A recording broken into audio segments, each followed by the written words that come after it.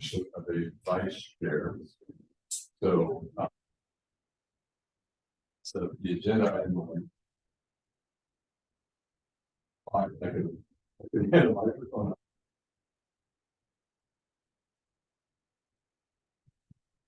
Welcome to the June Forest Advisory Committee meeting. Thanks for making the trip down. We also have a number of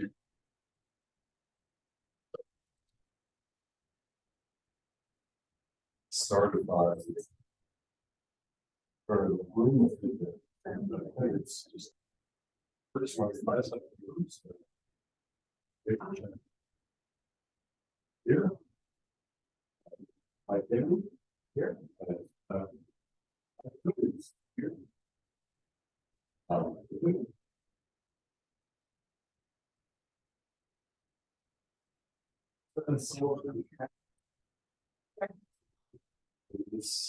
Did we zoom in or did she? Okay. Sean?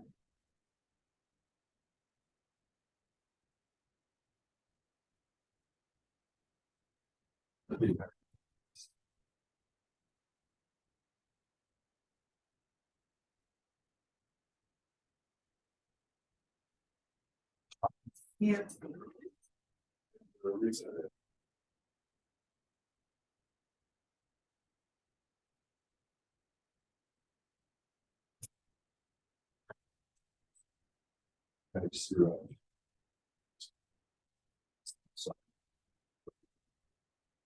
Yeah, thank you, Bert. Good morning, everyone. I'm Ron Zilli. I serve as the Deputy Division Chief for State Forests. And folks at the table here, and then we'll go. Don Area Director.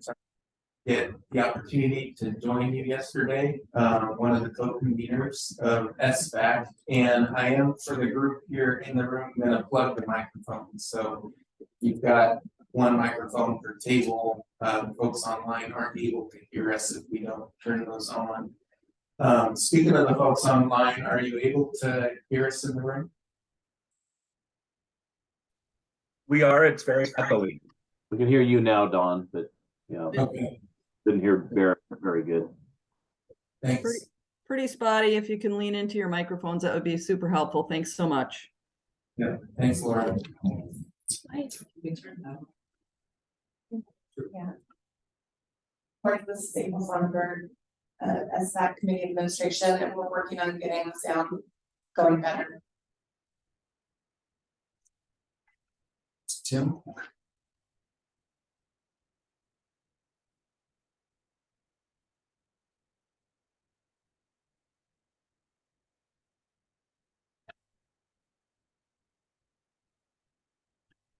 Jim Hoffman, Public Affairs, ODF.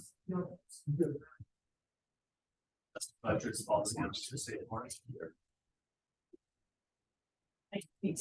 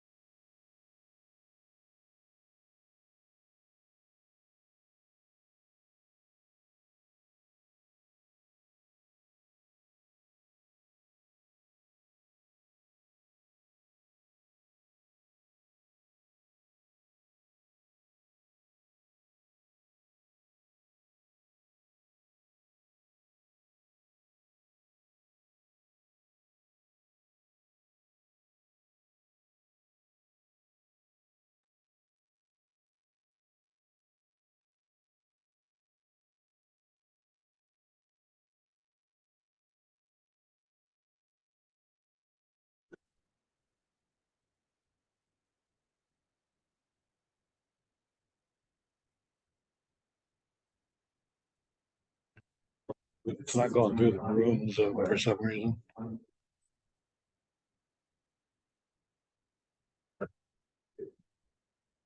That's a good idea. Recording in progress.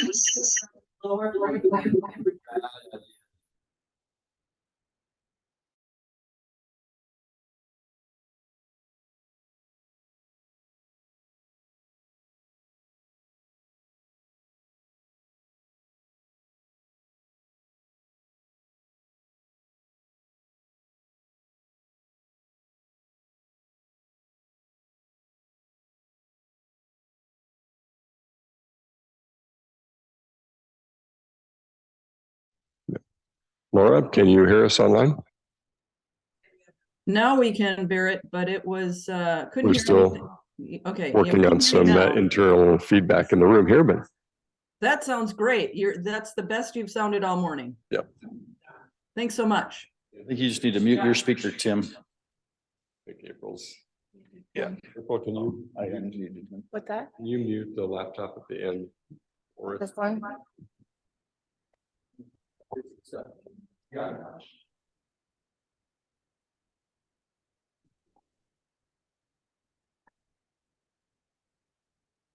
I'm sorry, I'm all out of Zoom jokes. I think we've all used them up. So Laura, if you would introduce yourself, that'd be great. Thanks so much for fixing the sound. Laura Frederickson, I serve as the Recreation, Education, and Interpretation Program Manager. I'm sorry, Laura, we've lost your audio now. So Can you hear me now? I can hear you, Laura. Hi, Ty.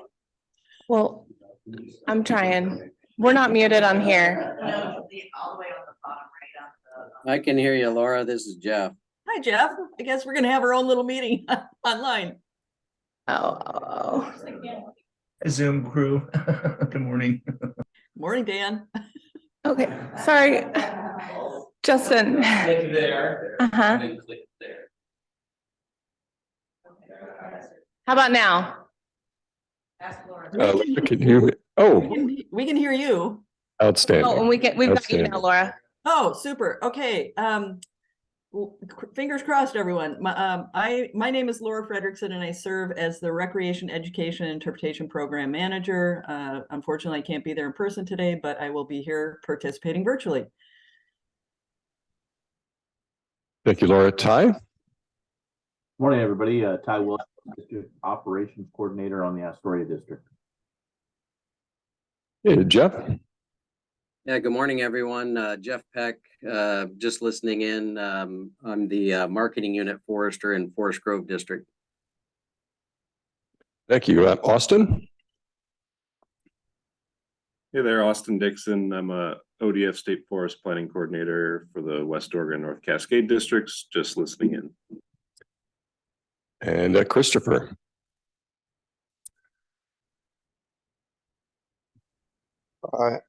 I'm just sitting in to listen to the proceedings.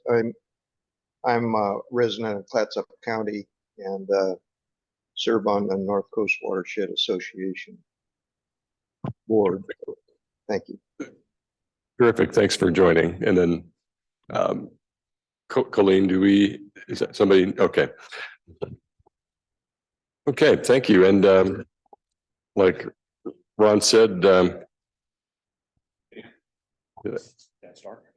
oh, thank you. Sorry, Dan, I missed you. Go ahead. That's okay. Good morning, everybody. I'm Dan Stark. I'm the Forestry and Natural Resources Extension Forester for Clatsop, Tillamook, and Lincoln counties. Good to see you all virtually. There's always something new in Zoom, as long as we've been doing it for so long, but it never fails to present something different. You all are doing a great job. Doesn't it? All right, thank you. Is there anybody we missed? No, great. Like Ron said, we had a great tour yesterday, and up front, I want to say thank you to the staff. Their significant investment in time and really a well done presentation. Lucky also with the weather, so that was great. At the start, I'll check around the room to see, and Zoom as well, if we have any public comment. Is there anybody in attendance who'd like to provide comment to the committee? Seeing none, we'll proceed and basically we go around the room and ask if anybody else would have comments about yesterday's tour. Mike? Remember the mic. So I just want to say thanks to Kyle and the team up there at North Cascade. And I think it'd be interesting. I know I was accused of a lot of things. For folks who don't remember, I worked for the agency right up until July 1st of 2020. And then within months, we had probably the worst wildfire situation in Oregon. And I was accused of somehow being responsible for that since I had left the agency at that point in time. But just to see the response that State Forest has done there across all the things from forest management to recreation and the challenges there, and kind of doing all that adaptively through this planning transition time. It was just really good, and hats off to folks for all their work there. Also, I wanted to give a shout out to Laura. I was picking her brain constantly on a bunch of recreation related questions there too. So appreciate your patience with me on that. So thanks everybody. We miss having you aboard here. It was a pleasure.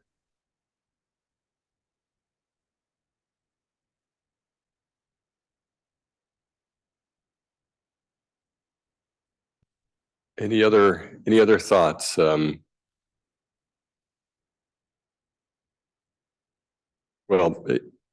say if you haven't had a chance to, if you weren't able to attend, it's make sure you at least take an opportunity to make that trip and touch base with folks in that area of operations.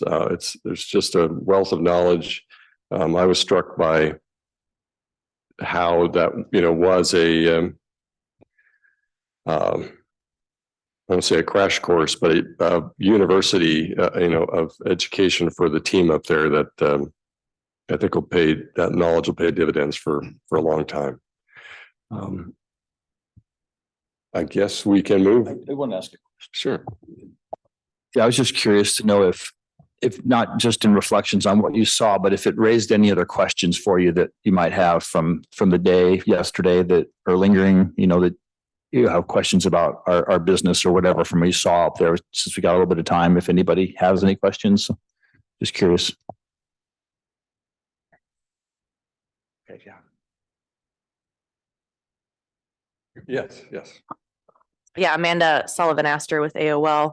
I thought it was really great to go out there and see not only what happened as a response to the incident and the wildfire event, but to also see how that fit into the current FMP, and then have some conversation around, okay, what are we looking towards as far as draft HCAs, and how can we incorporate some of the lessons learned where fire, like the pole vault sale. I thought that was really fascinating, seeing how it was treated. It's old forest right now for DFC. It's in a draft HCA, but having done some activity in there and reducing density, that fire sat down and was just a moderate ground fire, and there was probably some ecological benefit in there from some of that fire and nutrient cycling. So thought it was good to see that, and to just get a better idea of how we can use forest management to meet ecological and economic objectives and balance that social aspect as well, to really meet GPV moving forward, and just kind of starting that conversation of what management might look like on state forests moving forward. So I thought that was a huge benefit to be able to see that, to hear from field staff about how they're thinking about that, and how we can really try to balance all of those objectives on all the different types of land classifications. out in the woods. So I thought that was of huge benefit to me at least.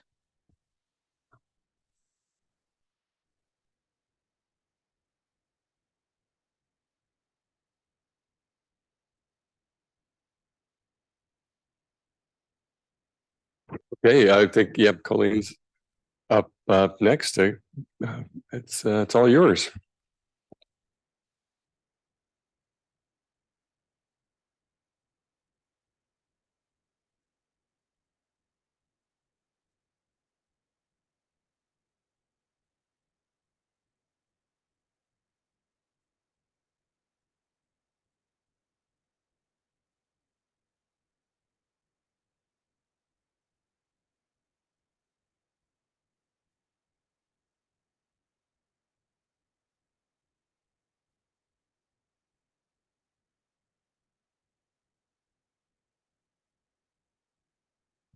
Okay, good morning, everyone. My name is Colleen Kaiser, and I'm the State Forest Planning Manager. And I just wanted to give everyone a couple of updates on the planning processes we're currently involved in within my unit. So at the last SFAC meeting, go ahead. Oh, it didn't share. Thank you for letting me know. You guys are looking at nothing. Just one second. Nope, no, that was good. I was all feeling myself. All right, now we're there.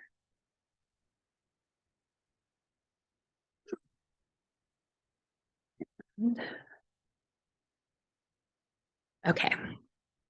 Yeah. Yes. You have to do that. It's not on my screen. That's okay. All right. We'll get this one of these years or I'll retire, one of the two. Okay, so the last time we talked, one of the topics that we talked about was the implementation plan revisions. We had just finished up the public comment period for that, and we were in the approval process. We shared the breadth of comments that we received and generally how we were responding to those.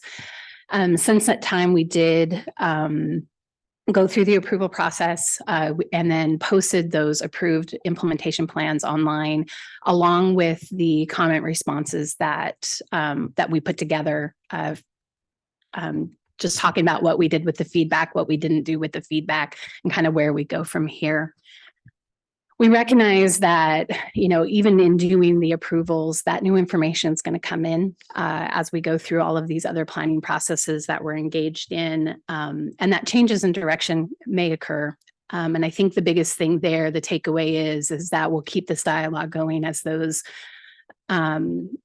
processes move forward. And then if we're considering any adjustments or we need to have conversations about that, you know, this group would be involved in those conversations as we go forward. But the one thing that the approval of the implementations did, you know, not only just to give us a path forward, was also to give us the ability to go through the approval process for the public comment process and the approval process for our fiscal year 2024 plan. So before I get into the 2024s, I just want to stop there and just see if there's any questions about the implementation plans or just anything that we want to discuss. We have lots of time, so I'll pause and see thoughts on that first.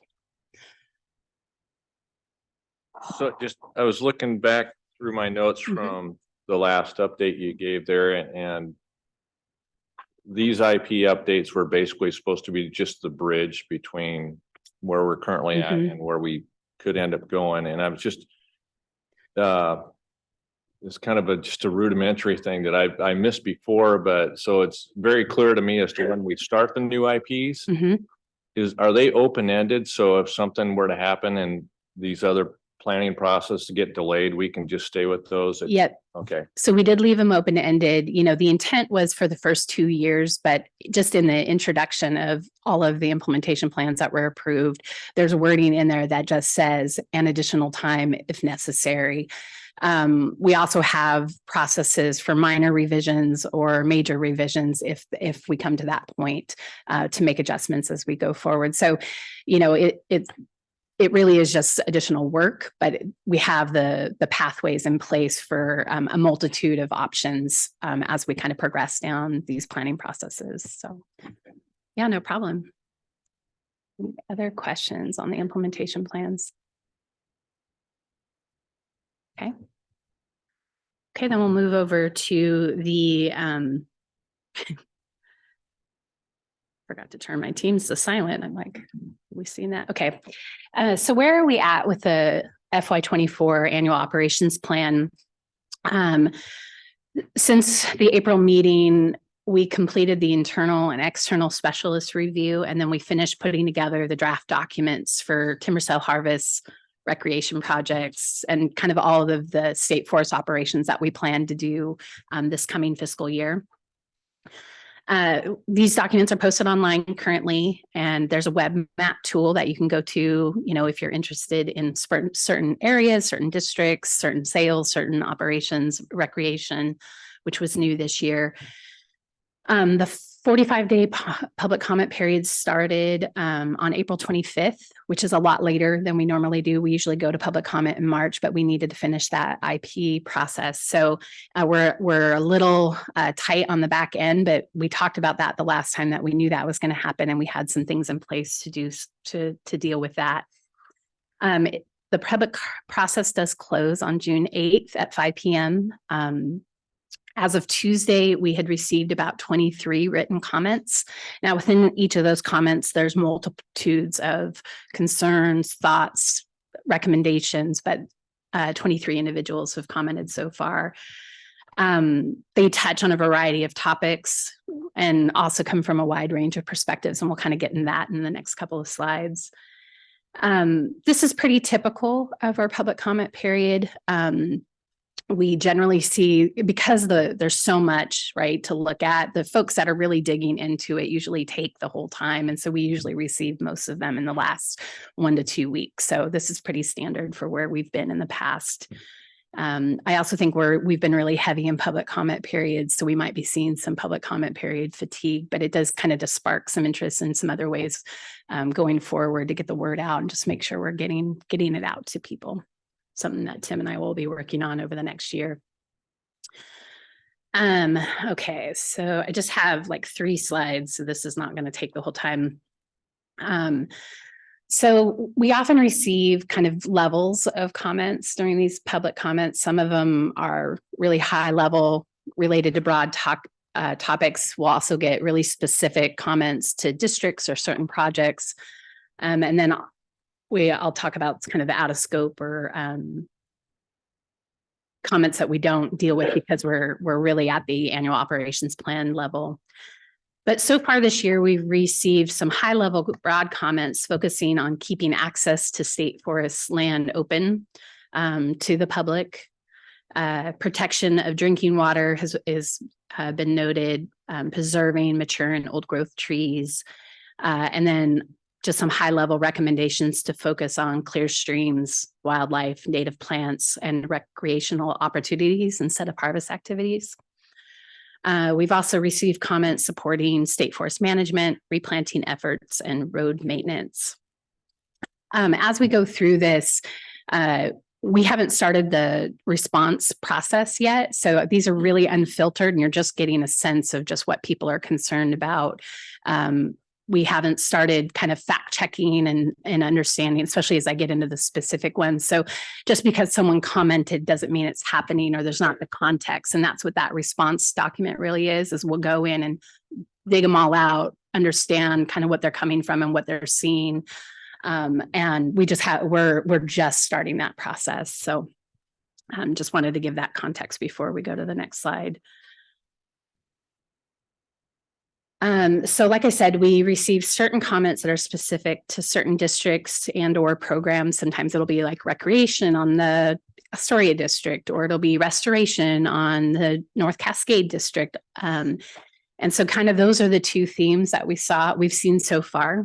One, we've received some specific recommendations for trail building, increased ODF and law enforcement presence, ideas for bridge replacement and other recreation projects for the Nikolai OHV area in Clatsop County on the Astoria district. So we'll be working with recreation staff to go through those and identifying, if there's new information or any reach outs that we need, having the conversation with the district and recreation to kind of work through those comments. We've also received several comments, about 15 letters pertaining to the restoration of the Santiam forest on the North Cascade district after the Labor Day fires. So kind of complements what you guys saw yesterday. I don't know if that just kind of happened that way. These kind of include comments expressing concern that extensive logging after wildfires will cause landslides, damage drinking water supplies, destroy recreation and scenic areas. There was also several comments expressing concern or a desire to restore recreational opportunities, to protect drinking water, to preserve the mature and old growth trees that burned in the fires, and also to protect northern spotted owl from extensive salvage logging. We also received recommendations to leave the burned forests unmanaged, so that they can develop into mature forests faster. We received recommendations not to clear cut in habitat conservation areas, and also just to leave all the burned trees for salvage or for carbon storage. And finally, we received comments telling us to focus on environmental and recreational opportunities instead of harvest activities by turning the Santiam State Forest into a preserve. So those are kind of the specific comments that we've received to date. We also receive comments during the public comment period that are out of scope really to the annual operations plan, really focusing on other state forest planning efforts like the forest management plan, the habitat conservation plan, some from the implementation plan. But we're also getting comments from other divisions that are directed towards other divisions. So we've had some for the community wildfire plan, some of the fire risk maps, grant work questions, and then just people confusing us with the Forest Service. And one of the things that we're starting to do with those, because we know that there's so many different comment periods is we're starting to do the outreach with like division staff to get those comments to the right place. So that way we're kind of honoring. It's really hard for the public to know, we're trying to make it as easy as possible. But it's hard for them to know what they're commenting on sometimes, and they just don't know who to. So we're starting a process just to contact those to get those to the right division, the right program, or even I have one that I'm trying to get to the Forest Service down in Klamath, just so that way they're feeling heard. So that's it kind of for the comment overviews. Like I said, we haven't had much so far because our timing is a little off. Normally we would have the full suite of comments that we would be able to talk to, but the timing of the meeting was just a little off this year. So kind of what I wanted to talk about was the next steps, and then we'll go into questions. But as I mentioned, June 8th at 5 p.m. is our comment close. Over the next month or the remainder of this month, our staff will be reviewing these comments, working with the districts, the other programs and the division staff on evaluating the feedback that we've received. This, talks about, like I was saying, we kind of dig into the comment to go like, what spurred the comment? Is it a factual statement? Do we need to provide context? Are there changes to make? Because we do get comments where it's like, oh, it's a new perspective, and there are some adjustments that we can make to a timber sale or to a project to either provide more clarity or to make adjustments so it's a better operation. So we're starting that process right now. Then we're also developing the responses, getting those through the review process, and then we'll be incorporating and tracking changes in the actual annual operations plan. This work will then all be rolled up for the individual district foresters review. So each district owns kind of the responsibility of their annual operations plan. So they're approving the plan. We do that in fire, and we also do it in our planning processes. And then once those approvals have been completed, we'll get it up to the external website with the response documents, all of the approved documents, and then we'll start working on our fiscal year 24. So like I said, this process is currently underway and it is expected to be completed by the end of June. That's really our target date always every year is June 30th to have everything approved. So that way we can start working on our projects July 1st. Not always successful. Sometimes we'll have a little bit of bleed over into the first week or two of July, but our goal is the end of the month. Lastly, just want to show, here's where you can comment. This is under our State Forest website under the annual operations plan section. And with that, I'm going to stop and see if there's questions. Amanda? Yeah, I just had a quick question about surveys and, given the fact that we don't have an HCP approved and incidental take permit, can you just explain kind of what the surveys look like? Because I know that there's alternative sales in there, but just given kind of where we're at, if we do get an ITP, just kind of, can you just describe that process? Yeah, I can.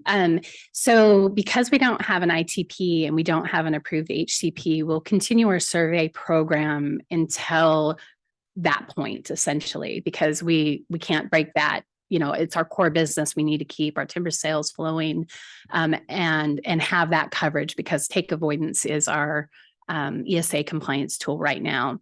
So as these coming months, we'll have a decision to make, this spring or more like this fall before we start the work and the contract.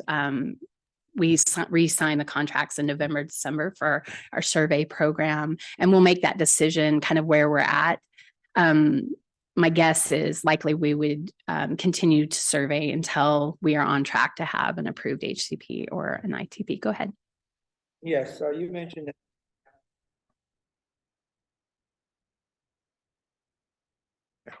mentioned that the staff will evaluate comments and develop a response document.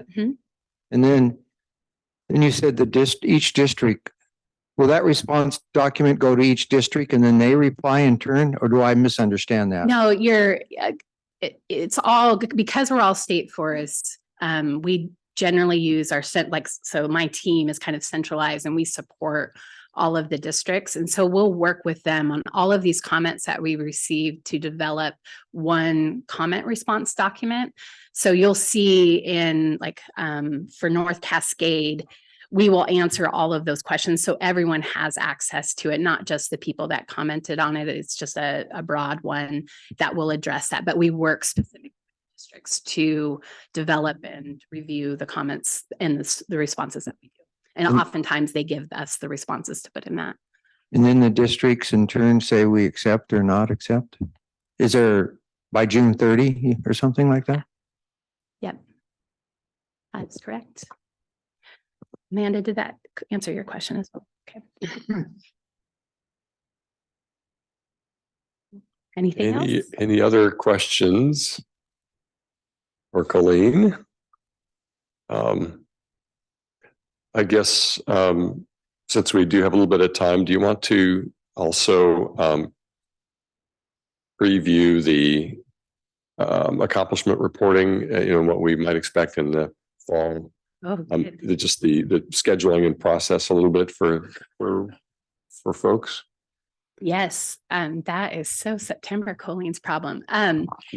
So, every year we put together a accomplishment reporting that you guys see. We've basically been following the same template for years, but some of the things we were having some alignment issues on how we report like recreation, how we report some of the miles of work that we're doing consistently across the district. So right now we're just making small changes to that accomplishment reporting. And so the expectation is it will look fairly similar to what we've done in the past. And the reason for that is as we move into our a new forest management plan and into the HCP reporting, the structure is going to change so much about what we report, how we report it, how often we report it. And so a lot of our focus into our new reporting systems will be, and accomplishment will be part of that. We'll be focused on that. So my intention is not to change it too much for this year. If there are things that you're interested in that are not currently on like past reports, that would be something I'd be interested in knowing earlier than later.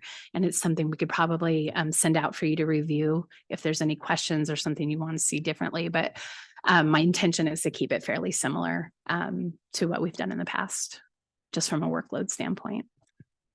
Great, thank you. And welcome, Susan, if you wouldn't mind turning on the microphone and introduce yourself. That'd be great. Thank you.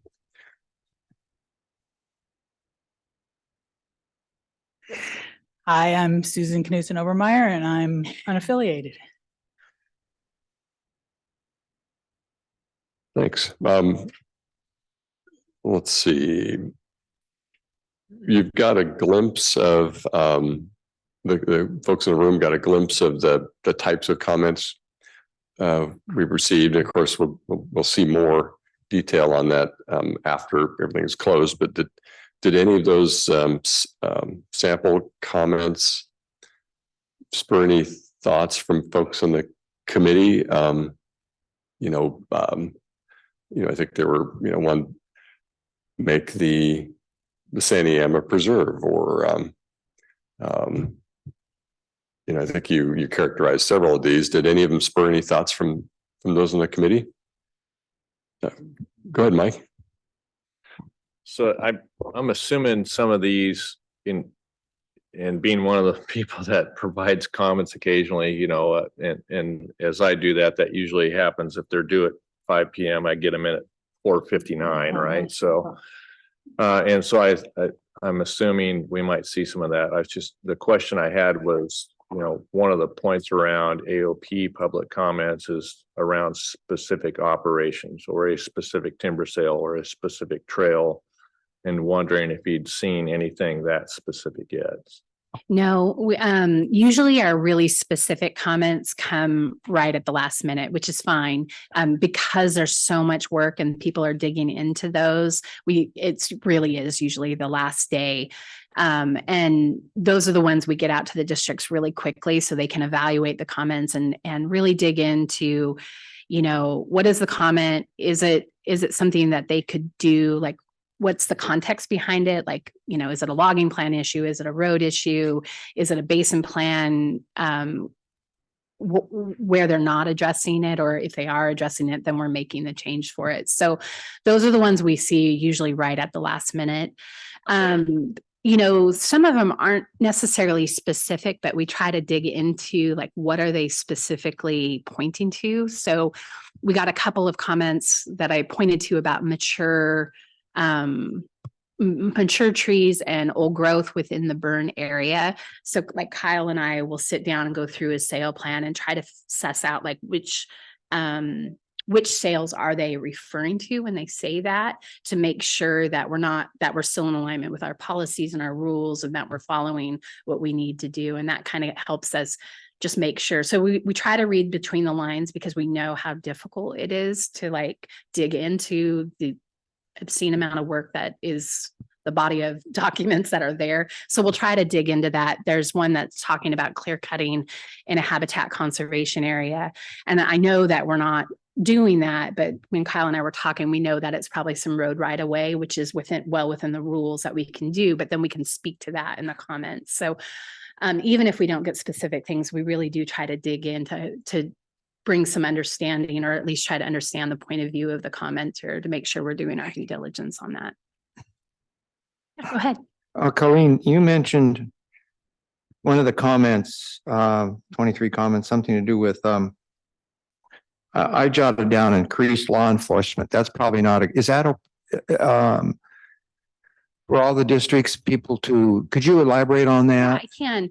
So this one was a specific comment to an area on the Clatsop State Forest in the Astoria district. And it was from a OHV group that came in that probably rides in that area a lot. And they're probably seeing illegal activity. You know, we see people doing things that aren't right. And so they're just asking for like, hey, I'm bringing light to this situation. It would be great for some increased presence in that area because we are out there all the time and we see things going on.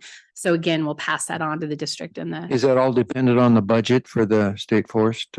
We actually have law enforcement that are we have certain positions or portions of positions that are patrolling a lot of our state forests. And so it's just passing that information on to them. So that way they can get awareness that there may be some issues there that we need to be more, that they need to have more presence on. Okay. Great. Anybody else spurred to thoughts by those examples? Go ahead, Amanda. Yeah, it seems like you've gotten a lot of comments, or at least how they've been categorized here on the North Cascades District AOP, talking about the Santiam Forest.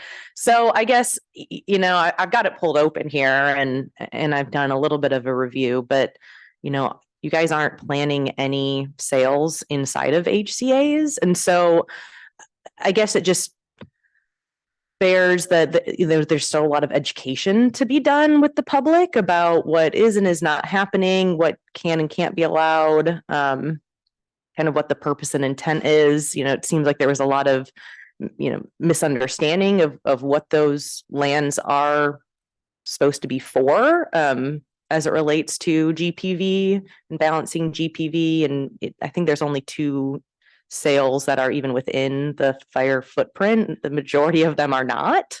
So, you know, this concern about salvage and, you know, kind of what are we doing post burn?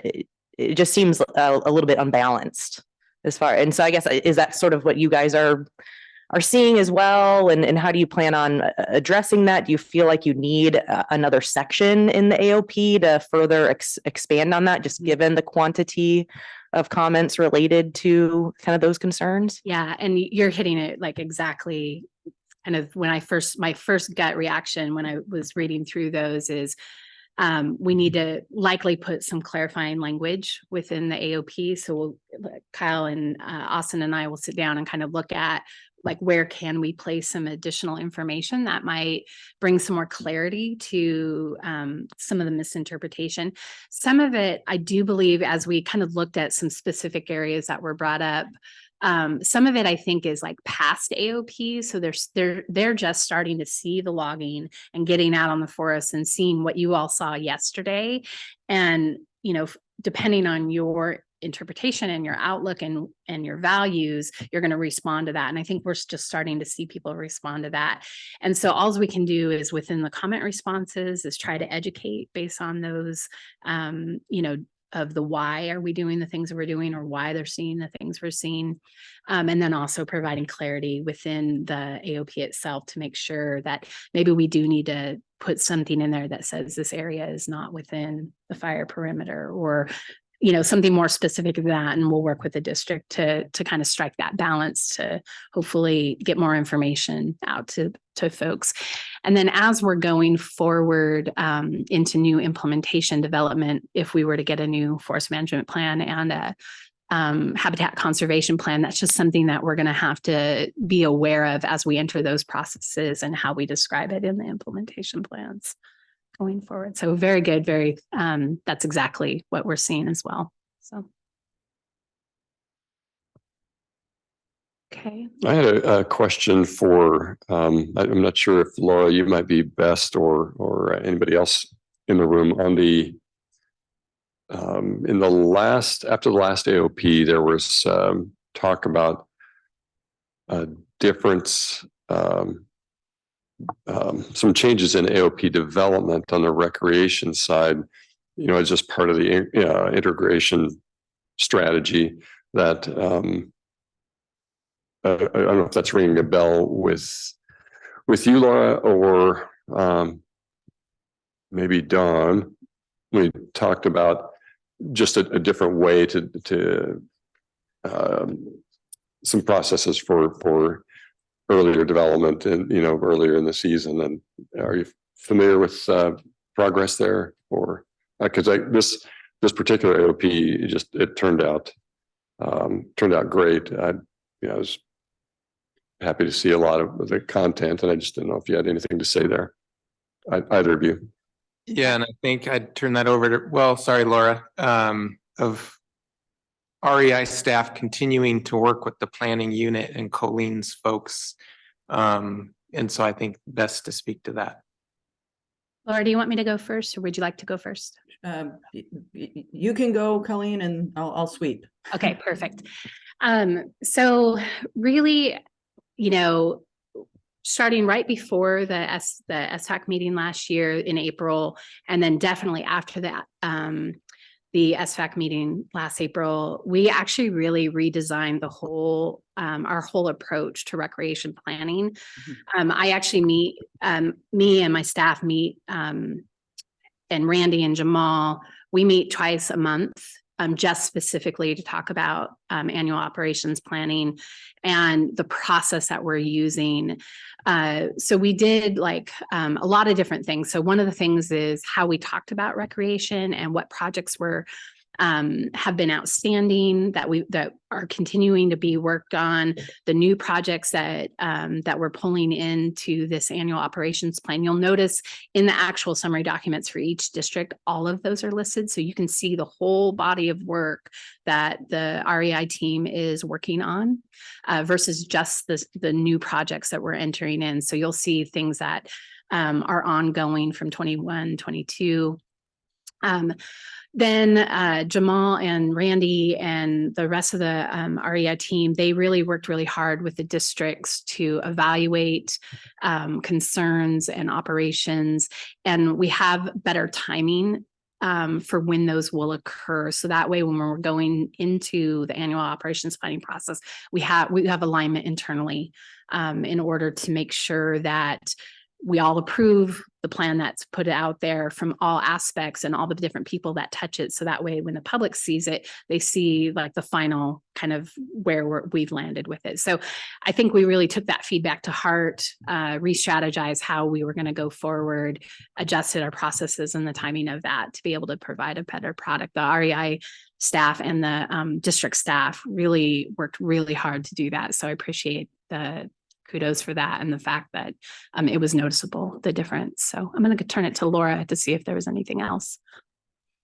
Thanks, Colleen. A great summary from my perspective in terms of how we revamp things. I think the only other additional detail I would add is I think most of you are familiar with this fact, but for those of you who are new to the meeting or new to SFAC, excuse me, oftentimes the REI projects span multiple years. And so one of the reasons why we decided to take a hard look in terms of how do we represent that, because it hadn't shown up, is to really get that across, is that, we may have the front end of a project in one AOP. That doesn't necessarily mean that we've given up on it or it's completely finished. So it was an intentional look in terms of how do we better represent that. And Colleen summarized it beautifully. So that's the only thing I would add. I think we also added more detail into our annual operations report to be very transparent about what the plan is going forward. Because there's trail closures, there's new trails being built, there's ongoing projects. So just really trying to be more transparent in exactly what we're doing. And then we also introduced the recreation projects into the web app tool this year, which was new, but we feel like that was a really beneficial. They have pre-op reports just like the timber sales do, just to provide that community with just better clarity of what's going on. So there's no surprises, good or bad. So. Great. Thanks you two. And just for a little extra color, there are certainly recreation impacts this year. There are individual things that I'll notice as a trail user that I don't like in that moment. But that's not the point of any of this. It's just the improved process and integration. I know a lot of work went into it. I can see that. So I just wanted to say thank you. Thank you, Barrett. Go ahead, Amanda. Yeah, just one more quick question, kind of similar to what I had asked before, but I know in the past, it hasn't maybe been a practice that you guys have done, but given some of the misunderstandings or characterizations within the comments you guys have received thus far, is there any way to like tier back or reference back to the the revised IP and FMP related to the kind of GPV purpose or ecological purpose of doing things? Because obviously the AOPs are pretty focused around operations, right? And so a lot of that, I think, commenters often think, okay, this is all about just getting the cutout, or this is all about just kind of a little bit more on the economic or financial viability side of things, which, a lot of the audience for those AOPs are timber purchasers, operators, things like that, whether it's operators and folks doing service contracts, road contracts, things like that, or actual, logging and timber sales. And so, kind of referencing back to explaining a little bit more of the why, and referencing back to the revised IPs might be useful, because you don't get a lot of information as a public reader. And if you don't really understand how the documents tier to each other, I could see why people are confused when they read the AOPs and then, have the type of comments like we saw. So that might be, a way to do things. Maybe it's not something we can do for this. Maybe it's more just a introductory paragraph that talks about how things are tiered, and but moving forward, that might be something that we think about more, is kind of tying it back. I don't know, it's just fascinating the types of comments received, because they seem very just like folks maybe don't know. Yeah. And I definitely see, or I think you're seeing that. And you can definitely tell the ones that have really dug into the documents, and then ones that are more general that we're just not quite reaching. I do think, Tim and I, that's a good topic just for the introduction of the annual operations plan on our website. Like, there might be some work there. I also think, I know that we do receive comments from you. If there's anything that you notice that you're like, here would be a good spot, because I think in the introduction or in the, we kind of do an executive summary in the beginning. We try to dig that out a little bit. And then definitely in the comment response, when we always have a GPV one, because it seems like we always get the, I want you to manage for this one thing. And so we always try to explain what GPV is and why we're doing what we're doing. So definitely, if you have any comments, like specific areas that we should think about, but I do think there's an opportunity to look at our website a little bit more in depth to see if there's some opportunities to do some education. Yeah. And I'll just say in particular, of concern is comments around, the Santiam should just be a preserve. I mean, that's pretty clear that the understanding of GPV is not there, or, kind of what the kind of purpose of operations are. So anyways, that one specifically stuck out to me. And it was in a form letter, so it came in from a couple of different people. So it was it was repeated a couple times. So no, very good points. Appreciate the feedback. Go ahead. So Lisa,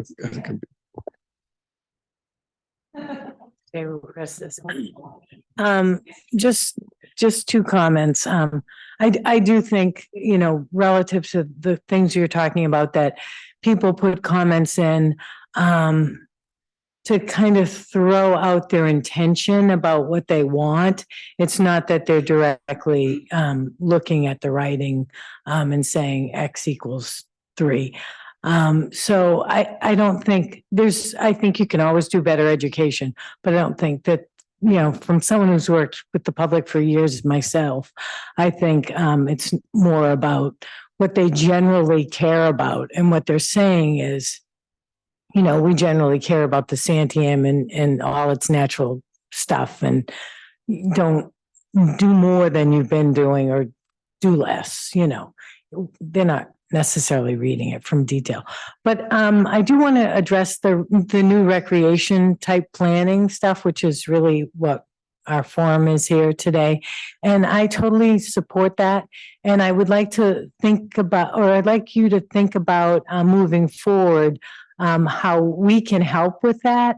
And I guess what I'm trying to think about is that we have all these organizations that we belong to, and you might have some ideas that you want to do that you think is a priority, and maybe you want us to field test that by going to our groups and saying, hey, we're thinking that you all, the horse people, need a new bridge at XYZ.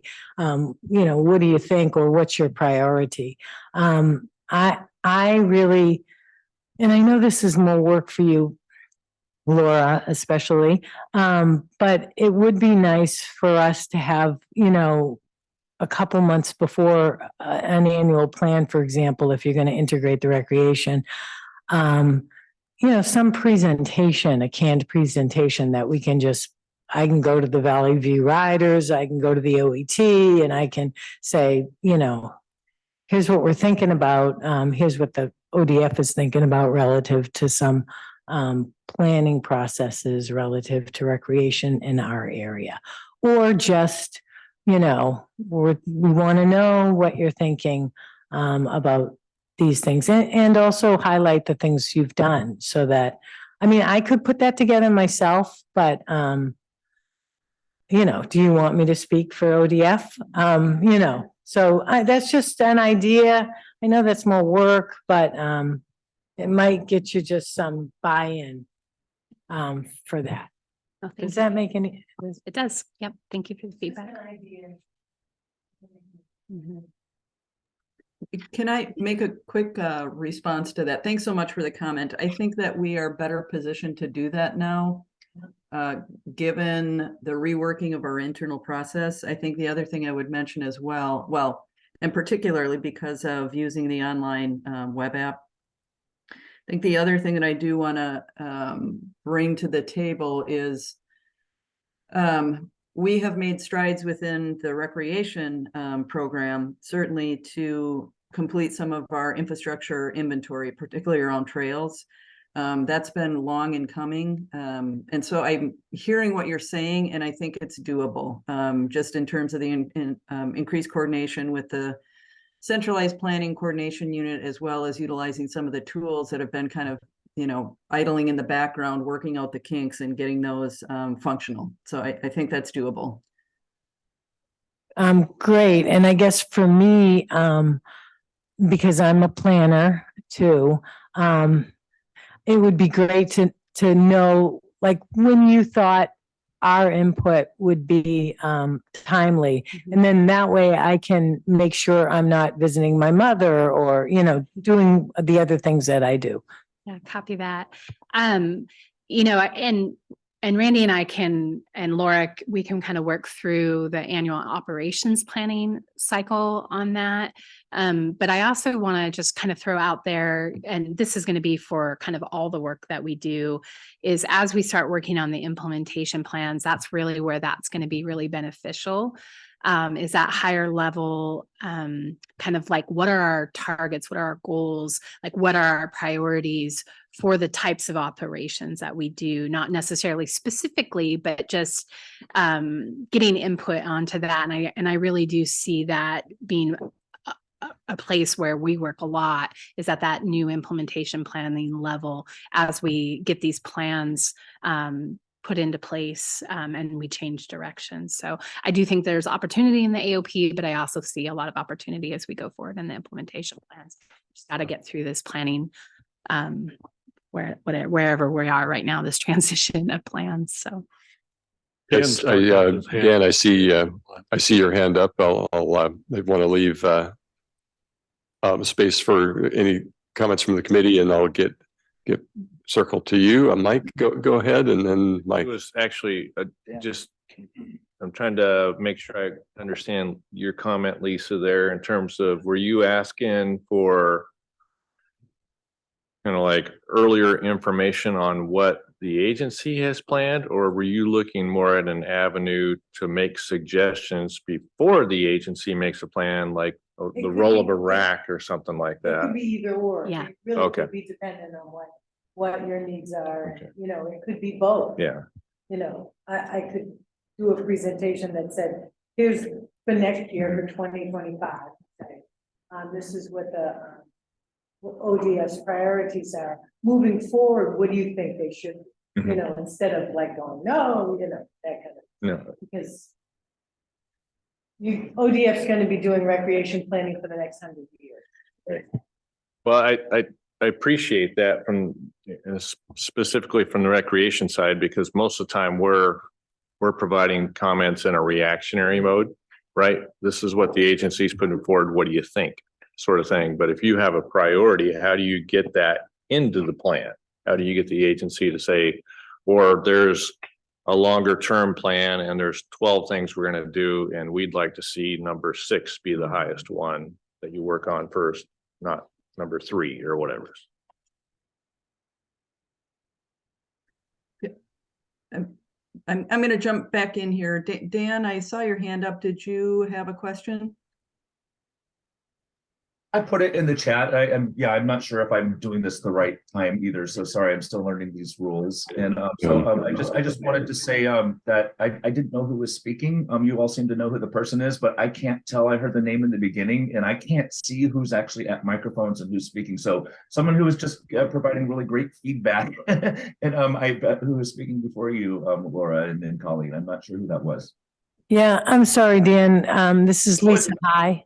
Oh, okay. Hi, Lisa. It's Hi. really great to hear you. And I did want to just add my support and just my voice to that too, and just with the intent of these comments too, since I have the mic, and that's really important. And there's always room for education. And just a quick note since I'm here, I heard rumor that the high ups in ODF and in FNR Extension are talking to work on some future plans for shared education opportunities. So it's good to hear what we need to really focus on and get the word out on. So thank you for hearing my comment.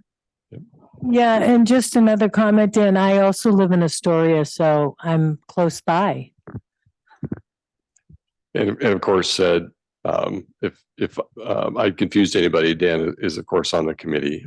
So thanks for that, Dan. So help our Zoom partners out by introducing yourself before you comment. And then Mike McKibben. So yeah, I'm Mike McKibben and I represent the timber industry with the group. And I just had a comment, Colleen, you know, we've the new AOP numbers have come out and we are, if my memory serves me correctly, we're roughly 150 million over the next 2 years during this bridge period. So that is in the implementation plan, and that was at the lower end. This FY24 is at about, I think, 185 or 187 million, but it is lower than where we've been in the past. Yeah. Right.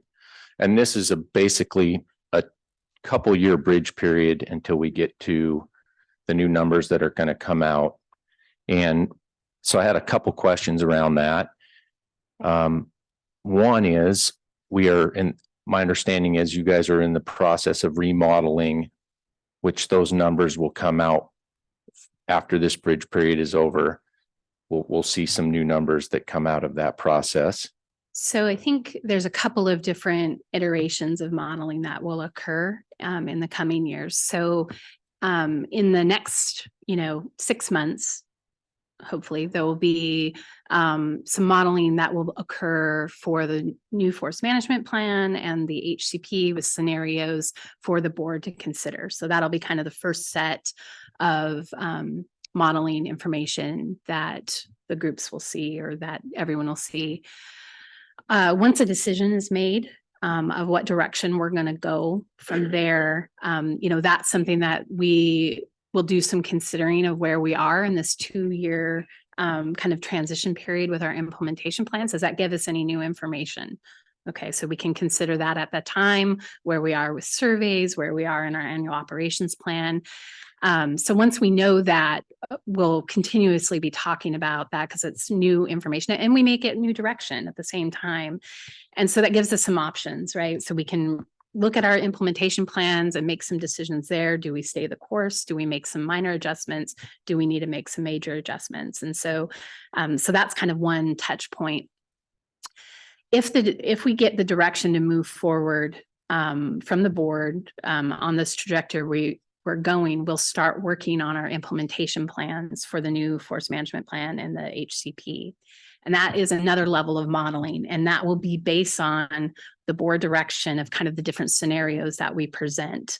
And, you know, are we doing it by district? Are we doing it by geographic area? You know, what comes out of the conversations at that time? And that will go into the new implementation plans that we will build under the new goals and strategies of the new forest management plan and the requirements of the habitat conservation plan.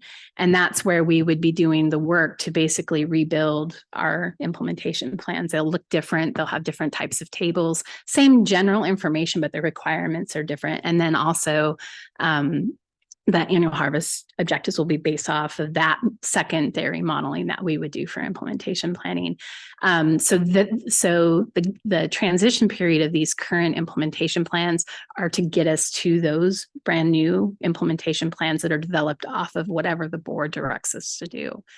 But in the during that time, we have some options that we can consider if we get different numbers than we have today, different direction. That's all stuff that we'll consider. And we have tools in our toolbox to modify by doing minor revisions, major revisions, or staying the course with our current IPs. I hope that helps. Yes, that helps. Second question is, you know, with the new numbers being lower than they have been in the past, how does the department consider the revenue shortfall that is going to generate over the next couple of years, and how do we bridge that gap? Mm-hmm. You know, it's not only a concern to the counties, but I know it's a concern to the department as well. Let's see. So there's a lot going on, right? So all of these conversations are conversations we're having externally and conversations that we're having internally. You know, one of the things is we are working off, like currently we have the current sales that are already sold and that are in the pipeline. And then we're starting to see, you know, as we get into 2024. So we're looking out towards those numbers and we're making those plans of how we make the trip. Like we know we're going to have a reduction, and that's generally what we're planning for at this time. I think for the specifics, I think I'm going to ask Ron to kind of step in and talk through that. That's generally what we're focusing on. It's a concern. We know it's there and we're working on it, but I'll let him kind of dig into the details a little bit more. Yeah, thanks, Colleen, and thanks for the question, Mike. It is a complicated problem, but I'll walk through, you know, where we're at, because you all know we're in, you know, sort of this policy flux, right? And there's some uncertainty around the timing. We do have certainty around the implementation plans, and that's what we're using as our best available information to look ahead. So just sort of an overview of where we sit right now. You know, our forest development fund that we operate from is still healthy. You know, today we have what we consider our prudent reserve of, 6 to 12 months of operating revenue, you know, in reserve. So our balance is, you know, somewhat over $40 million, today. And we have approximately 300 million board feet that's sold under contract right now at pretty high stumpage prices. I think it's approximately $480 a thousand on average for that 300 million feet that we have sold. So we know that our short-term, cash trajectory is healthy. We know that our expected future volumes that we're going to sell over the fiscal 24 and 25 year are reduced, from approximately 225 million board feet to roughly 185, million board feet. And that is a shift in those future revenues, because we have typically 3-year contracts are going to be, out there a ways. So we see this transition, coming, and we don't have exact certainty on the timing of the implementation of a new forest management plan with new implementation plans. So what we are doing is we're working on a work capacity assessment and business model assessment on what it's going to take to transition to the new HCP when we have it, how we're going to need to organize differently as a consideration for that. And then the individual districts are going to need to make their own scaled in time, decisions. Had a conversation with the Northwest Oregon Area District Foresters at the last area staff meeting. in that they each have their own unique workloads. So the Astoria district and Forest Grove districts are the ones that under these new implementation plans change the most. The other districts are not as significant in a change, and they have much larger staffs than the Valley districts, for instance, and then Tillamook is basically staying the same, or possibly with workload complexity could be a possible slight increase in work. And those two districts, particularly Forest Grove and Tillamook, those district foresters are going to be self-managing their own capacity because they've got to get through the volume under contract. So it's not an immediate like staffing reduction to start scaling costs today to future revenues, because they've got to work through that transitional workload of completing all the contract administration that they have, all of the reforestation and other projects that they've got going on in those sold contracts, while still preparing the future, volume that is reduced on those two districts, with some additional level of complexity of working through the requirements of laying out these 24 and 25 operations consistent with the HCP strategies, as well as navigating, the PFA, transition. And then Justin's going to speak to how we're approaching that a little bit later on. So there's going to be a little, there's a training need that we have to sort of ramp up to for HCP implementation, as well as PFA a transition there. But we are looking ahead at, through a workload analysis, working with the contractor actually to help us, make some assumptions and put some numbers to that, so we can begin to make more strategic decisions on how we scale the organization. And, it may not be possible to scale the organization based on the current funding model, and that'll be part of that equation. And that if it isn't able to be done, we'll know what the gap is, right? And then based on what that gap is, that presents a place to have conversations that we can engage in through the tools we have available, through either legislative concepts or policy option packages for requests for funding, to supplement what we would need to provide the service delivery that we have in our plans to meet the expectations, that the board is going to have in that plan for us. But either way, and I will call out that we have a revenue problem in our current funding model long term, with or without this transition to these IPs. Even at the previous IP level, longer term, we still have a revenue problem in that, with our share of the revenue and how costs are increasing, we see that, at some further point out in the future, we would be in a situation where we'd be asking the same questions. We would have a gap at some point, and we have to figure something out. But it's moved forward without question a couple of years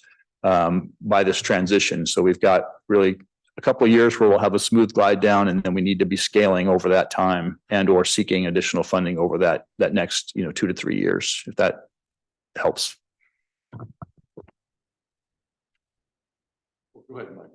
Oh, no, just going to say thank you for that, Ron. I know you guys, this is a challenging time for you guys, not only with the HCP and all the policy stuff that's going on, but the new forest practice rules that are going to be facing you with current sales that you've already sold, plus the new ones coming online. So the boots on the ground portion, even though your volume reduction is going down, I don't see the workload on the ground going down at all.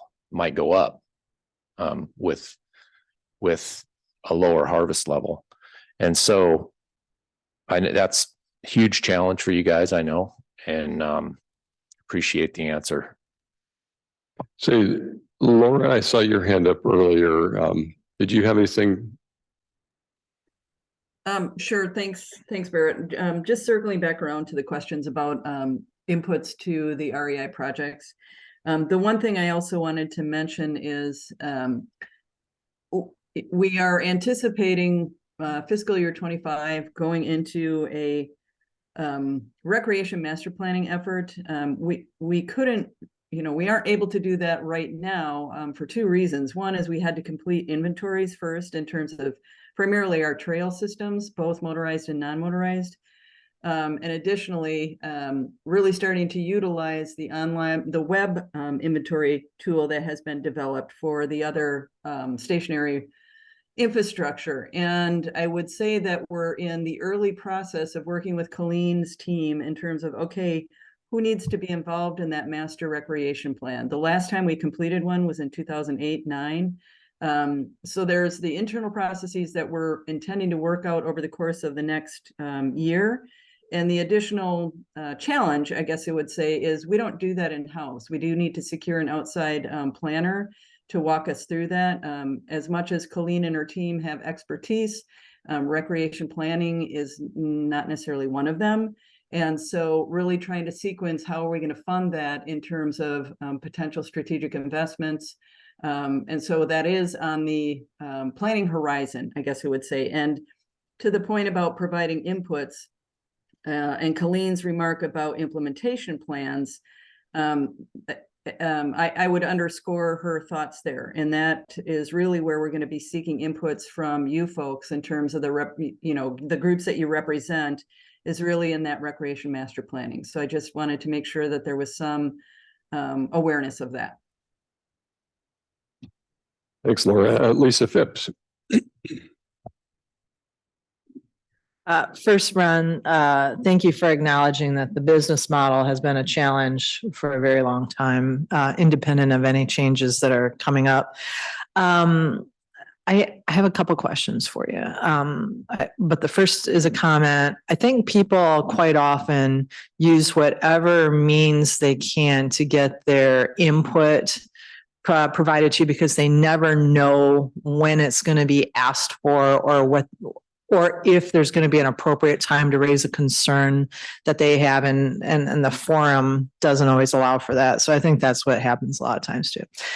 So my two questions are, the first is, how does carbon storage and sequestration factor into the implementation plans? And then my second question is, how does the long-term vision of climate change and changing temperatures and seasonal issues, how does that factor into the overall thinking, especially because you're kind of broken up into this big vision, then you can go down to a slightly more tangible vision, and then the actual boots on the ground. So how do those pieces get factored into all this? Okay, well, thank you for the softball question. So in our current forest management plan, implementation plans, and annual operations plan, you don't really see us refer a lot to climate change, carbon storage. Those words and terms are things that really have just come about in the last, really strongly in our arena in the last couple of years. And so when it doesn't mean that those things weren't considered or incorporated into our plans, because they were. The things that we've been doing for a long time, with our mature forest condition, our landscape design for, keeping large tracts of land that are, their goal is for those older timber. So while we don't use I'm going to call them buzzwords, but it's just because the words change over time. Those specific words aren't used in our plans. All the things that we're doing really do meet a lot of the intention of the current science of how we mitigate for climate change, how we plant, what species we plant, how we thin, what our goals are on the landscape. And so the higher level goals that you see in our current forest management plan and in our implementation plan really are getting to that, our landscape design, like I said, the species mix that we're doing, the fire mitigation that we're doing on the landscape. Where you're really going to see us really dig into kind of the current culture and science around it is in this new forest management plan and in the habitat conservation plan. And those requirements or the goals and strategies that we're putting together there really link into I'm going to get the acronym wrong. I think it's climate and carbon change, or carbon and climate change plan that we have internally within the agency, kind of the goals that the governor set forth in the executive order from the last administration. And then just the work that we're doing, we're talking about it differently. It's really a lot of the same tools and ways that all people are addressing climate change. And we've been doing it for a long time, but now we're using the words that people will make that connection, because I do think there's just that lack of connection when we're not speaking all the same terms. We're using kind of outdated terms. It's been updated, and now people will be able to make that connection again. So to get really more specific, the work that's in the HCP, while it's really targeted towards the covered species, all of those things are contributing to carbon storage, to protecting streams, and helping mitigate for climate change. We also, in the new forest management plan, as those goals and strategies are rolled out and shared, you'll see, the things that we would want to see for climate change, of the types of trees that you're doing and the considering and the adaptive management that we're doing really will get at those questions. So that might have been a big non-answer, but that's, from my point of view, that's how we're addressing those things. So let me know if you have any clarifying questions. So it was an answer. It wasn't a non-answer. Okay. I think what I would say is, whether it's 2 years or 4 more years before we find out about the HCP, it seems like whether this document currently in front of us incorporates it or not, I think it would benefit the department greatly to start using the language that people are becoming accustomed to. And you can always define it, in how you're using it. But I think that would be a very valuable approach for the department. I think drawing the links that you say may not be clear. I think that's going to be really important over time. And I guess I would just really encourage the department in general to stay involved in a lot of conversations that are taking place and getting a lot of momentum around sequestration and storage. And the University of Oregon right now is, you won't like the title, nobody will, but it still makes me laugh. The University of Oregon is convening a framework for atmospheric recovery, which doesn't mean a lot to the general public. So hopefully they'll change that name one day, but maybe not. And but it's all about this, and they've got a whole forestry cohort that is looking at how to talk about climate change, how to talk about forest activities around storage and sequestration and blue carbon and ag land and rangeland and the whole spectrum. But I just think making sure that you guys are engaged and showing up at the table and communicating how your actions are contributing to presumably benefits will help mitigate a lot of, alleviate, maybe I'll do that word, a lot of the comments and concerns that I think are just going to continue to ratchet up. Thank you for the feedback. And for the record, Dan Stark says he likes the name. So, but Greg Jacob, go. You might be the only person, Dan. Greg, Yes, Ron. And Robbie after that. Ron, I have 2 questions. One's probably a very short answer. You mentioned that short-term cash trajectory is fairly healthy. Is that because one of the factors is that the sales contracts are for 3 years? That's my first question. It's not directly related to the contract term at all, so much as what revenues we've gotten really since 2017 for the sales that we've sold, because we've gotten, higher prices in the last, 6 years than we had previous 6 years, to that. So that's produced a higher net revenue, right? So our share of that net revenue has just been proportionately higher. And then we have actually been reducing our costs for a variety of reasons. So we have actually over the last couple of fiscal years, our budgets we've planned for have been somewhat increasing, but our actual expenditures have not been meeting what we budgeted, and they've actually, slightly decreased in the last fiscal year. Thank you. Second question, you mentioned that, maybe I should know this, but you mentioned that Astoria and the Forest Grove plans changed the most. Can you elaborate a little on that? Yeah, I sure can. So it really has to do with available acres is really what it comes down to. Under their implementation plans for the current forest management plan, there's a range of, goals and strategies within those plans. One of them is the landscape design desired future condition that, shows where they're going to grow older forest structure, layered stand structure. And they're within the percent in their implementation plans that are required in the forest management plan. And in the draft habitat conservation plan, habitat conservation areas, those areas are larger. So there, and with the goals and strategies, the conservation actions in the HCP, the activities that can occur within those are less than can occur under the current implementation plans of our present forest management plan. Now there's benefits, right? We get as an agency programmatically for pursuing the HCP, and that's the benefit of that. But on those two districts, the amount of acres that are available for forest operations that produce revenue are decreased. Thank you.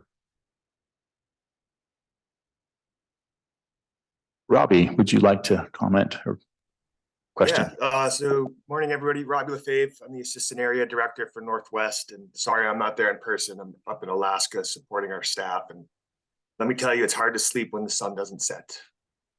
But I did want to talk a little bit about the carbon question there. And so we've been working with American Forest for the last couple of years on actually a carbon sequestration project up the Santiam. And we just planted 650 acres this winter for that. And it's going to be a carbon finance project where those costs are being paid up front to cover the costs of site prep and the reforestation effort. And then we're going to keep that on the landscape for 40 years as a carbon offset. And where the additionality came in there is because we weren't going to reforest that area after the burn. It was just one of the areas we couldn't get to it or afford to do. And so by somebody stepping in and paying that, that's the additionality on the carbon. And then that's going to generate revenue for Marion County, which is going to be really important over that lifespan because Marion County was probably the hardest hit of the Santiam State Forest for the revenue share going to them.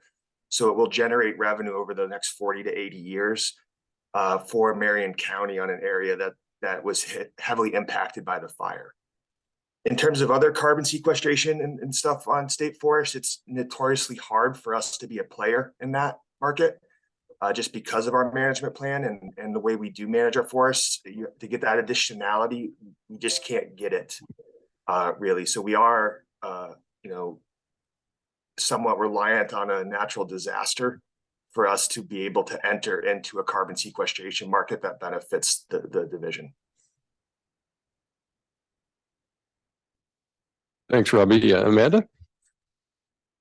Yeah, and just one more comment on that. I think, Colleen, how you described it is probably accurate as far as, we'll see a lot more of that in the new FMP as the CCCP climate change and carbon plan gets incorporated into that. But also ODF is engaged through Danny Norlander and maybe Andrew Yost or others with the Oregon Global Warming Commission and the Natural and Working Lands Advisory Committee. I sit on that for AOL, and there's a suite of kind of climate smart forestry practices that are being developed there. There's an expert proposal of what those practices are, and that's what Danny's been working on through the department. And then there's kind of the stakeholders perspective. So that'll be that will cover the state lands as well as private lands. And, there's lots of intentions out there that ODF may get funding to help with incentives and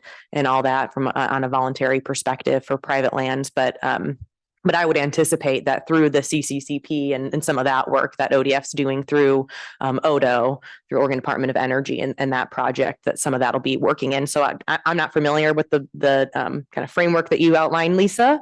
It seems like that might be happening in tandem. Maybe, you know, left hand's not talking to the right hand a little bit there.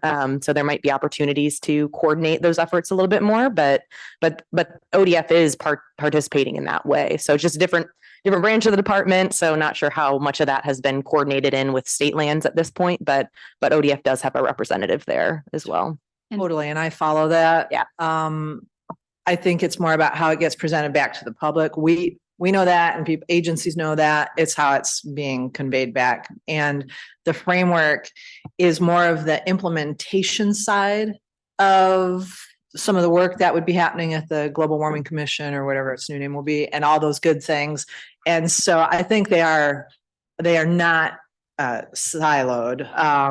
But it is fascinating. And if you want, you should learn more about it because it's very interesting. And just to follow up on that, so Danny has been really instrumental in us kind of making those bridges and crosswalks. So, you know, as we see these comments that come in that are talking about climate change or carbon storage, we really do rely on him to help us make the responses back. So if nothing else, we're being and educating through the response to their comment of like how what we're doing really does help mitigate the things that are going on out there. So it is an opportunity though for us to kind of reevaluate where we're at. So appreciate the feedback.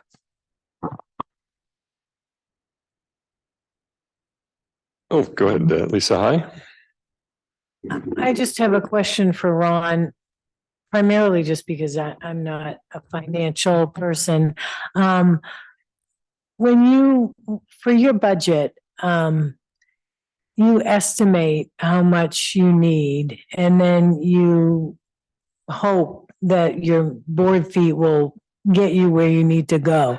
What's your, how flexible, how much, like, I get that it looks like you're gonna have like a 15 to 16% ding on your, on your either board feet, on your board feet. So, how do you plan for that unknown, that flexibility, with what you get for your product? It just seems you got so much recently, and yeah. So everyone's talking about this loss in revenue, but it's so hard for me to wrap my head around how much anyone really knows how much that will be. Yeah, so I'll give you a little overview of how we go through that budgeting process. So we all operate, State Forest Division, operate primarily off of what we call a forest development fund. And that's, you know, through the revenue sharing that we do with the counties. So of the revenue generated from forest operations of any type that generate revenue, we distribute 63.75% of those revenues to the county, and State Forest Division retains 36.25% for management of the lands. Those monies go into an account, a cash account called the Forest Development Fund.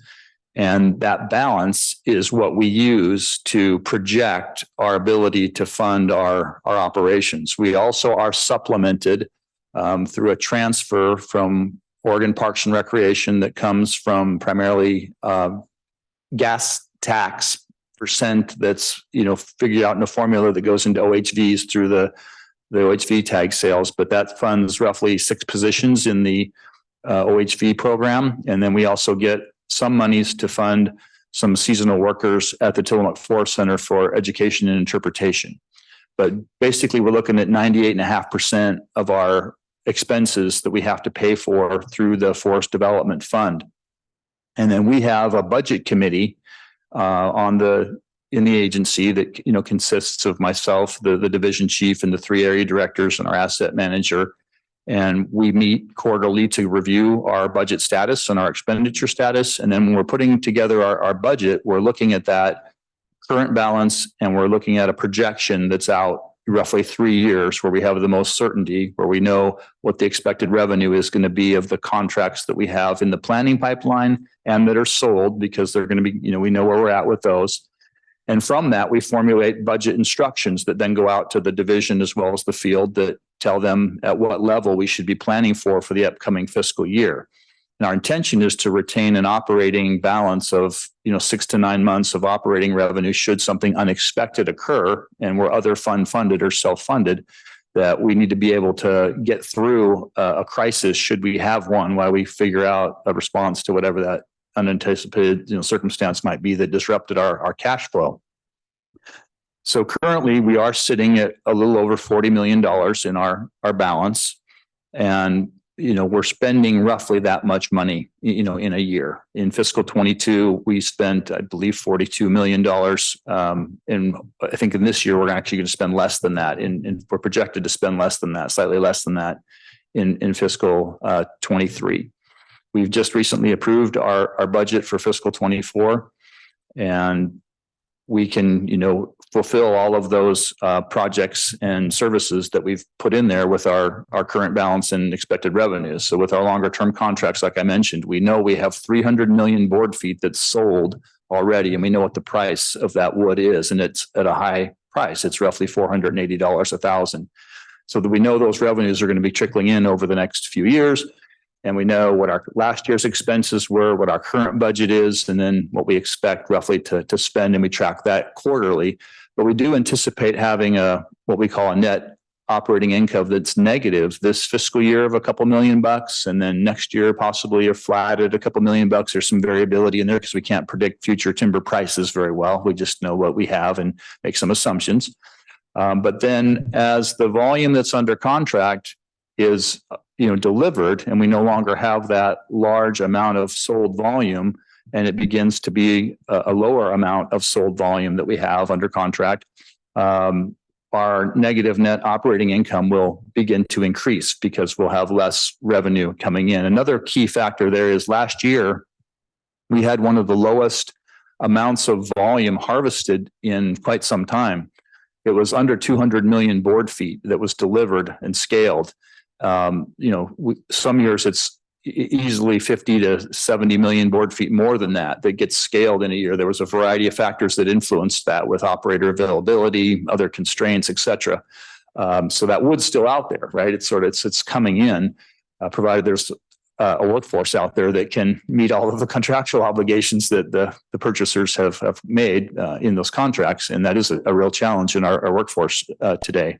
But that's what we do. We track that every quarter. So the budget committee reconvenes every quarter, and we look at how much wood has been harvested that quarter, how much is still under contract, where the districts are with the preparation and advertising, selling of their sales in their current annual operations plans, what our forest development fund balance is, and where we're at for a projection of net operating income, positive or negative, for that fiscal year. And then about December, we'll be at that quarterly check-in after the second quarter of fiscal 24. We'll be using that status to inform our budget instructions for fiscal 25. And that goes out in a form, to the division again and the staff on where we're at as an investment level. And we also consider strategic investments when we put those instructions out there. There's things that might be wise to do that could be beyond the level that we're planning for, but if they're really important, we want to not consider them, right? So we do ask for strategic investments from the districts to be brought forward, and then we consider those after base budgets are approved based on their merits and the value they add to the service delivery we're there. So hopefully that helps. Yeah, it does. I just yeah, the only thing that's it sounds like the amount that you cut plays out over time to be about what you need. And so I guess that means that maybe we should look at million board feet relative to cost of living increase. I mean, it just seems like, it's interesting. And what we really know interesting about the future is that once we work through the sold volume and are living off of just the planned volume level that's in these revised IPs, our negative net operating income increases significantly. So then we're looking at, approximately at current expenditure level, right? And we're not going to stay there. We're going to scale costs as we can to meet our work. But we're working through all those variables that I talked about, right? And how we're managing that change right now in this policy flux. But it's significant, it's in the range of roughly $12 million that we would be having a deficit each year if we were to maintain current expenses, which we won't, but at future revenues off of just the planned volume in the current, 24 and looking ahead to 25 IPs. If we were living off just our share of that revenue, we would be short about 12 million bucks at current expenditure levels. And we could only sustain that for roughly 3 years.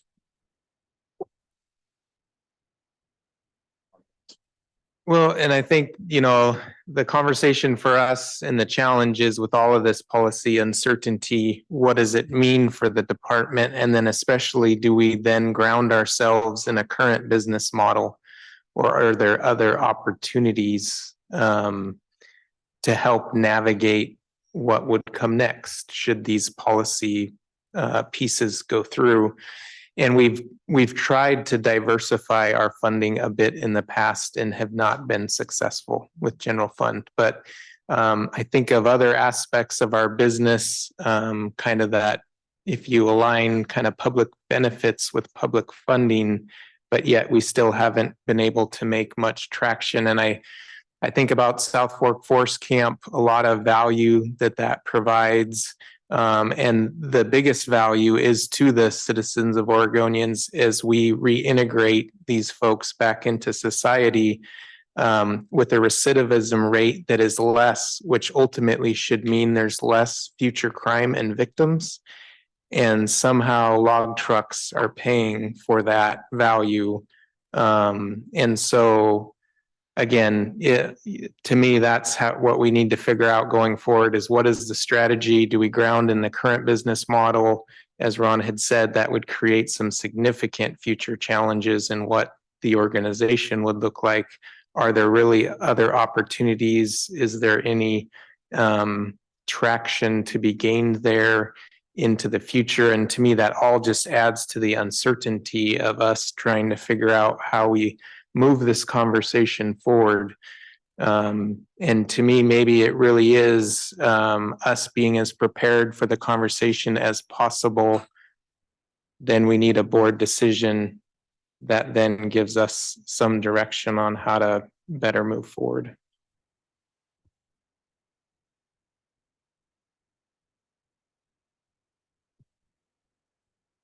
Well, I think we have a break scheduled. We ought to take for about 15 minutes. But before we do, I'm going to put you on the spot. Deanna in the back, would you be interested in coming up and introducing yourself? I think a new position, a new conversation. Just briefly, the office that you could maybe Colleen has a mic for you there. It'd be great for more folks to get to know you. It's all in that. Thank you for that opportunity, Barrett. I am Deanna Grimstead. I am our Deputy Tribal Liaison and Cultural Resource Steward. This is a new position for the Oregon Department of Forestry. And as you might imagine, a new position and new to ODF has many, many challenges, but great opportunities to work with all of the great folks within our department moving forward into the future as resource stewards and co-stewards and partners with tribes, tribal entities, tribal governments, and tribal members. Is there any other questions that anyone has related to this position, myself, our work? Any follow-ups from yesterday in the field trip? Ooh, that was painless. All right, thank you. That's great. Oh, there was a question. Go ahead, Mike. You're really not going to get off that easy. So, looking back here a little bit, I know, for instance, with AOPs, trying to understand potential impacts there, we used ODOT, I think, to do a lot of review there. And are you assuming that role for the agency, or is that still being farmed out? And I actually have exceptional news to report related to that. In actuality, the cultural resource management aspect, what we traditionally think of as archaeology, but now we're moving into the space of understanding and perceiving cultural resources as natural resources and natural resources as cultural resources. This was the first year where we communicated, made outreach to the 9 federally recognized tribes of Oregon concerning the annual operation plan, which was the first time that we did that, to my knowledge, in history. Formally through my an apologies. archaeology, through an archaeologist, formally we did it versus just staff, because we've done it before, but it wasn't formally through. Yeah. My apologies. So, so good news related to that, that has been going on. So I did want to touch on the fact that folks within State Forest have been doing an exceptional job of communicating. So I was going there, but maybe jumping way too far ahead. Related to the annual operation plan, then also is that we'll be continuing to do that and receiving feedback. Am I taking responsibility and a role for that individually? No, this will continue to be a team effort in all aspects of state forest operations. This will continue to be that team. Thank you. So when Deanna was brought on, so Derek, you guys have met Derek. He's one of the planning coordinators that I work with a lot. He's been taking on the role of kind of being the liaison between Deanna and the AOP process. And so Deanna and Derek sat down and kind of looked at what we've done with ODOT in the past, because they're all pretty familiar with that. And we actually didn't put out a contract this year. And under Deanna, we've worked through the kind of that screening process that we traditionally do, but that's just only one step of kind of the work that we do. And then Deanna also works with the tribes, like she explained, doing the outreach, so that we kind of have a multi-factor or kind of multiple approaches to ensure that we're going through the correct processes. We're kind of in the infancy of the process development, and we know that there's a lot of work to do there, but I think we've made pretty good headway of just kind of getting that into more internally, so we have a little bit more control over what we're seeing, what we go out and look at, what are the things that we need to focus on, priorities, that kind of stuff. So definitely have done a lot of good work, and we're just super happy she's here because, you know, kind of we've done outreach in the past, but what Deanna personally and the position does is provide that legitimacy of the outreach that we're doing, and that contact and that relationship that the tribes have really been looking for, that we just weren't able to provide in a way that was more, I don't know, tangible and transparent, I think. Did I sum that up okay? Yeah, my only follow-up would be State Forest. I'm really, I've only been here a little while. I'm very proud to serve with these individuals, and we are in a great place already. We're not taking our foot off the gas. We're continuing down that road, and I look forward to continuing with them. So any further questions related to that, other than I want to reiterate State Forest is doing a great job. Greg, go ahead. Yeah, it's probably I hope it's not a stupid question, but do you work with Mike Sullivan here? Or as part of he's with the Confederated? Mike Kennedy. Mike Kennedy, I'm sorry. Yeah, so this is where we get into a space of cultural resources, our natural resources, our cultural resources. So Mike being the natural resource specialist director, right now the cultural resource director at the Confederate Tribes of Siletz Indians is out on leave, and so I'm working with another individual within Siletz. But yes, I do work with those individuals, have been working with those individuals from all of the 9 federally recognized tribes in the state of government, or that has their government or structural within the state boundaries of Oregon. And when I say natural resources are our cultural resources, yesterday was a fantastic example, opportunity to provide example of such an explanation that when we plant cedar is an exceptionally important tree species, plant plant amongst many of the federally recognized tribes in Oregon and outside of Oregon as well. It's important as a medicinal plant. It's important as a plant to make baskets from, cradle boards from, rituals associated with them. And that is really truly a space where then I would be facilitating the communication and work with state forest between, in this example, it would be Mike. Yeah, so does that answer your question? Any follow-ups related to that? Thank you. Any other questions? Thanks for jumping in the saddle there. I appreciate the introduction to the whole group. Thanks for the opportunity. Ron, or well, anybody briefly, did ODF pay ODOT for that work, that contract work previously? We did. Okay. Great. Let's nothing else. So, okay, we'll take a break. Let's reconvene here at 10:35.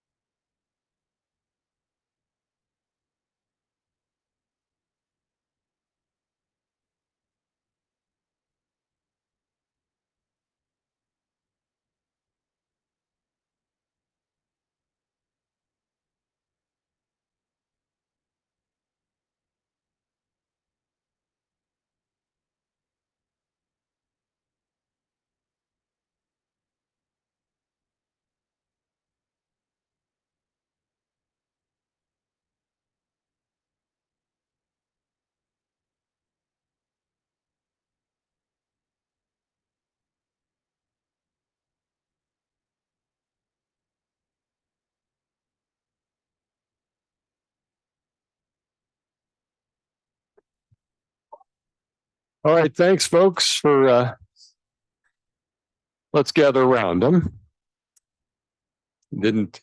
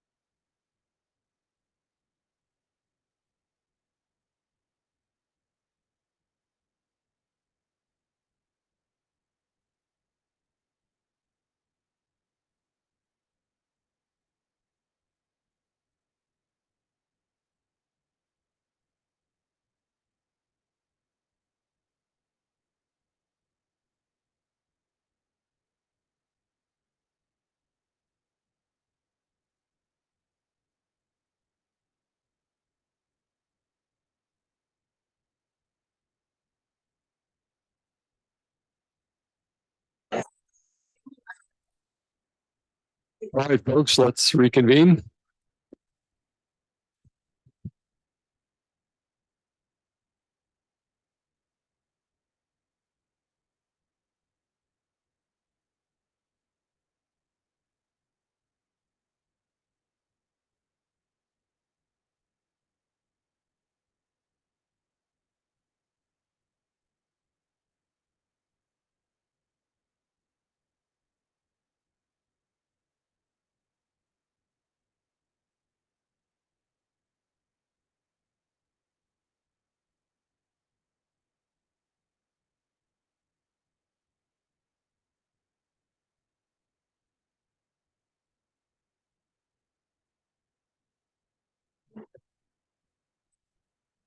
All right, thanks, everybody.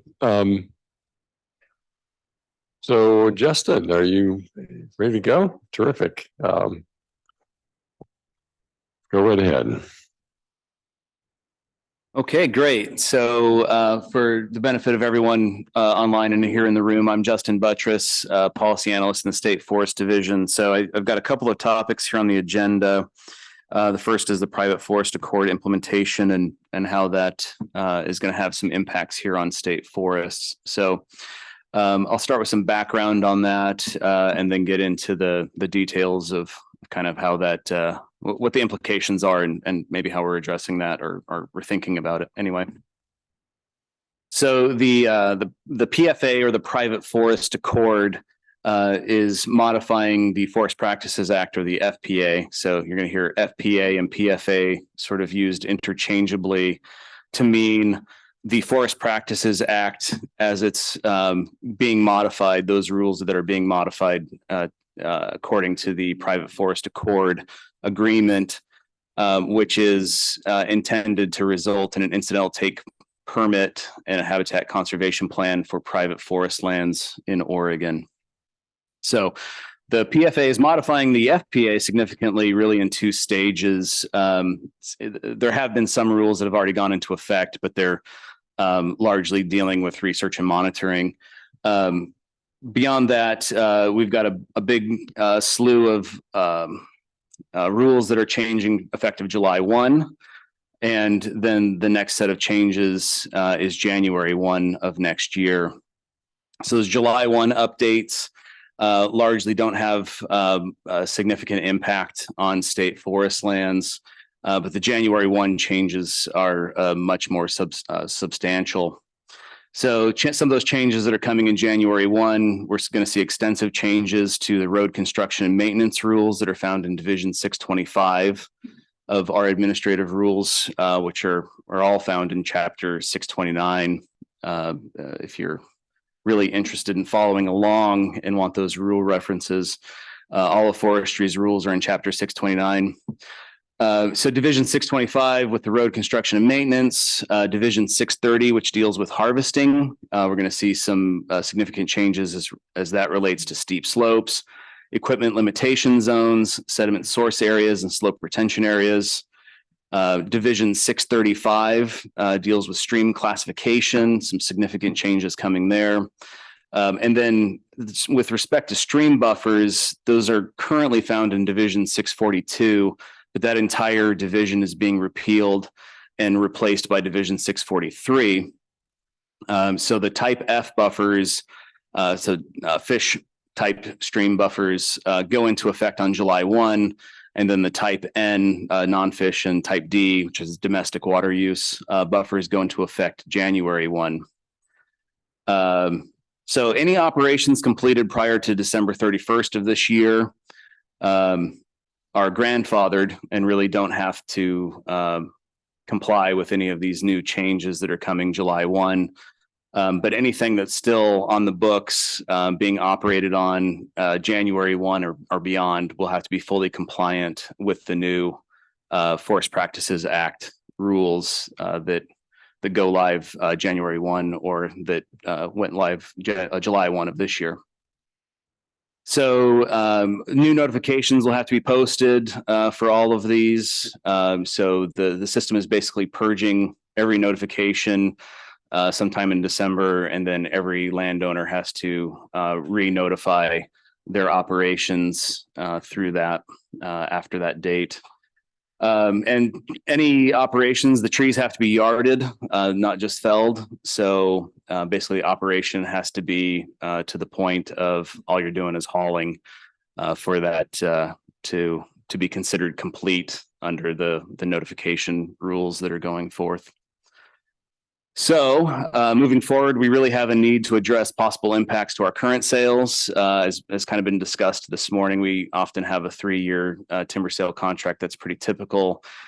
So we have sales that go back to fiscal year 21 and include 22 and 23 that are out there on the books, active operations or have been auctioned and ready to go. So we need to be able to address those, and we also need to be able to address our future sales, the fiscal year 24. So that AOP that was just discussed earlier also has to be compliant with the Forest Practices Act as it comes into effect. And there are some differences between our HCP and what's proposed for that draft HCP and the rules that we developed and how we're implementing that under our fiscal year 24 sales and what will be in the FPA. So there are some differences, even though they're both sort of moving toward the same objective of an HCP at the end of the day. So we've been in discussions with Forest Resources staff and leadership on how to address this and come to a resolution. So our current approach is we're working on developing and applying for what's called a stewardship agreement for our fiscal year 24 sales and anything that comes after that, assuming that it's compliant with the draft HCP strategies. A necessary requirement of a stewardship agreement is that the approach in the FPA has to be exceeded. So we have to demonstrate that what we're doing on state forest lands exceeds what's required by the Forest Practices Act. And that does appear to be the case pretty much consistently with the HCP and actually with our current FMP as well. But so that threshold really shouldn't be hard for us to meet, but we do have to, formally apply for that and be granted a stewardship agreement. For the 21 to 23s, we're evaluating the best approach on that. There are some policy approaches where we can use some of the mechanisms that exist in our administrative rules, what we call plans for alternate practice. That may allow us to move forward with those, or on some sales, it may be appropriate to just comply with the FPA and have more of an administrative workload and amend the timber sale contracts themselves, depending on the level of impacts that we're seeing on individual sales. So for the 21 to 23s, we're really looking at those on a unit by unit, sale by sale basis to determine the best outcome possible there. We have to trade off our workloads is the juice worth the squeeze to develop a big plan when we're talking about a couple of trees getting caught up in a buffer that we didn't expect would be before. So, some of this is contingent on some unstable slope modeling that's being done by TerrainWorks. There was an earlier version that was published and press release went out, that sort of thing, saying it was available. Since then, the map and the results of that have come into question as to whether or not they're what was expected. So I think there's some sharpening of some pencils and some work being done to revise that work. So we're not able to really yet assess what that's going to look like for us. And we're in the process of doing an analysis on the stream buffers. The new PFA rules are going to use modeling for fish presence as well. So that's a practice that's a little bit different from what we do in state forest, where we conduct stream surveys to determine if fish are present in a stream or not. So we're doing some analysis on the stream buffers. It's got some assumptions baked in because we don't yet have the results of the fish presence modeling that is being done. But moving forward with that to at least get an initial look at what that's going to look like. So that'll help us to understand, how those existing sales are going to be impacted. So really the main difference though in all of this really appears to be where a type N stream, a non-fish stream, a perennial non-fish stream has a confluence with a fish stream, whether it's an SSBT, a salmon steelhead or bull trout stream, or if it's just a type F stream. And so that's the one place for a short distance at that confluence where our current buffers may not exceed what's going to be required under the PFA. So overall, sort of minor impacts as it's laid out now. So that's kind of the general problem and how we're addressing it. I can get into more detail about what the rules around stewardship agreements and that sort of thing if the committee is interested, or happy to answer any questions. Yeah. So what kind of stewardship agreements are they? So stewardship agreements, they're established in statute that allow for a voluntary agreement between either the Department of Forestry and a landowner, or the Department of Agriculture and a landowner, or both. I'm familiar. You're familiar with those. Yeah, Okay. I actually did a stewardship sale when I was in the Forest Service. I was just wondering what type it was. Oh, that's on. Oh, yeah. Sorry. I was just wondering what type of a stewardship agreement, if it is an IRC or. They're just called stewardship agreements. Yeah. Must So just be a specific kind that's for the Oregon Department of Forestry. yeah, I think there might be other stewardship agreements that you're thinking of that have different specific types. These are established in state law, not federal law. And so it's a state law stewardship agreement. That's just all it's called, is a stewardship agreement. I just was. Yeah. So it's probably a little bit of a different program. I'd be happy to get into the specific details for these if that's helpful. Okay. Amanda? Yeah, Amanda with Associated Oregon Loggers. So Justin, as far as the kind of crosswalk between the state lands HCP and the federal lands, or the private lands HCP, I'm curious. You touched a little bit on that as far as stream buffers, but also the slope retention areas. There's quite a bit of land on the west side of the Northwest District that is going to be impacted by that. And obviously all that stems from the fish presence modeling. And there's some rework of some of that right now and the modeling associated with the steep slopes. So what I'm curious about is we're getting FMP models done. The board's going to be getting new FMP models on, prioritizing 8 different outcomes, right?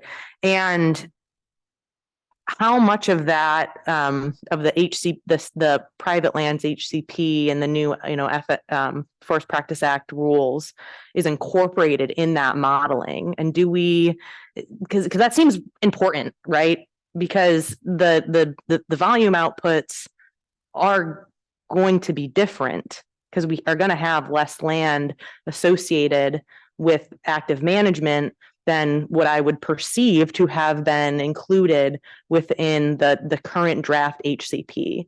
So can you explain that crosswalk? What do we know? What don't we know? What is being incorporated into what's being presented to the board? What isn't? Is there going to be new modeling that has to come out associated with the new models as they come into existence? And, the perenniality and, because all that is brand new and takes land out of production. Yeah, definitely appreciate the question, and I am not the right person to ask about FMP modeling. So I can speak to the policy differences between the two, but when it gets to the modeling, so I'm looking at Ron to see if he's able to address what's actually happening with the modeling with respect to the PFA.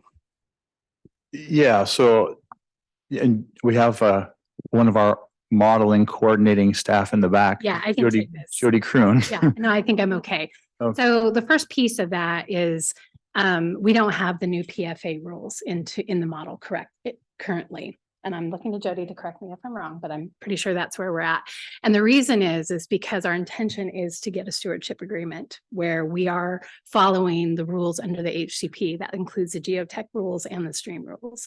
So there would not be an overlap going forward from 2024 as we're working through and implementing the HCP requirements. If we were to not pursue the HCP, then we would at that point in time determine what our next steps are and what the new modeling would be based on whatever scenario we're going on. So really, we're looking at the stewardship agreement as once we've entered into that, we don't have to follow the rules for the PFA for streams or geotech because our rules under the HCP and our new and the current forest management plan that we have. And then if we get directed to get the new FMP would cover it. That's what the stewardship agreement is for. So that's why we wouldn't model the PFA rules. Justin, I don't know if you could add in possibly that, once we get an HCP and verify this, for me, that we can use that coverage in the HCP as the basis for our compliance in lieu of, correct, from a policy standpoint? Yeah. So the Senate bill that was passed by the legislature that was intended to implement the private forest accord, Senate Bill 1502, I believe is the right 1501 and 2. And then there was a House bill along with it as well, I think, but yeah, and who can, yes. So Senate bills 1501, 1502. One of those I think it was 1501, contains pass-through protection language that's intended to, if a landowner has an HCP with NOAA fisheries in this case, then they wouldn't have to follow the Forest Practices Act. So if you get your own HCP, then you don't really have to worry about the Forest Practices Act, and that HCP really was kind of the intention there. The language isn't exceptionally clear. It's pegged to species in that bill. And of course, the Forest Practices Act is, with some exceptions, largely not pegged to species. So we have that as a backstop. We're also looking to the stewardship agreement as, full comprehensive belt and suspenders sort of approach.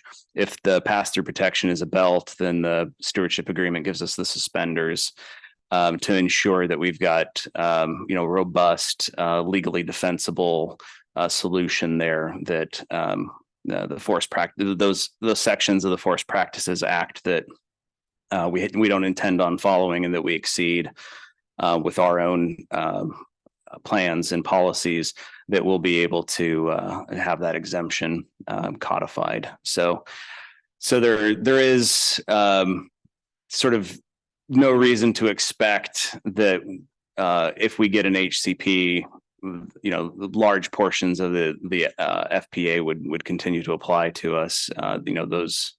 Those are going to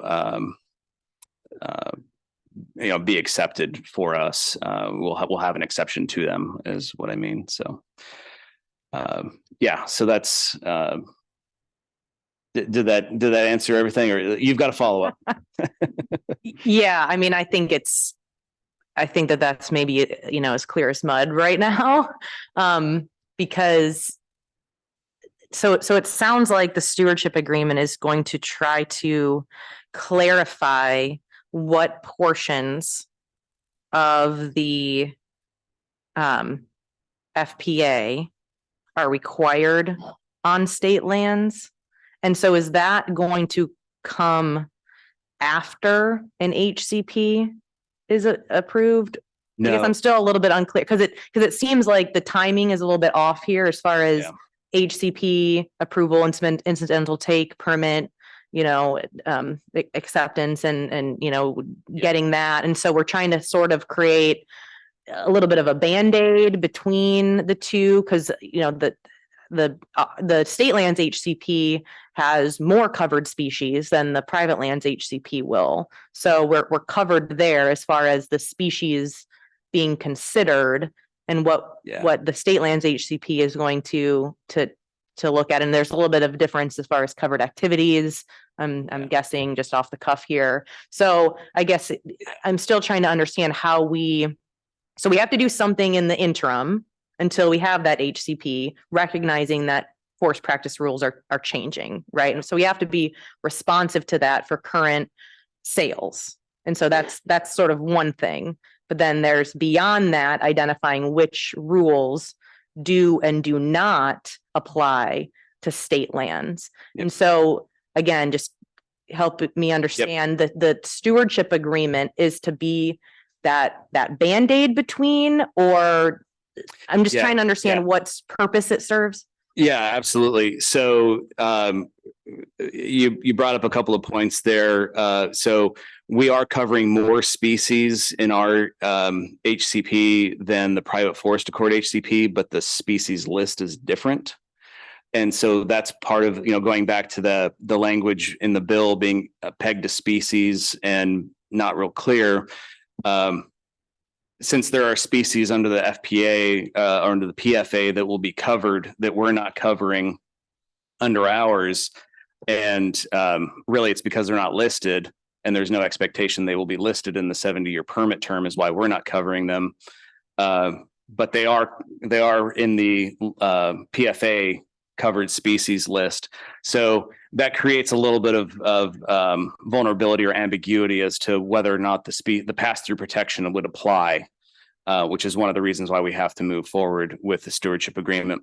Now, the stewardship agreement it's not a Band-Aid. It will stay in place alongside the HCP for as long as we have the HCP. So it could be a 70-year agreement as well. The stewardship agreement, one of the things that's required there is that we develop a management plan. So we'll have yet another plan. You're welcome, Colleen. And so, so, but what that plan will really do is we will, the intention is to peg that management plan, the stewardship agreement management plan, to the HCP activities. So really the standards that are in the draft HCP would then go into the stewardship agreement management plan. And when that's approved, then that becomes a legally binding management plan sort of agreement. It's voluntary agreement. We can rescind it at any time. So it's not a, permanent, we have it forever sort of thing. But as long as we want to have that exemption from the FPA, then we've got to have that stewardship agreement management plan in place saying what we're going to do. So we can take the stream buffers, for example, out of the HCP, put those into that other plan that can get approved. And we'll do that before the end of the year because we have to have this in place before the January 1 rules come into effect. So this plan will be submitted, hopefully approved then before the end of the year. And then whether or not we get an HCP, if we want to just stick with whatever's in that stewardship agreement management plan, we could, and that would provide exemption from those aspects of the Forest Practices Act that we've gotten exceptions for. I'm just going to add one point to bring it back to just one point, so one of the ways to think about it is so like the FY 2024 that I just went through, those will be posted, they're being approved under the draft Habitat Conservation Plan. And so if once we have the stewardship agreement in place, whether we get a HCP or not, whether it gets approved or not, those would be covered under the stewardship agreement going forward as they're sold and they're harvested, because most of them will be sold and harvested after the January 1st timeline because it meets that stewardship agreement, regardless if we go down the HCP path. So the stewardship agreement doesn't matter if the HCP is approved or not approved. It's just if this timber sale is set up under those rules, then by proxy, it meets the Forest Practices Act through the stewardship agreement. If there's a decision made not to pursue the HCP going forward, then at that point we would decide, okay, now how are we going to meet the forest practice or the PFA going forward? And that would be an internal discussion of like, okay, so we don't have that. We can do the HCP because we have do the requirements in the HCP because we have that agreement in place. We can follow the Forest Practices Act, or we need to come up with a new agreement. It's kind of the options that we would have. Mike, did you want to jump? It's a great question, Amanda. It really is. I don't see the ODF managing their lands to a lesser extent than what's going to be required by the PFA. At least not much of a lesser extent, right? So if we have a set of rules that we're managing to within the PFA, I'm guessing the state, when they lay out a timber harvest, will be similar to that.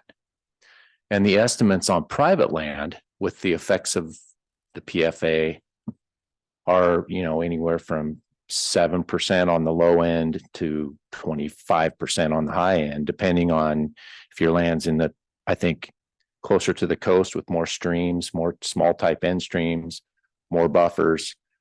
And so, yeah, without that being in that model, I think that could tie up a fair amount more acres that maybe aren't accounted for right now.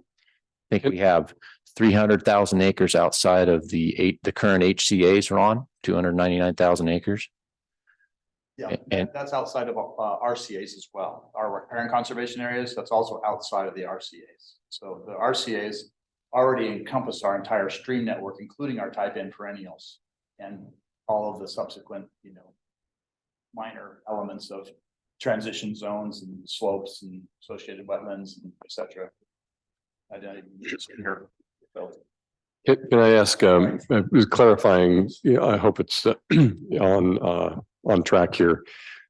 The stewardship agreement, am I right that that'll be that's a divisional agreement between natural resources and state forest as to biological sufficiency, not necessarily technical alignment? Is that one way to think about it? So that, for example, you can in effect ignore the perenniality provisions, which are new, because you're demonstrating biological sufficiency, enough to get this agreement. Is that correct? Yeah, yes, generally. So the idea of a stewardship agreement, the threshold is that you have to sort of exceed conservation outcomes. So yes. And we can seek exception from any of the PFA rules if we think what we're doing instead exceeds that. So if our stream buffer, the total stream buffer, say going up a type N that has a confluence with a type F, the total amount of acreage that we're going to have in that stream buffer exceeds under the current FMP or under the draft HCP is going to exceed what's required under the PFA, the total acreage along the entire stream. But down at the bottom, the PFA is going to require for the first 500 feet, or is it 650? Now I forget which one comes first. Anyway, what's that? Yeah. So there's a section that's wider at the bottom where we would not exceed for that first few hundred feet. Our buffer is going to be narrower. The whole thing is more acres. And so you make the argument that from a conservation outcome, from the stream function, from having large wood inputs, from shade, all those sorts of things, from the sort of the biological and ecological perspective, that's an improved outcome. And so the folks that get to review that make that determination. It's not us. We'll make the argument when we do the application that here's where we think we're exceeding and here are the rules that we don't want to follow. We're going to do this instead. Then they'll review it and say, yeah, from a biological perspective, it does, or no, it doesn't. Let's try something different. And then, yeah, based on that is where we'll get exceptions from, portions of the FPA. There's still going to be a lot of portions that we have to follow. And that we just rely on, currently as well under our FMP. We don't address everything differently currently, and we won't in the future. So Amanda, I stepped on you there, Amanda. So I'll let Pauline go. So to connect what Justin just talked about how the rules that we're following under our current forest management plan and our HCP and our future forest management and our HCP that we'd be modeling are larger than what we would need to do under the PFA. So it's currently in the model. There's just some differences in those lower reaches that aren't accounted for. And the same with the steep slope maps that will be coming out. So we have accounted for it. It's a different way to account for steep slopes and how we're required to protect them, which, and again, is in excess of what would be required by the PFA. The locations may be different. And one of the things that we're doing, as we do the analysis on the sales that we've done under the forest management plan, and as we're looking ahead, we can do some analysis, or we plan to do some analysis to ensure that there isn't a major difference. And at that time, if we see something that's concerning, it's something we would have a conversation about if we need to put those in or not. But I think the biggest thing is it's not additive. We think that we probably are already just covering those two pieces of steep slopes and the streams within the model that we have. They're just slightly in different locations. It's not an operational model, it's more tactical. So at the higher level, there's more acreage being constrained by our stream rules than there would be under the PFA.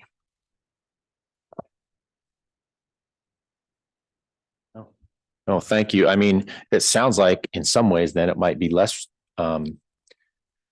your buffers are narrower at the bottom of those stream channels. If that's already been taken into consideration, if the 299,000 acres Ron already has the RCAs in them, along with the HCAs in them, then we know it's just important to know how many acres you have that are operable acres, obviously, that we won't find out a year or two from now. Wait a minute, this wasn't in our modeling. And now we have to consider another 15% on top of this. Then it becomes more onerous to get the 150 million or 180 million that we need. And really the the additional and new information that comes in will be really the operational information that comes in. As we're laying out sales, we find areas of rock that we didn't know were there, or inoperable areas that we didn't know were there, or streams that we've gone now and done the actual surveys, because we do that during the annual operations process. Those are the types of constraints that we're going to find out through time that will, but part of our model solution review process that we go through is working through the districts to really try to identify what's missing from the constraints layer. So it's like, here's what we see in modeling. These are the layers. These are the outputs that we have. Now, what is the, what are the issues that you see with that? And it could be like, we expect to find more streams in here. And then we kind of see if that's repetitive throughout the different harvest units that we're evaluating in the model world. And then we determine if we need to make post processing adjustments based on what we're seeing. So if we're seeing a lot of additional streams that we think are going to be out there because of the field knowledge that we have, we may consider doing a post-processing adjustment if it's big enough and would have enough impact on the volumes going forward. Amanda? Yeah, Amanda with AOL. So again, just trying to make sure that I have this correct. It sounds like we're trying to get an approval for a stewardship agreement by the end of the year before the new rules go into place. But what I also heard you say, Justin, was that Senate Bill 1501 only allows for that acknowledgement of not having to follow the rules to a T if you have an HCP, which we are likely not to have, or does that not? I guess I'm trying to just understand here, because we'll have a draft. So is there just an acknowledgement that we're heading towards?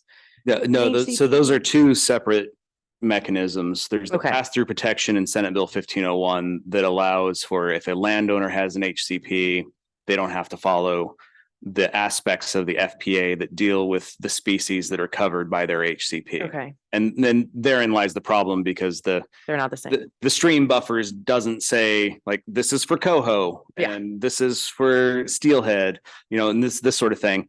And then the species lists are different. So that's going back to that belt and suspenders approach that I was trying to convey. So the pass-through protection, that might give us something in terms of legal sufficiency, that Once we have if we have an HCP, then the stream buffers that are associated with our HCP supersede the stream buffers that are found in the FPA. There's some vulnerability there. So to make sure that we have, all of this covered as best as we can, then there's also the mechanism of a stewardship agreement. And stewardship agreement is completely unrelated to HCPs, except that in this case, we're using our draft HCP as the basis for our stewardship agreement. Port Blakely has already done basically the same thing. They use their HCP to develop a stewardship agreement, and they have that. Again, not relying strictly on the pass-through protection. So it's available to any landowner, basically come up with anything they want for their management plan, whether it's pegged to an HCP or if it's just some other voluntary measures that they want to get into, to apply for a stewardship agreement. They say, here's what I want to do voluntarily to exceed what's required in the FPA, exceed those outcomes that is required. And if they give that agreement, then it's kind of the same principles of no surprises. There's some monitoring commitments that go into that to make sure that, the landowner is doing what they're supposed to be doing.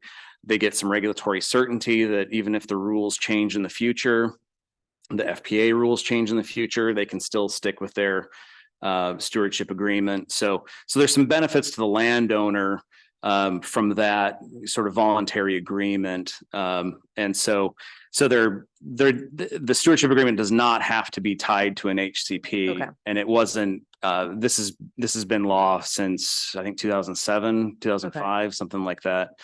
So it predates all of the current efforts basically by the state for HCPs. And as far as the stewardship agreement, ODF can tie that to the draft HCAs an HCP because that was incorporated into the revised IPs. It's kind of how I think about it, because otherwise the draft HCP is not legal. That's not a legal document as far as how ODF will manage their land, other than that it was incorporated into the draft IPs. Yeah, and again, we can It's write not it. incorporated into the current FMP. Yeah, we have our legal requirements under our planning rule as far as, forest management plan, implementation plans, that sort of thing that we have codified. So we have that construct that we have to follow, but ultimately the stewardship agreement management plan, we could put whatever we wanted in there. It doesn't have to be tied back to something else, as long as it's consistent with our other rules. So yeah, it's being made consistent with the IPs and the FMP that are already accepted through our normal public processes. In this case, if we needed to do other exceptions, that's within the realm of possibilities as well. We just have to make sure that we're following whatever appropriate processes are there for those those rules. But so, if there's something that's specific that we need to address in the stewardship agreement management plan that say isn't in the IP, that doesn't mean we couldn't include it, I guess is the short way of saying that. So the way that I think about it as far as the new rules is that as far as where there might be differences, equipment limitation zones is probably a big one. Some of the road maintenance, FRIA stuff, not sure how that may or may not apply to you guys as it pertains to covered species in either habitat conservation plan, private lands, or state. And then the steep slopes, the slope retention stuff seem to be, at least from my understanding of the new rules on for the Forest Practice Act, those seem to be probably the highest areas of potential conflict as far as where there may not be alignment. Yeah, as well as those small portions of the type N. Yeah, I think you've identified the big rocks. Yeah. Most likely with that for sure. Yeah. So, Lisa? Lisa Phipps. I have two questions. One, would it be possible to create a visual, whether it's a flow chart or whatever, of all of these pieces and how they fit together? It seems like that'd be a really useful tool for outreach. And maybe we've already got something in the works or moving forward, but I think that'd be very helpful. Because even people who are in the middle of it are like, "Oy." And then the other thing is, a lot of what we're talking about here today has really been the result of the lawsuit that said water quality was being impacted by certain activities, not just forestry. And it within the coastal zone, so being inconsistent with the Coastal Zone Management Act. And so that brought in EPA and NOAA. And are you engaging them in these processes that we're talking about now, stewardship agreements, so that they understand what's happening on the ground as we wait to see if the HCP is going to be approved, and then also address the concerns that they've raised? Are they being actively engaged throughout this whole process? Yeah. So the stewardship agreement, again, being pegged to the HCP, we're not necessarily doing extra outreach associated with that. We're doing a lot with the HCP itself. And so to the extent that we're just saying we're going to do that, we're not doing a separate consultation, say with NOAA Fisheries, that separately on this document, because there's nothing different really between them. Now, as far as the HCP itself goes, NOAA Fisheries, as one of the permitting agencies, obviously has been engaged heavily throughout that process. And ultimately they have to approve, what's there to issue the incidental take permit for the anadromous species.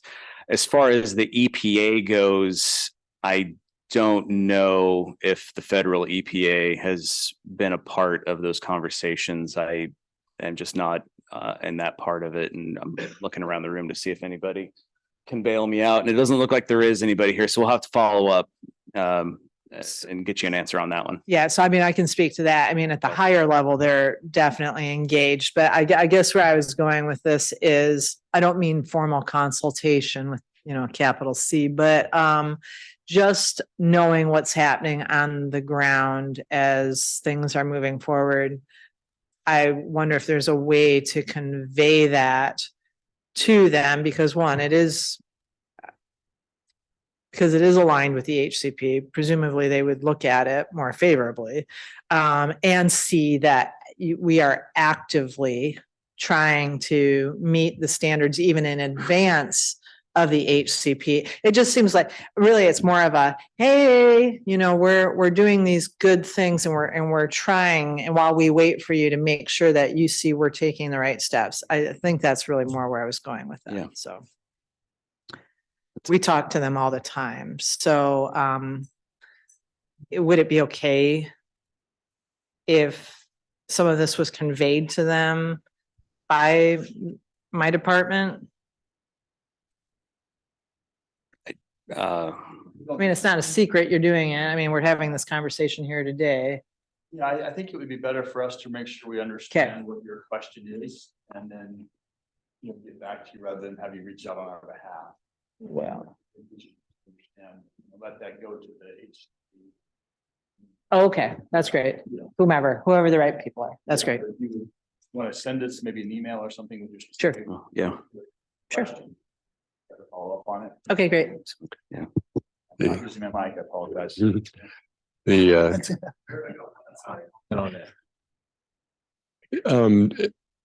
you, let's go to the honorable member, Mike Tody, Okay. and then You're on your Yeah, I'm not sure what that says about you, Mike, but so this is OHA Mike, not Stimson Mike at the moment here, so. Or maybe the honorable Mike, I'm not sure, but. So I'm just kind of going from my recollection, and as I get older, it's not all that good, but. This notion of stewardship agreements and the FPA compliance thing was put for us quite a while ago, and I think when it was first enacted into rule, there was an assumption it was going to be used quite a bit, and it really hasn't. I can, from my memory, can only think of 2 instances where there's been codified stewardship agreements used. So you're kind of forging into new ground here, and it'll be interesting to watch that. My question is, and should the department succeed in getting an HCP in your compliance monitoring for that, which are some requirements there, how does that differ, or can that subsequently be used for compliance monitoring with a stewardship agreement? Have you looked at that, or is there an additive effect there in terms of workload reporting and those types of things, or do you know yet? Yeah, I think the general expectation is that there's going to be significant overlap with that, but caveated with the oftentimes the objective of the monitoring under an HCP is maybe different than what would be expected for the stewardship agreement, which is focused more on compliance, but there's also a performance issue there, or aspect there. So, excuse me. So I think we're not expecting, we haven't gotten far enough along to really know for sure with that, but we're not expecting it to be, something real burdensome or additive to what we already have planned for the HCP. Just like with the FPA, we're monitoring ourselves and administering those rules ourselves as a state agency. It's a different regulatory standard, really. The state is not allowed to break the law. So when we see that we've made a mistake and we're not compliant, then we're obligated to tell on ourselves. And that's happened in the past here and there when a issue has come up. So it's a little bit different. But when it comes to compliance monitoring, we're not expecting it to be too different, really. So similarly, Honorable Mike McKibben. Well, that's a good lead in, Justin. I just, as we talk about the private forest accord and we start to implement the new rules, it's important, I think, for the people in the room here to understand that those new rules are just now being interpreted and trying to be understood. And it's the department's job to regulate those rules. So not only are they trying to understand them at the same time that we're trying to understand them, there's going to be a period of time here where some folks make some mistakes, I think, on the ground. It's inevitable because the rules are hard to understand. There's perenniality issues that we're going to be facing. And so I guess it's just a comment more than anything. We talked last night kind of offline about how those are going to be implemented, and is there going to be any kind of a grace period working with private landowners that may or may not fully know all the rules. There's only a limit. There's a very limited amount of stewardship foresters within the department that have to go out on the ground and make sure this stuff's happening. And so I guess I'm wondering, how have you guys thought about that? Because I think you're going to be overwhelmed with a workload in the next couple of years. There's a lot of small private landowners, non-industrial private landowners that don't even know this has happened yet. And so, you know, I think we're kind of headed for a little bit of a, I don't want to call it a train wreck, but there's going to be a lot of questions that are going to need to be answered over the next couple of years. Yeah, and so, you know, state forests, we're not forest resources. We don't do the enforcement and citations and that sort of thing.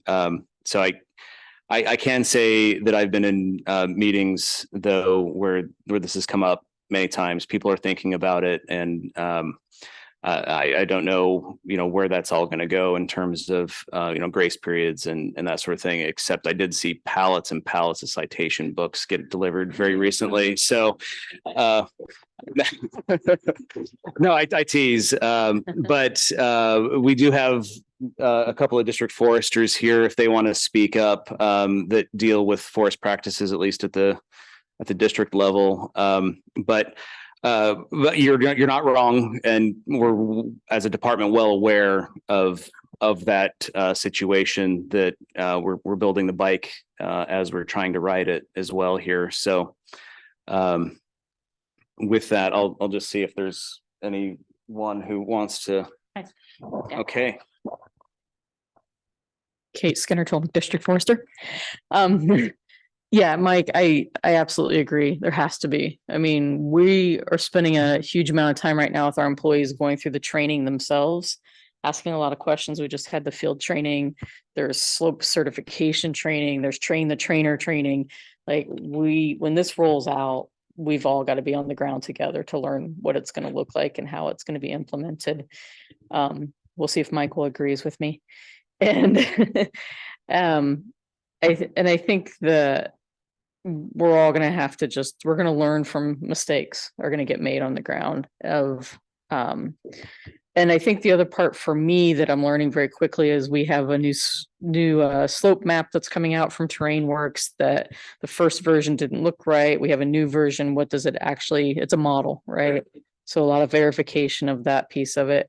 And now we're going to have a new stream map that comes out, which is also going to need a lot of verification. So we have to have a grace period for all of us to try to implement this and do the right thing.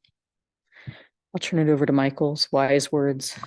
Yeah, I don't know if I'll have wise words, but so Michael Curran, District Forester for the West Oregon District. I guess maybe I'd put a little bit more of an optimistic tone from running into a wall or train wreck, whatever you said. I would say we're learning together. We're learning very rapidly together. Our staff just got done with their second 1 week training session down in Canyonville, I think, going over the new rule set.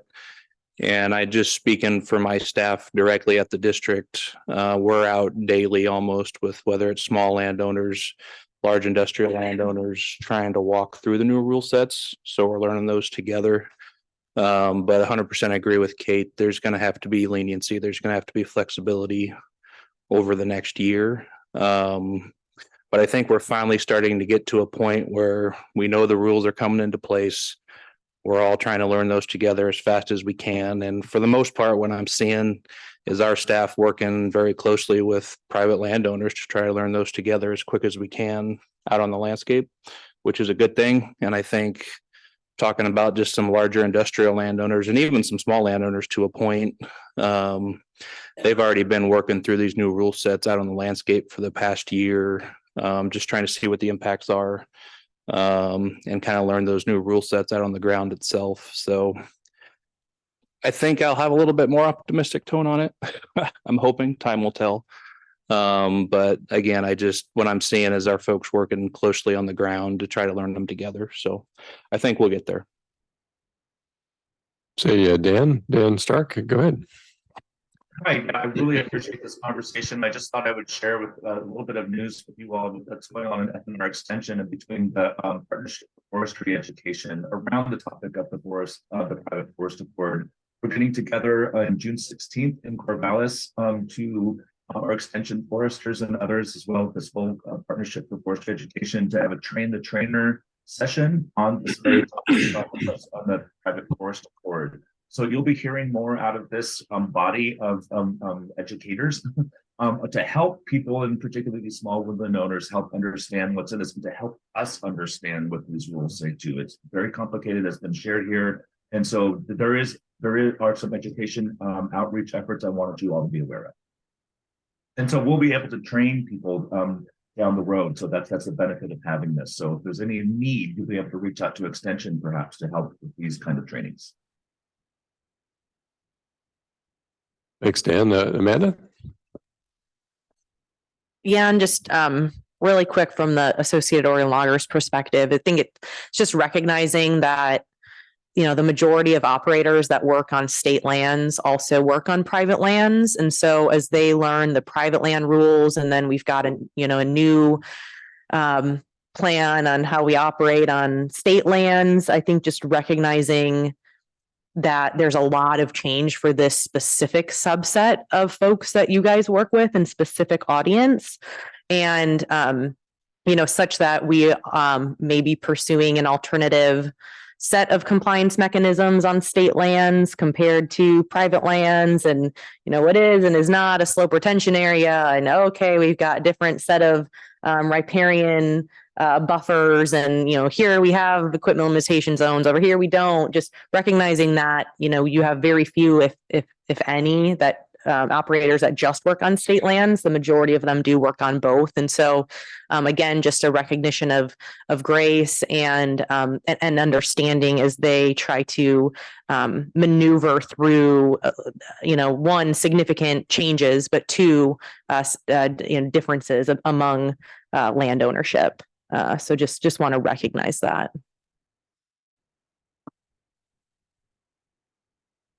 That's great. I mean, we get a lot of what might be private forest and natural resource division discussion, but there is some overlap, and it is really interesting. And there's some, especially Amanda's last point, that is good. Anything else for Mike on that topic? I'm sorry, for Justin. There's enough mics already. Too many. Yeah. Everybody over there is Mike. And yeah. In fairness, my middle name is Michael, actually. Okay. So I'm close to being as awesome as they are. Yeah, tier 2, awesome.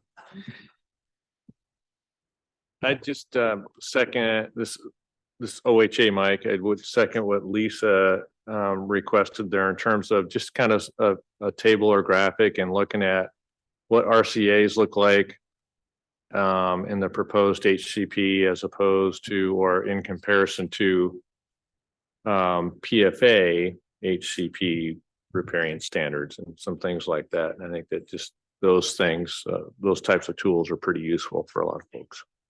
It's something that we were starting to get requests internally for. And so as we work through that, we'll be sure to share what we can in the future, but it is a tool that we're looking to do internally.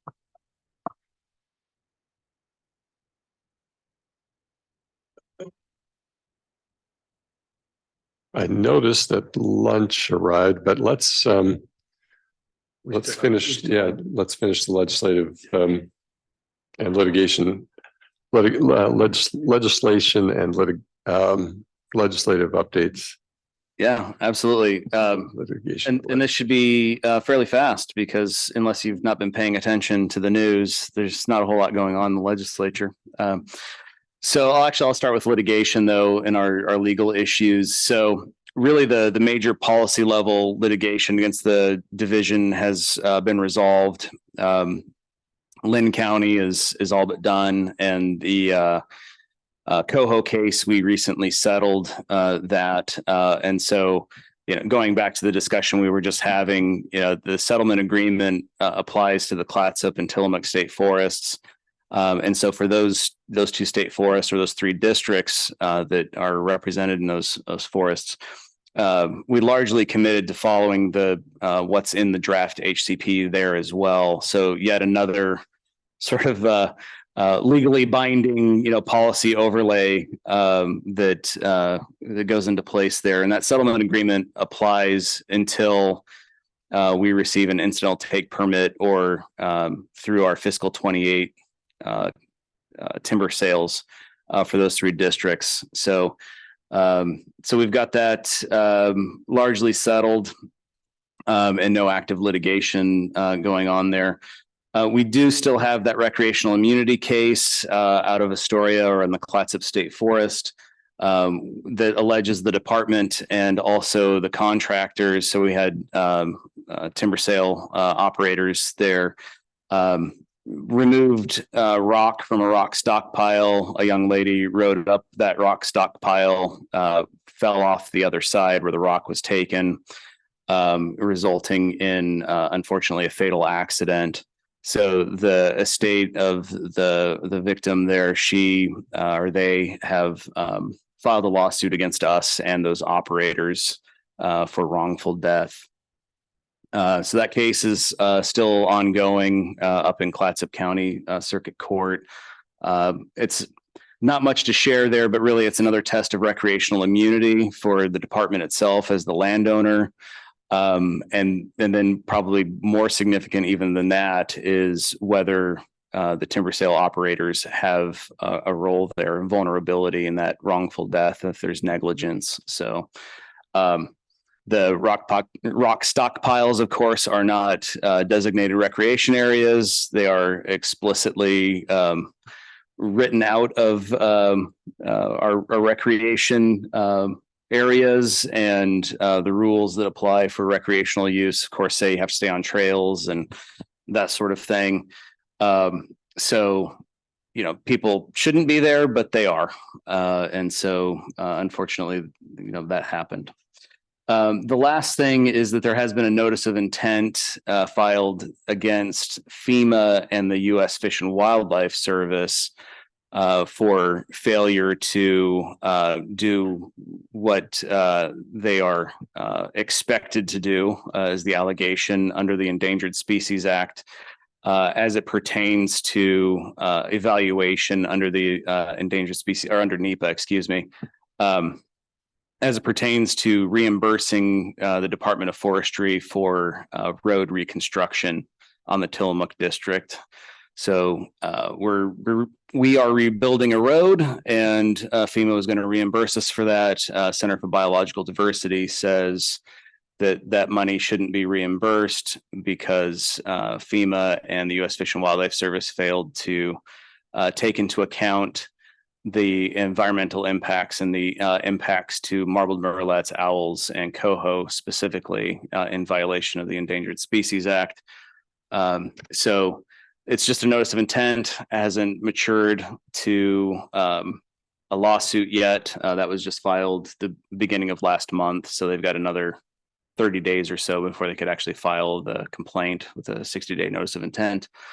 And it's not against the department directly, but since it's our road, there's likely to be some meetings and some conversations and the such that we get to be a part of. So that's really the legal landscape, the litigation landscape as it exists today. Happy to answer any questions. Otherwise, I'll move into legislative matters. Okay.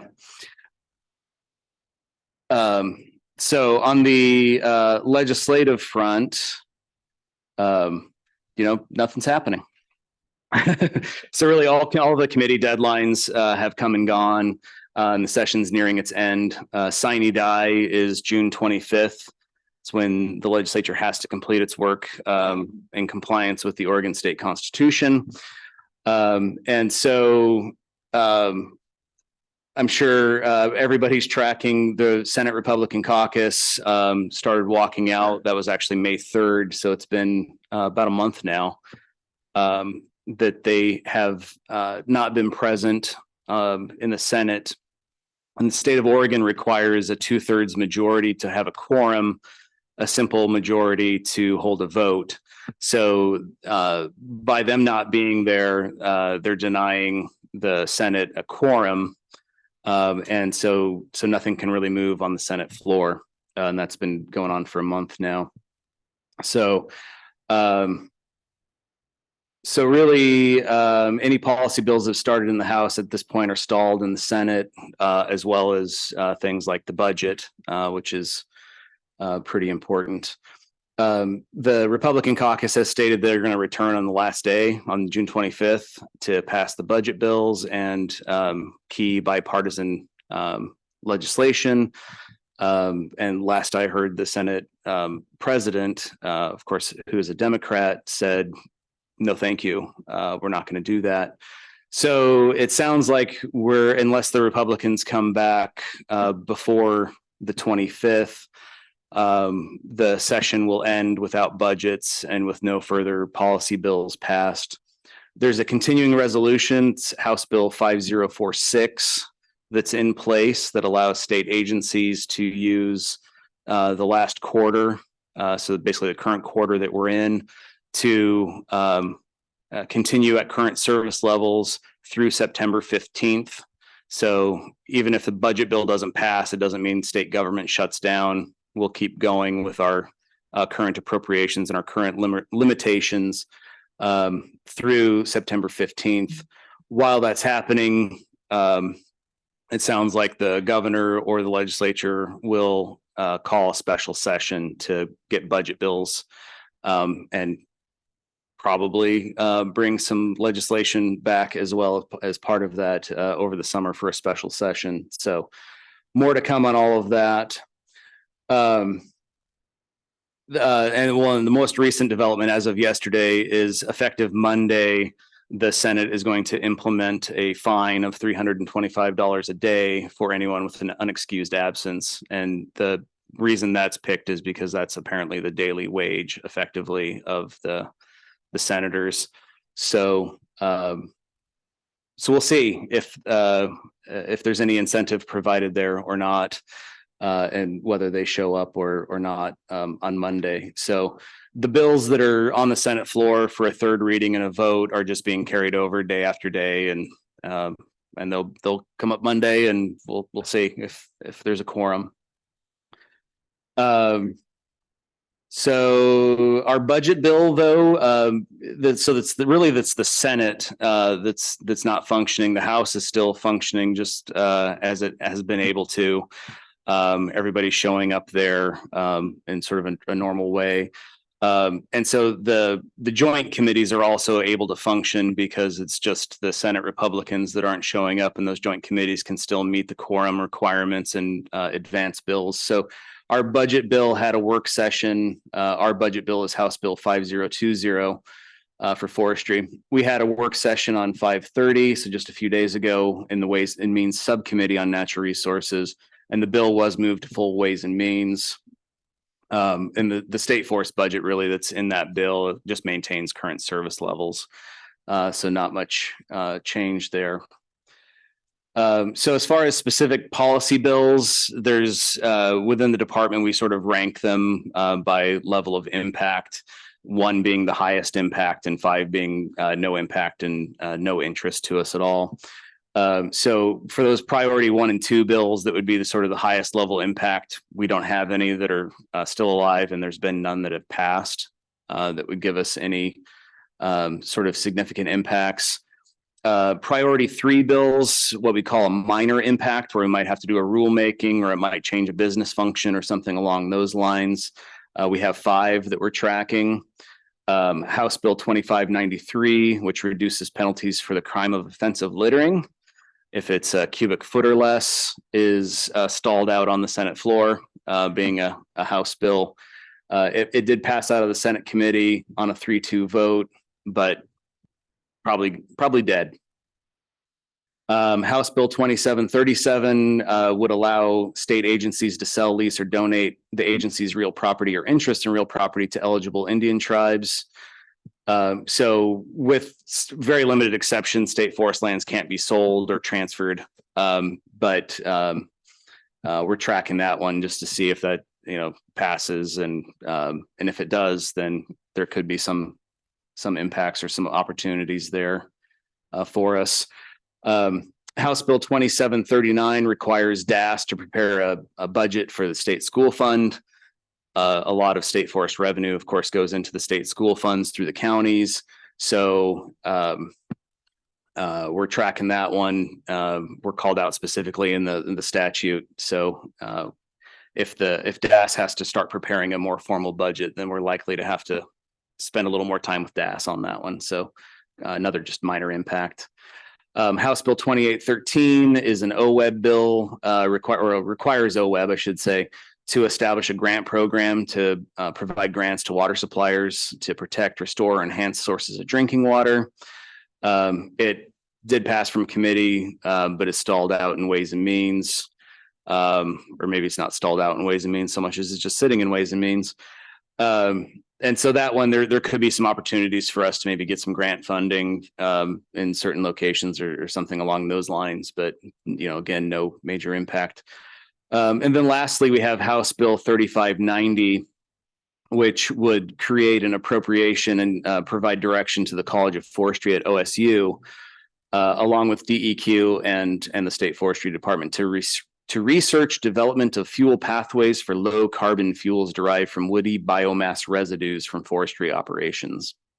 And then allows us to create an offset program to market and generate some revenue from that. So what this effectively would do is allow us to take logging slash, which otherwise would be piled and burned in place, and convert that into low carbon fuels and market those low carbon fuels, sell those, generate some revenue, which would then, be shared with the counties and us. So it takes what is a waste product and a cost to us and potentially generates and creates a revenue source. So, but it's a study and it appropriates a few $1 million to OSU to kind of see, like, is that real? Is that a thing? Or is it just a fantasy that sounds great on paper? So we'll find out. That bill was referred to Ways and Means, of course, because it has that large appropriation with it. But it had a do pass recommendation of 10 in favor and 0 not in favor. So, really broad support from the committee. It was in the House Committee on Climate, Energy, and Environment. So, so there's a handful of other, bills of interest dealing with outdoor recreation, such as off-highway vehicles. There's a abandoned RV bill that's still out there alive, but not really doing much. Shouldn't really have much of an impact or don't have an impact as they're written, but could be of interest to us in the long run. So so that's kind of what's going on legislatively. Really, expectation is that not much else is going to happen for the rest of the session, and there'll be more action to come in the special session over the summer. So happy to answer any questions.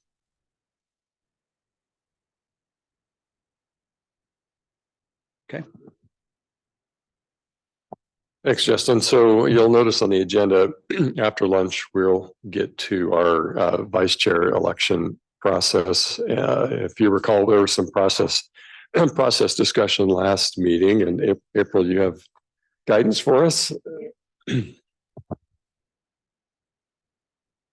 Okay, April Sonnenberg, and I have the SFAC vice chair voting ballot that I'll hand out to the members. It will be a written vote, And the members that were nominated at the last meeting, their names are listed here. There's also a write-in option.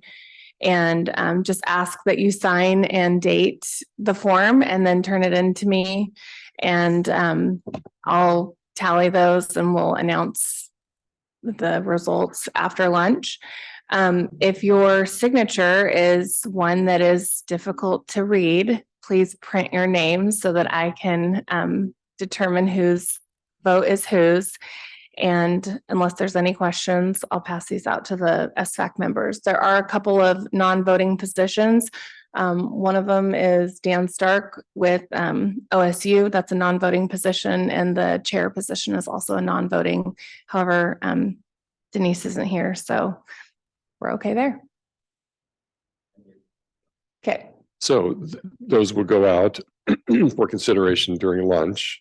So we did discuss last time, in case the candidates would like to say a few words, stump per se, I guess we want to squeeze that in before those get handed out. So send your checks to the candidates in advance, but the floor is open to Amanda. Would you like to say anything? And I mean, at Lisa's invitation, she deferred to you if you'd like to speak. I'm not choosing who. Yeah, I think that's the idea. Occur over lunch. We give you the ballots. Yep. And then you can vote and then get it back to April. Yeah. So good idea. Can't remember if we said anything at the last meeting. We might have just kind of Did you all?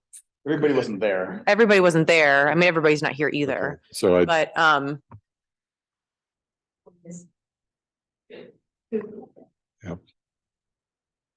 yeah, so I guess the will of the committee. It's yeah, so just a open mic. This is an open mic.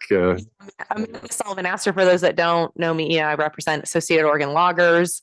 I've done lots of work with folks across the aisle, really looking for solutions. I'm a certified forester through the Society of American Foresters. Follow a code of ethics through that professional society as far as how I advocate and how I look at science. And I've held lots of different leadership roles on lots of different committees. I currently sit on about 53, so lots of experience engaging through collaboration and trying to work with others towards common goals and interests, and try to do my best to follow Robert's rules and make sure that everybody has a voice in the conversation and recognize that everybody has a value to add in the conversation. That's why we're all here, trying to work towards goals on sometimes somewhat thorny topics. So anyways, that's a little bit about me. And if you have any other questions, feel free to come and ask them to me. So my door's always open, if you will. I have to say something, right?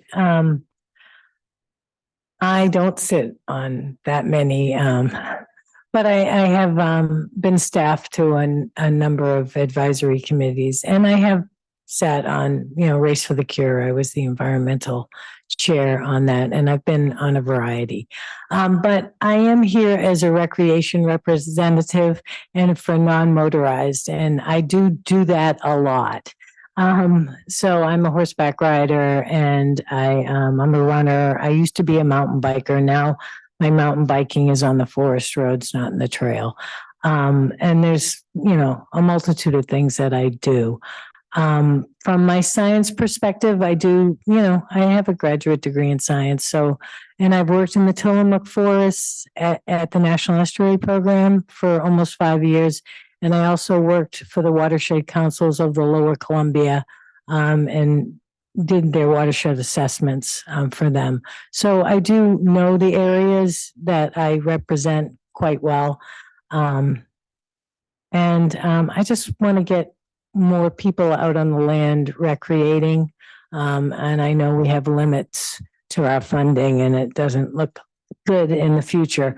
but I am very optimistic about the planning for the master planning and would like to support that. And the reason I'm running, really before I knew that Amanda was running, was I wanted to give more. I've been sitting on this committee for a while, and I have the time. I wanted to give more. Great, thanks you two. Well, and thanks for offering to help both of you. So I guess we'll adjourn for lunch and make sure you grab a ballot from, and we work on the board.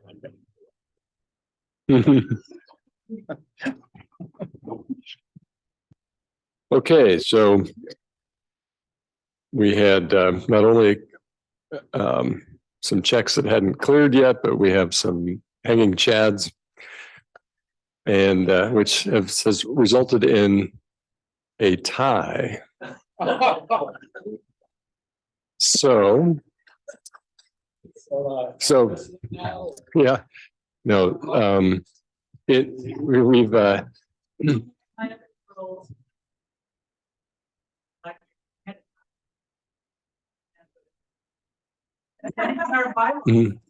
Sure. And we don't have guidance in our bylaws, but we did make the mistake of holding a vote with an even number of members, so since we have an absent member, that would make an odd number.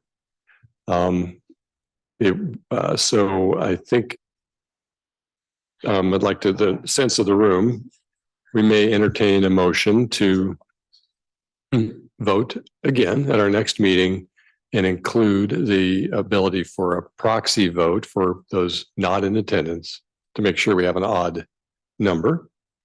And that seems to be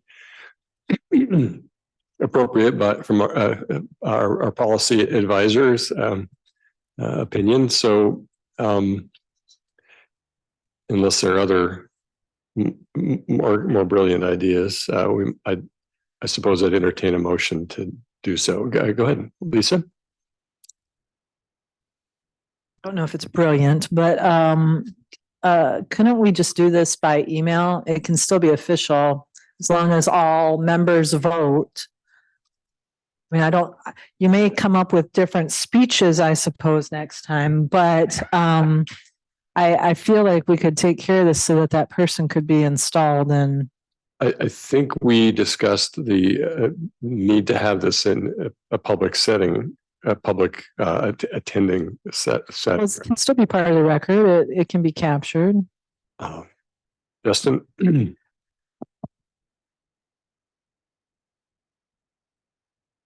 So since this is a public body, all of your decisions have to be made, in public, according to Sunshine, where the public has a right to access that with, public notice and be able to, you don't have to allow for comment and participation, but they are required. There's an obligation to allow for observance.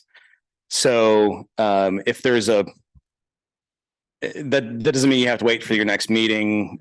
You could hold a special meeting for 15 minutes, and certainly ballots could be submitted via email.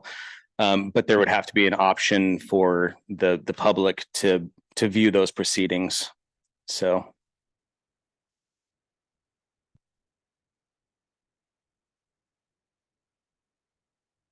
I suppose we could schedule a separate Zoom meeting too, but it would be a fairly simple matter to do it at our next meeting. Mike Kennedy, I wondered, is there a way to do the balloting via email and then just at the next meeting, just vote to verify it, sort of thing? Would that work? Yeah, you could. You can certainly make those decisions ahead of time going into the meeting. But you'd have to have an official proceeding at the next meeting of, okay, here's the vote, and here's, how does everyone vote, basically. So I don't know if that saves you anything other than knowing ahead of time what the outcome would be, but yeah.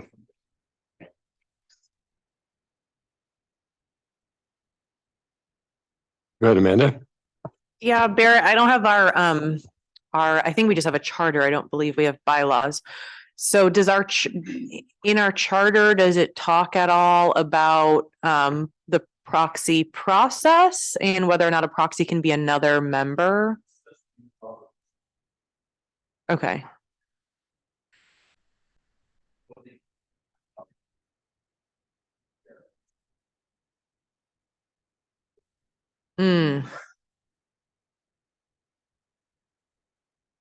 So we would be looking to basically approve a process now. Hopefully we can just make this as simple and quick as possible.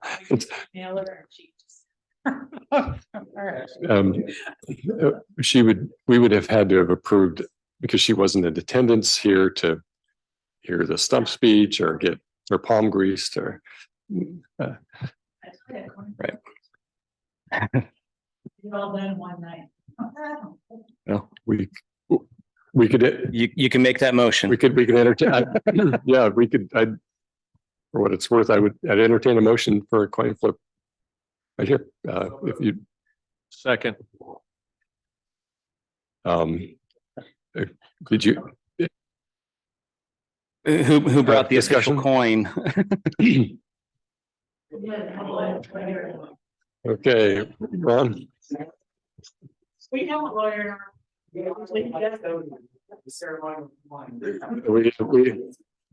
have a quarter, so but first I will look for any discussion.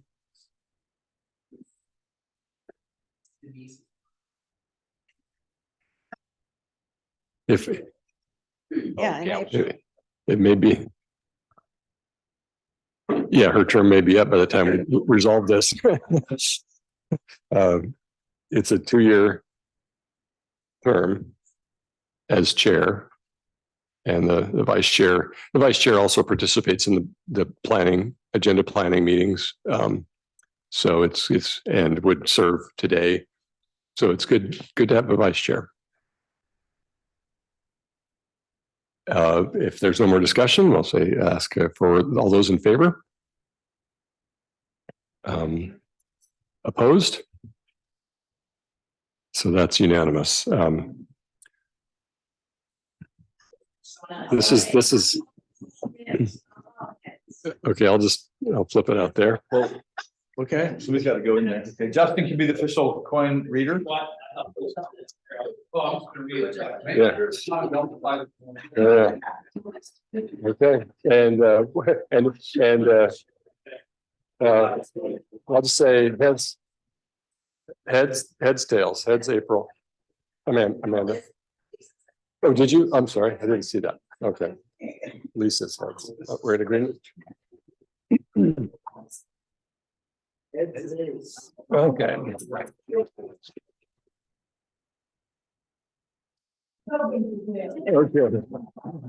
It's a Delaware quarter, so it's definitely having tails. Okay, so for the record, that did turn out to be heads.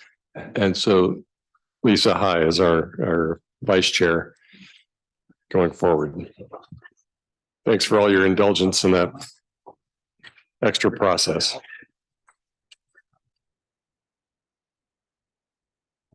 All right, speaking of change.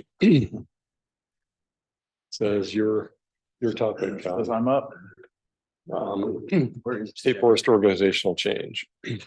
Yeah, April. Sorry, one more bit of business. April just reminded, we do need to, since we did rely on the vote. It was a tie, but we do need to make sure that we're into the record entering the votes and who voted for who to confirm that. So voting for Amanda Astor Sullivan, we have Mike McKibben.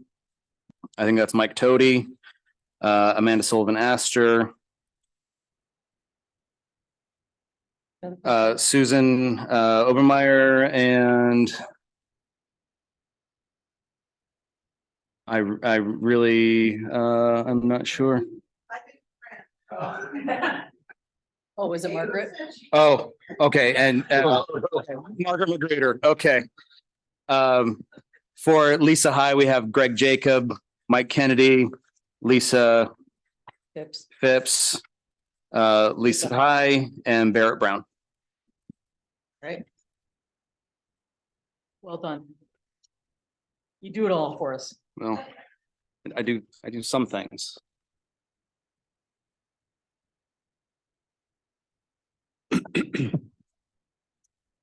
Okay, Ron, you've got a topic on the division changes, and I think a org chart went around the room earlier, so hopefully you have, All right. everybody has one in front of them. So welcome back, everyone. This is for those online. This is Ron Zilli. April's going to share the document that I'm going to talk through here with the committee on Zoom. I'll wait for her.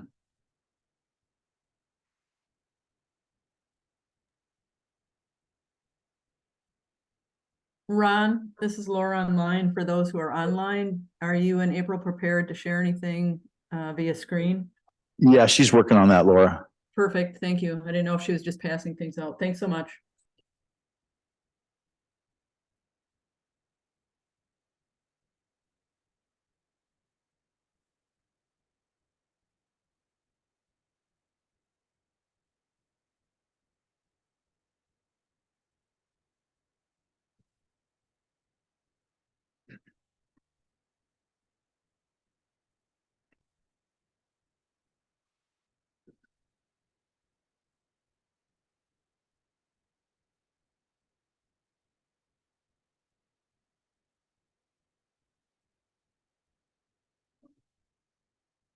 Probably good enough.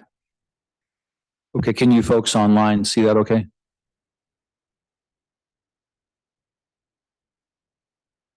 Yep, sure can. Thank you. Okay, great. Well, this will be brief, but I just wanted to, share some additional organizational change that's occurring. We've had just a unprecedented amount of change within the agency in the last year and a half. I walked through that with a few folks, but I'm probably worth taking the 90 seconds to run down that with everyone here. So Cal Mukamoto, our state forester, was appointed and began his first day November 1, 2021, if I'm tracking that correctly. And that's about 18 months ago. And since then, we've had basically our whole executive team, except for our planning branch director and our public affairs manager, change positions or be new to the agency or change positions. So we've had Kyle Abraham become our permanent deputy state forester. Bill Herber has left the agency, who was our deputy state forester for administration. The area directors are sitting on the executive team, and all three, now with Don's appointment to Northwest, all three area directors have been turned over in the last 18 months. We have had all three division chiefs. Mike Shaw was just appointed to the division chief for protection division last month, it was last month. It's June now. So with that appointment, all three division chiefs are newly appointed in that 18-month period. Of the deputy division chiefs, there's 5, and of those, 3 are new to their positions in the last 18 months, and I've changed positions from the planning deputy to now the only deputy in State Forest Division. District foresters, I think we have 9 total. Is that right? But 5 of those are new in the last 18 months. Northeast Oregon, Central Oregon District, Klamath Lake, Southwest, West Oregon are all new in the last 18 months as well. I believe Michael Curran in that time frame as well. So all 5 of 9 district foresters, and then we've added Deanna into our assistant tribal liaison, archaeology coordination position there, cultural tribal resources position. We've added a diversity, equity, and inclusion officer within that time frame, and various other positions throughout the organization. And now we also had our HR manager change. She left to another state agency just a couple weeks ago. So just think about that level of change in an organization. So we're continuing to morph to meet our business needs And within state forests, we're going to go through another organizational, change here. We did have two deputies from 2019 until September of 2022. And then when I moved over into what at the time was the policy deputy position, it left my position vacant in the planning side. And we have decided not to fill it, at least for a few more months, as we look at potential future organizational, need based on where we're going to go, right, with our policies, and see if we need that position or not. We'd still have some things to figure out because Dawn Everingham was really a division staff statewide, leader who was supervised by the area director, but provided a lot of operational coordination within state forests. So some of the positions that he used to supervise, he supervised several positions in state forest, and we've reallocated the supervisory duties of those positions.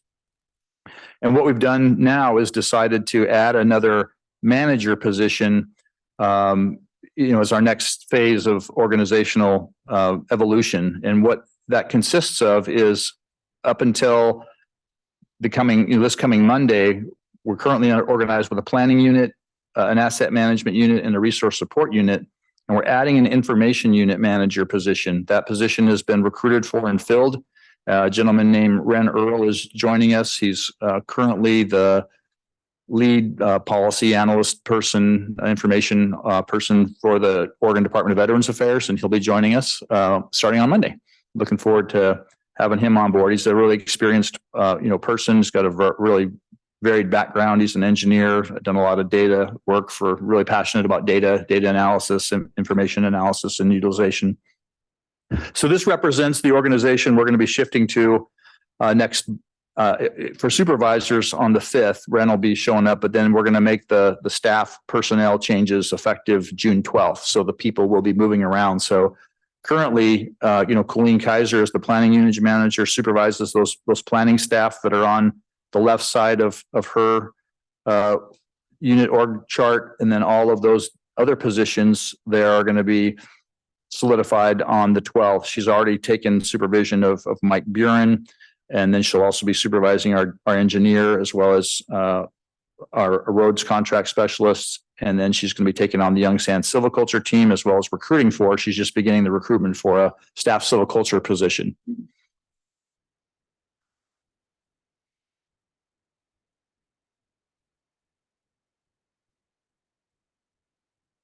It is. Yeah. Yeah. Colleen, yeah. I can tell you why that we have staff that we need to supervise, but for me, planning starts kind of an initial concept for all of these things. And as we go through planning processes and then we go through implementation, and then there's feedback and accountability back into the beginning of the process. And so it's like, if you're only looking at from initial candidate to approval, you're kind of missing the key elements of operations and implementations that could be feeding back into your planning process. So I think we'll change a little bit going forward, but it makes sense for me. Yeah, so then we're going to be consolidating, and we're also looking ahead to HCP implementation as well as part of this. So we're looking at, the new, I'll go through the old ones first. So Kevin Boyd's unit remains unchanged. He's our asset unit manager. He supervises our log accountability staff. Our business team leader, Kevin Hoffs, who does our budget projections, that type of thing. Eric Tenbrook is our land specialist, does real property management. And then we have the folks that do our contract processing and financial support, as well as timber revenue accounting there. And that's all under Kevin Boyd's unit. And then Nick Palzotto, who I think most of you know, is our current resource support unit manager. And his unit staffing shifts to really all of the biologists, most of which Colleen supervises now. And then the staff wildlife biologist who he already supervises, and the aquatic riparian specialist who he supervises. And Eric Mobley is new just last month or 2 months ago now. So I don't know if you know Eric, but we do have an aquatic and riparian specialist on staff now. He's very experienced. He comes from Oregon Department of Fish and Wildlife, and I think he was there for around 20 years, somewhere in that range. Really happy to have him on board. And then Nick will be supervising all of those really biological support type staff. And we may look at changing the name of that unit. And then Ren, the new unit, supervises all of our, information, functions with Todd Heron, our analyst, who's also doing our modeling, Tyson, who leads our adaptive management program, Ian Hayes is a monitoring specialist in that program. And then we've got our inventory specialist and forester, Sean McKenzie. Mike Hogan is an inventory forester who works within that group. And then our information team of Blake McKinley, our staff GIS information specialist. And then we have two field coordinators, a lead field coordinator, Tracy McLean, and then David Barber, another field coordinator. And those will all be supervised under that new information unit manager position. So absent from this is Don's position as the operations, coordinator, and some of the functions that he serves, we're going to be evaluating on how best to fulfill those, communication nodes and information conduits that he excelled at for us in fulfilling quietly in the background and keeping things moving along. I think some of those can be done through just normal unit function responsibilities, but there are some other levels that we still may need, to look at going forward there. And Don, I don't know if you want to say anything about this organizational change or your thoughts on anything for this committee's benefit or not, but I'll be happy to answer any questions after Don shares anything he'd like to share, but just wanted to keep you up to date on how are we organizing to meet our core business needs and adapting to what we see coming in the future. Yeah, and I'd say a lot of the focus of that position, and it was new to the org structure when we reorganized last time, but ultimately it was to provide some aligned direction to a decentralized division, right, through the district. So as those that work with our different districts, obviously, that there's some things that each district does differently. In many cases, that's prudent, and we do that for good reasons. Other reasons, we just do it differently because we've always done it that way. And if you look at our operational policies, there's a need to update a lot of that, to modernize some of that, and essentially provide some aligned direction to the districts around operations and implementing policy maybe more consistently and efficiently.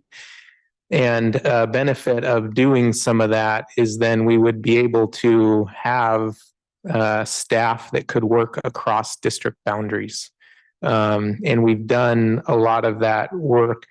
You saw it on the Santiam, where we had a lot of foresters kind of flow over to the Santiam after the fire. But even in our standard annual operations plans work, really having that operational finger on the pulse. And if there's a district or a specific spike in workload, we can address it by shifting staff around the area.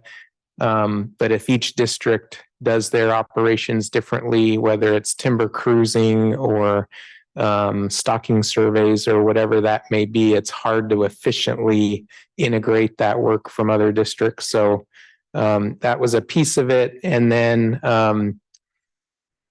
just communication flow across districts as well as our REI team, ensuring that flows well, meeting with a small group every other week, and then a monthly basically operational briefing for the division to ensure that not only all district staff are able to track how we're proceeding on an annual operations plan, but also our technical specialists in Salem understand what the need is of their work from the field, and we're able to prioritize workload appropriately, is kind of some key parts of what that position was intended to do. Great. Thanks, Don. Before I go open it up for questions again, just some context on how the district foresters fit into that, as well as Laura Fredrickson. So the district foresters report to the area directors. So Don supervises 5 district foresters in Northwest Oregon.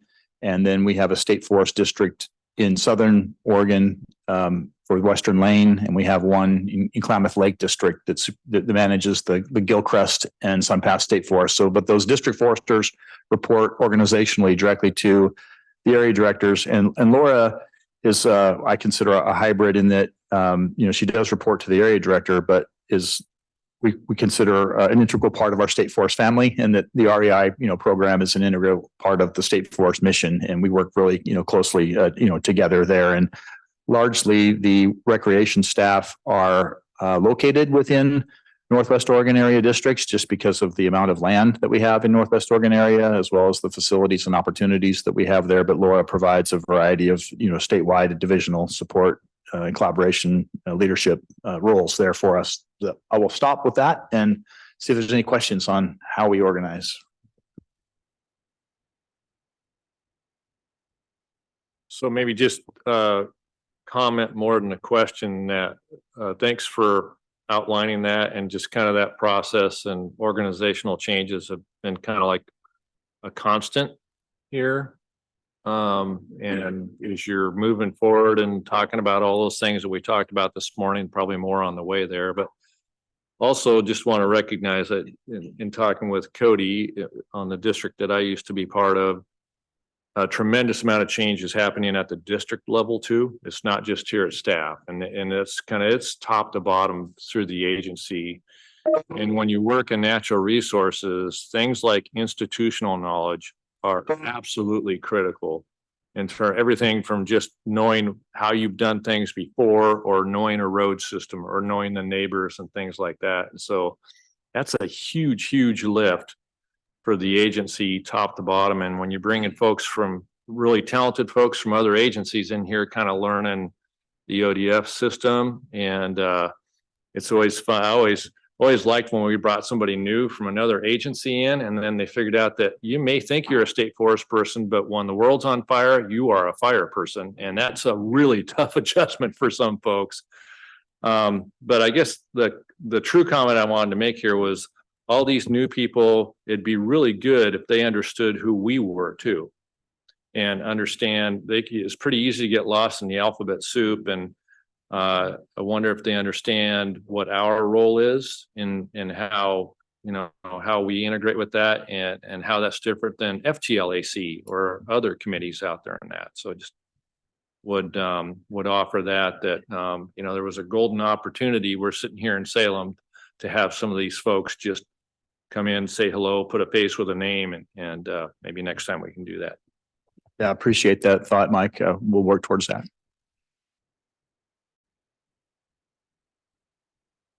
Amanda?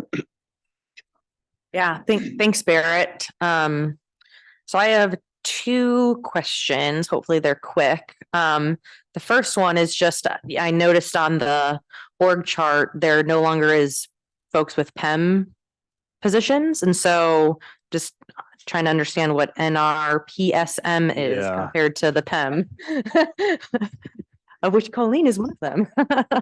Yeah, so I can do that. So we went through a program with is statewide, through DAS, of modernizing job families, is what they call them within state government, to group sort of job families into classifications. And we went away from the principal executive manager series, and what we use now are a variety of business management and natural resource protection management series. So like starting with Mike Wilson, for instance, he's a natural resource protection specialist or administrator 1. And then I'm a natural resource protection specialist manager 2, and Colleen's a manager 1, Ren's a manager 1, as well as Nick. And then Kevin's a business operation manager 1. That's what the BOM 1 stands for. And then we still have the natural resource specialist series. NRS is what that stands for the positions within the units themselves. And then there's a few other technical positions, like ISS means information systems specialist. And then we've got primarily NRS is, there. We do have some administrative specialists, which is an AS, or an office specialist, which is an OS. And then we have our policy analyst, of which Justin is one, and Cindy Kolomichik, operations and policy analysts is what their job classification is, position classification. Go ahead, Don. And I think the intent behind that is, my understanding is that PEM series is general across all state agencies, and that it was so general. The thought is if they could get these as more specific, the position and the announcements would reflect that, and you would have a better candidate pool for these more specific positions. But it is something that we're all trying to learn to shift gears because we've all grown up under that system for many years. Even into the Forest Manager 2, Forest Manager 1, while we proceed with that classification, there's a process to look at that to see if that's really what that right classification is. Yeah, that makes sense. It's, yeah, my understanding that the PEM series is across all agencies. So it sounds like maybe that was identified as an issue as far as the core responsibilities under that and kind of that feeding into the PD, maybe not really fitting this specific agency quite perfectly. So I think that's interesting. I'll have to go and look and see what specific pieces are within each of those. But so that was my first question. The second question that I had, and this is like all a little bit new to me, but obviously we were out on the North Cascades district and we had Dax there who's on this org chart. So are each one of these biologists in particular, it seems to me, but maybe there's others on this org chart that are specific to a unit or a specific area? And if so, is there a way to get kind of duty station or any more specifics onto the org chart so we can see where somebody is actually located or focused rather than just one biologist, two biologists, three biologists more, you know? Yeah, and I can talk about that a little bit. So we do have, so I have I currently supervise 6 biologists, which are the field kind of support. And the ones that are listed as the higher level NRS 3, they are associated and kind of support specific districts just because of how broad we are generally. So like Corey Grinnell, he supports Tillamook and Astoria primarily. Dax supports Forest Grove, North Cascade, and West Oregon. And then Randy Smith supports Klamath, Western Lane, Southwest and Coos units, and then provides additional support as needed to the other districts. And then the NRS 2s are kind of floaters in between to do habitat assessments, to work on surveys, like all the work, and they kind of just float where the work is depending on that. And then Matt Gosson's position is a kind of the hub of like the data and the contracts that we do. And then with Vanessa's position, she's more of that staff policy level. So she's really focusing on the staff work that we do, the policy changes and updates that we do. And then she also provides guidance and alignment depending on the division work. That may change as we go forward. That's how we're currently set up. We were talking about surveys earlier. And that really helps us to do the operational like reviews for NSO habitat, murrelet habitat, because you can get familiar with the areas that you're working in. But as we look towards an HCP, like one of the reasons why we wanted to have everyone in one unit is because that functionality may change or the geographics may change. Some of the alignment issues, we may need to pull that in closer just because of the work. There's just so much new that we're going to have to get aligned on to be able to support the districts the best we can through the HCP, as we move to that. So that's really why we're there. The reason why there's not those units on there is because this is kind of looking forward and we don't know if we're going to support it the same way, but currently that's kind of how we're set up. And we probably will do that at least through the times that we're surveying. And then this is Dawn. And then you're right, there is the added complexity that not all of those positions are actually based out of Salem. They're dispersed throughout the field, which would be a nice addition for actual location. Yeah, so the majority of my team, the new team and the planners, and then the biologists are spread throughout the state. So for my team specifically, I have people from Astoria who are in the Astoria office, Forest Grove office, Tillamook. I've got some remote workers that support multiple districts. So they just go to where the need is all the way down to Coos Bay. So really support. And the cool thing about that is yes, we don't have quite as like that team environment within within the Salem staff, but I really do think it keeps us a lot more integrated into what's happening on the ground, because they are integrated into the districts. Some of them are, and others, it forces them to make sure that they have really good lines of communication with the district. So like Austin was online earlier, and he supports North Cascade and West Oregon. And so he works remotely, and he's able to make sure that he has good relationships with the districts and is supporting them through their work. Whereas if we were all in Salem, one, we're not going to be able to recruit as good of talent because there's only one location. And this way we can kind of draw people from the field into these positions, because it's really important that we have field experience in the planning positions. So that's how we're set up. Any other questions? I would ask Ron and Don, if there are points going forward where you think our discussion would help you guys. Just look for agenda time. Might be points of feedback that are helpful here and there. I know there's a ton of process when you rebuild these things, but No, appreciate that offer, Barrett and everyone there. We're certainly going to be, as we get further into the policy transition, we'll be keeping a close eye on how to best organize to adapt and execute around our priority work relative to our plans and policies. So we've got some things to work through here, in the next year as we adopt, new forest management plan at some point over the next year and a half, intention with the HCP. So gotta let that stuff play out, but this is how we're gonna begin for our next phase.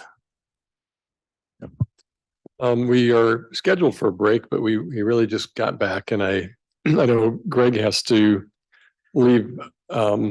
So maybe we can get into FMP HCP as long as you can stay, Greg, and we'll at least get you some of that. No, sounds good. So I'm going to go ahead and start with the FMP, and then Cindy may join us. I don't know. Well, so she doesn't, I'll cover it, but really these are some high level, pieces here. I'm going to ask Tyson also to assist with a portion of this. So big rock, pieces for the forest management plan. We're really getting close to having a draft completed of our new forest management plan. And we're working on just revising, editing some comments we've received from some science reviewers, as well as some board members on some chapters.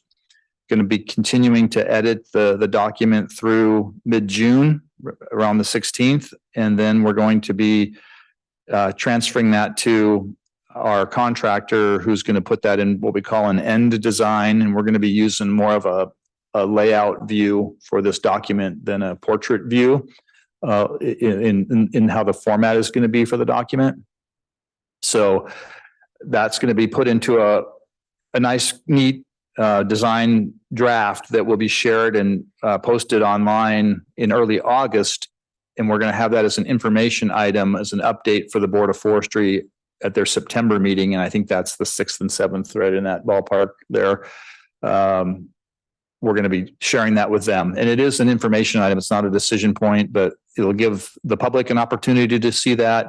We'll give a presentation at that meeting on where we're at with it, really trying to articulate the management approach, how it's intended to play out with achieving the goals and strategies that are contained within that plan, and coupled with the incidental take permits and the habitat conservation plan that are there. So whatever feedback and comment we get, we'll be listening and taking that, as well as any feedback from the board to further refine that. We were intending to have modeling information out in September as well, some updated information, and that work is complicated and it's going to take a little bit longer than we had anticipated. So we're going to be looking at sharing some updated information on modeling scenarios that the board could reasonably expect to be realistic to implement under this forest management plan coupled with an HCP, there's a variety of ways that a plan could be implemented at scales, right? From district level harvest objectives to geographic scale level harvest objectives. And we're going to be presenting them with some of those updated analyses that show the range of alternatives that could be derived under this forest management plan for their consideration. They've asked for that information to help inform, the work that they're considering in policy for the habitat conservation plan. But that is going to take probably until a couple months after September to get that on an agenda for the board to share that with them and have that out for the public. In addition to that, we're working on an adaptive management plan and performance measures as well for this forest management plan. And I'll let Tyson talk a little bit about that. Sure. Hi, all. So I'm the adaptive management specialist. I was hired almost 3 years ago. And the forest management plan has guidelines for adaptive management. And in the implementation chapter, it describes what adaptive management means to us and gives some examples, but it doesn't really share how exactly we're going to do it and keep it updated and keep track of all the monitoring commitments that we're going to have. And so the adaptive management plan is separate from the forest management plan. And the intention for having it separate is so that it can be continuously updated. It's going to inform implementation of the forest management plan. It's also going to interact with the implementation plans, setting our medium-term strategies for monitoring. And it's also going to interact with the operation plans as we describe the monitoring that's occurring on the ground in different districts. And so the adaptive management plan has to be, a living document.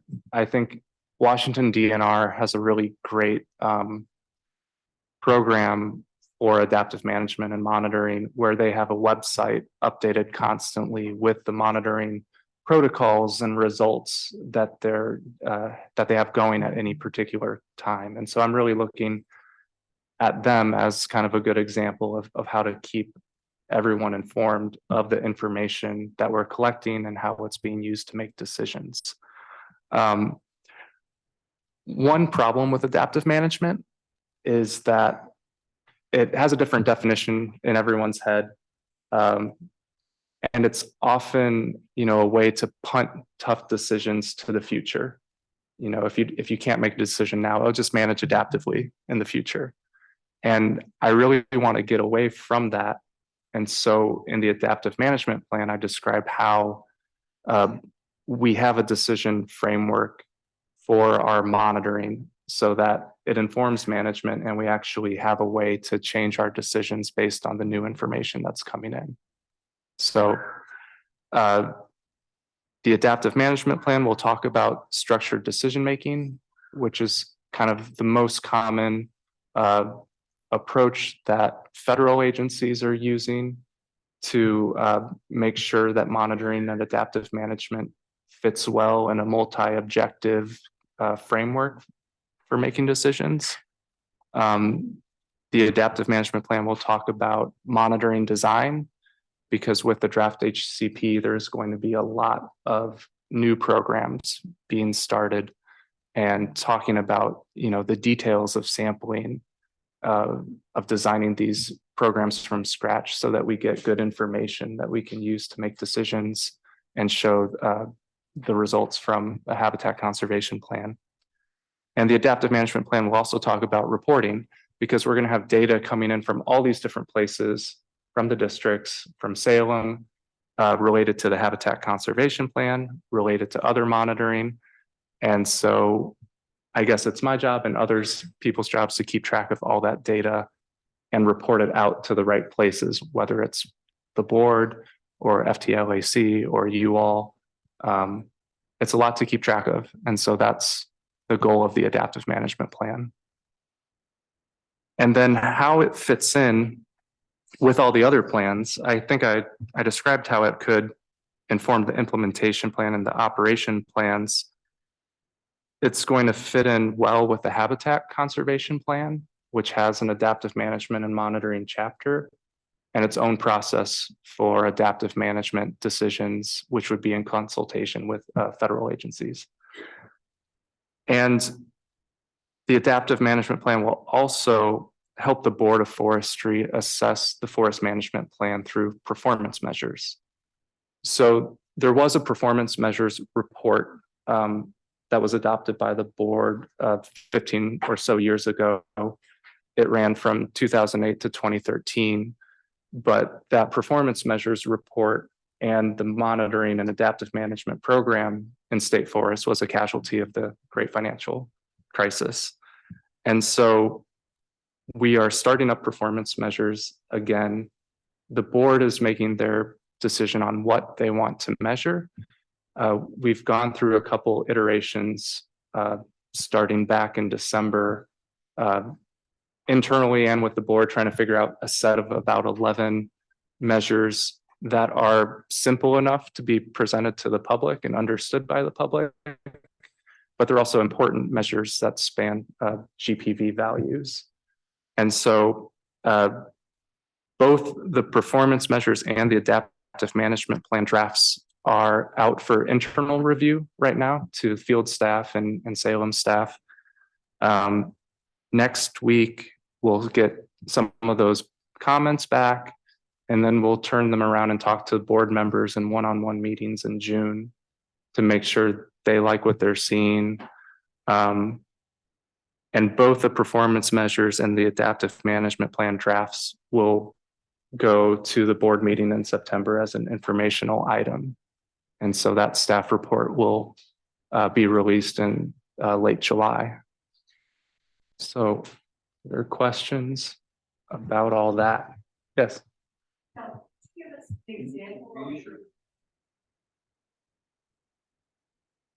Could you give us an example of some performance measures you're considering? Sure. So I kind of break them down in terms of, you know, where the investment is coming from. So some are related to monitoring that we would commit to with HCP. So like roads monitoring for hydrologic connectivity would be one that, you know, we're monitoring for that and reporting on it in the HCP. And we feel like that would be an important one to share more broadly rather than being buried in the HCP reports. Another example would be aquatic habitat. So that's another one reported on for the HCP, but we would want to bring it to the forefront. Other ones are FMP related. So this FMP is really focused on adaptive capacity of forests and the ability to withstand and respond to disturbances in a way that maintains ecosystem services. And so we're still trying to figure out what those measures could be based on our forest inventory. Our forest inventory has a really great breadth of potential metrics, and we're still kind of deciding on which of those are most meaningful for the adaptive capacity values that we care about. And other metrics would be ones that we already report annually, like the forest development fund balance or harvest levels, things like that.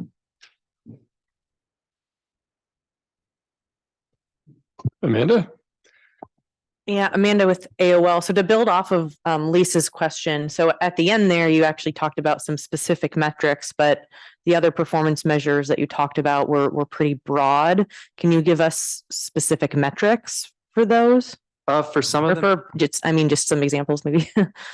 with just some examples. Yeah, I mean, when you talk about ecosystem services, okay, that's huge, right? We talk about road issues, you know, there's lots of things that you could actually measure. So I guess I'm curious how the performance measures connect to actual metrics. Yeah, and I'm hoping to get a lot of good internal feedback that guides me there. Yeah, it's been tough writing something at a high level for the board and making sure you get their approval before spending a lot of time on the specific metrics.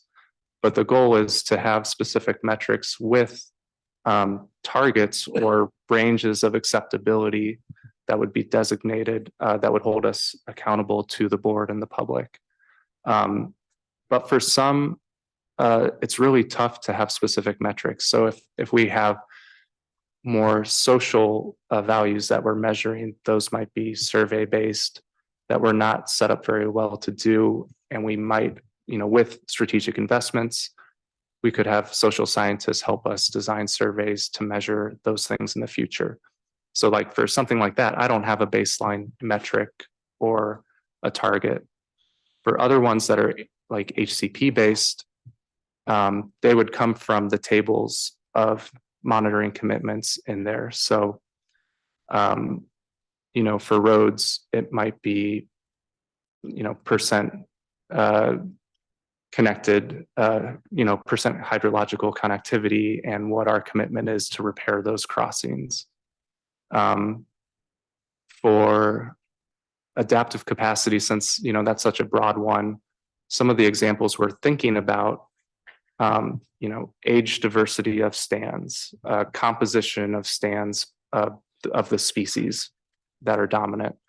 Some people have suggested like a density measure if you're thinking about adaptive capacity to fires. Other ones could be like biological legacies, which we're going to be reporting for the draft HCP commitments.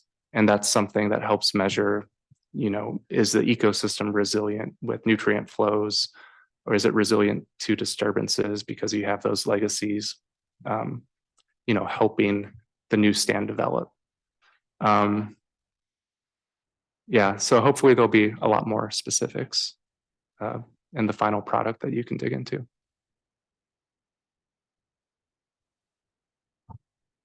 Sure, Amanda. Yeah. This might spur some other ideas.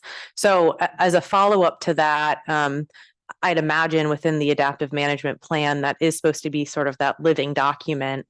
I think part of the problem, we do a lot of monitoring, the feds do a lot of monitoring, but then like you said, sometimes that we sort of don't do anything with that, right? And we sort of fail at adaptive management because we aren't actually adapting practices based on that monitoring that we're doing. And so will the adaptive management plan be more of a framework on how to utilize that information to be able to change how things are done, or kind of, I guess I'm curious kind of where that's at, or I guess maybe we'll see it when we see it. Could you kind of expand on that at all? Yeah, and I think a few years ago, there was sort of a grand vision to make structured decision-making a larger component within the agency. And just like jumping right into that for everything is too much of a task right now. So I think in some cases, we'll be integrating into like the implementation planning. And that will be a great time to decide, to look at like what monitoring investments we should make, what the targets for performance measures should be over the 10 years. Did we meet the performance measures for the last 10 years? Like what are the monitoring results that can help inform implementation planning? So that's kind of the main route to changing decisions. We also talk about decision support being requested by the board or within state forests for cases where we have management uncertainty that we want to work through. An example for that could be something as simple as like, what planting density should we do? If we're thinking about the inputs into stand management and how can we do that more effectively or with lower costs. And that could be something where we would have a group of people with different opinions within the agency, or bring in outside opinions as well, and work through structured decision-making so we can decide on what monitoring we need, what our objectives are, like what information will change our management going forward ahead of time. So that when we have results, like we've decided on a process for actually, changing our approach. But yeah, I am concerned because literature is filled with adaptive management's like good intentions that didn't change things. I'm going to add to that just a little bit from an implementation set standpoint. One of the things Tyson and I have been talking about a lot is, designing what that workflow looks like between the monitoring plans, the adaptive management plans, the reporting that we're going to be doing, and then how that informs the implementation plan work that we do as we renew those, every 10 years as we work through that process.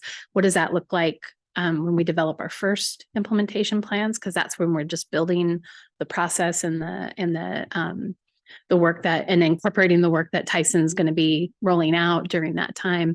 And then subsequent years is really building it into that implementation process. So we're reviewing the data, we're using it to inform operations and activities and changes that we have to do along the way. So it's still work to do, but that's kind of how, he touched on that, but I just wanted to emphasize that's where I see that work really touching base. It doesn't mean we won't look at those things earlier, because the intention is that the 1-year plans roll up into the 5-year plans that roll up into the 10-year plan. So it's all really connected and really clear. And we can see those trends early on to make any course changes we need to through adaptive management. But at least we'll have like very specific touch points that we definitely look at, like, what do we know? What have we learned? And what does it mean? And how does it change what we're doing, or does it change what we're doing? So more work to do, but it's feel like we're well set up to have those conversations and consider the data in a better way than we have been in the past because of the technology and the framework that he's putting together.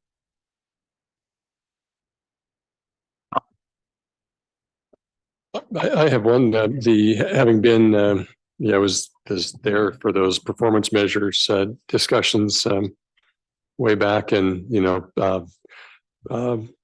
social values hard to measure. Just want to, as the REI units continue to mature, just want to boost the notion of engaging social science research partners in the survey of whether it's public satisfaction or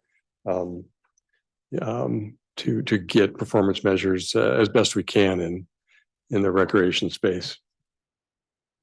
Very hard, but better and better ways to do that. So.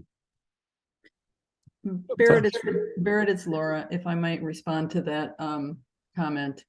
I believe most SFAC members know, and if not, perhaps it could be an agenda item at our next meeting, but we did mount a pilot project down on the Black Rock mountain biking area on the West Oregon district to deploy a methodology, testing it out to see if it worked and we could apply it elsewhere. And essentially we were trying to get information in terms of economic benefits or spin-off benefits, as well as spin-off health benefits.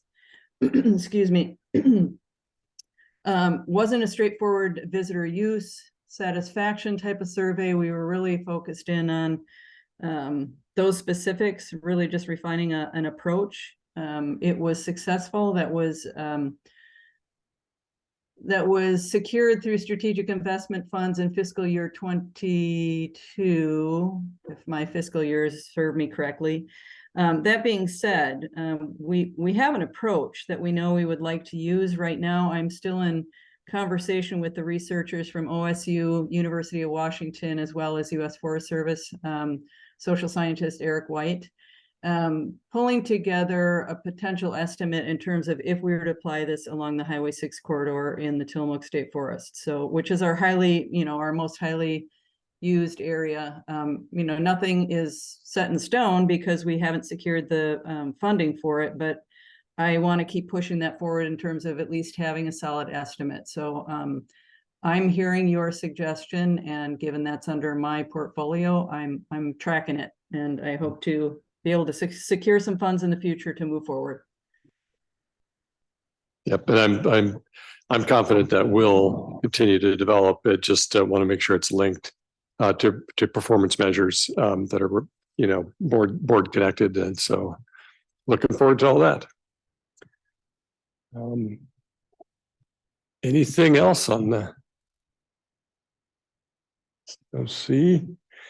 Anything? Well, thank you for that. Ron, did you have a wrap up on that topic? Yeah, just look forward to your continued engagement as we go forward and seeing that draft, as well as working towards implementation particularly, and, the future of drafting those implementation plans and getting your advice as we work on that. And thanks to Tyson, for one being here, today. And as was mentioned, sometimes this work doesn't get followed up on, and Tyson's been here now 3 years, and just really appreciate the addition that he's brought, in capacity, to our staff and expertise, and hope he stays with us for a while, and looking forward to just where we can go with this program there. He brings a lot of very thoughtful expertise to this discipline. Really glad he's here. Okay.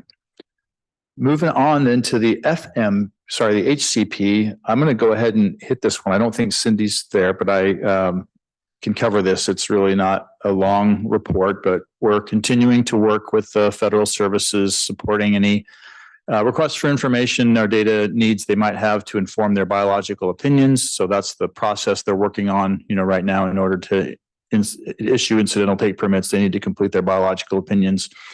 And we don't expect that those are going to be finished until the late fall at the earliest. And I think if you're not tracking that, there's a lot of interest in, what are, related to the harvest levels and that additional modeling. If you've been tracking the Board of Forestry's work, which is technically outside of the purview of this advisory committee on state forest implementation, but at the policy level, the board is, working on, it has requested from us to provide them some additional analysis on the ranges of alternatives that we could provide them to implement a forest management plan with those incidental take permits. That analysis is, as I mentioned in my last update, going to take a little longer. So we're looking at having a presentation to the board sometime around November is what we're looking at. And it isn't anticipated that the services would conclude their work, prior to that meeting. It's within the range of possibilities that with whatever those outcomes are, it will provide, comfort and ease to the board on the range of options they have, or potentially inform a conversation that they would need to have amongst themselves on if they would choose to give any additional direction, possibly on the HCP. But we're pressing forward on finishing any details that are necessary through work that comes up, and just really supporting the services on any just clarification on questions they have on how we intend to implement that with our forest management plan to help inform their biological opinions that they're gonna produce. So that's really, where that sits. And then internally, right, that's a whole body of work that's a business process change for us. And our staff have been working on a field training manual, and that is almost done. And they've really put a lot of energy into that, working with our contractor and a variety of staff on there. And that's really come a long ways in a short period of time. So it's just been another kind of heroic effort amongst all the heroic efforts that are going on at the agency, keeping things moving along. But, in this notion of acknowledging change as well, Ty Williams, who's in the black box there on the screen, if he can hear me, is another person who's going to be moving along. He's retiring on July 7th, if I got that correct. And that's not too far away, a little over a month away, but he's stepped up and played a leading role in the, coordination of this field training manual. There, a lot of people have contributed to it amongst our staff as well as the contractors, but Ty's played a real leading role in helping move that forward, brings a ton of career expertise in implementing and managing, state forests, and going to miss having him around, but he won't be here for any future SFAC meetings. So just want to recognize Ty, for the work he's done and contributed to the agency and to the state over his career.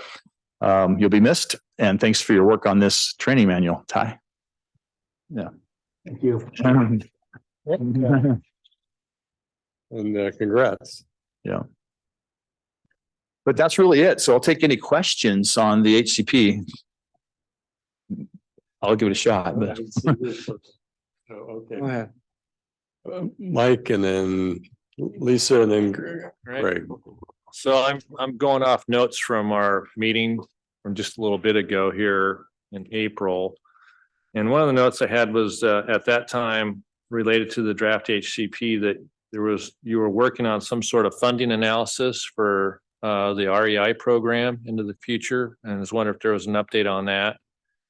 And the other one was just so I better understand the timing, because the notes I had there was that The final draft HCP would be out in June and the incidental take permit would be issued this summer. It doesn't sound like that's been adjusted, let's say. Yeah, that's definitely slid there on the calendar. And again, the board has needs additional information just to have confidence that they can implement a forest management plan, and know what those outcomes would be prior to making that policy decision to direct us to implement, the HCP, and where the progress is for the services on preparing their biological opinions.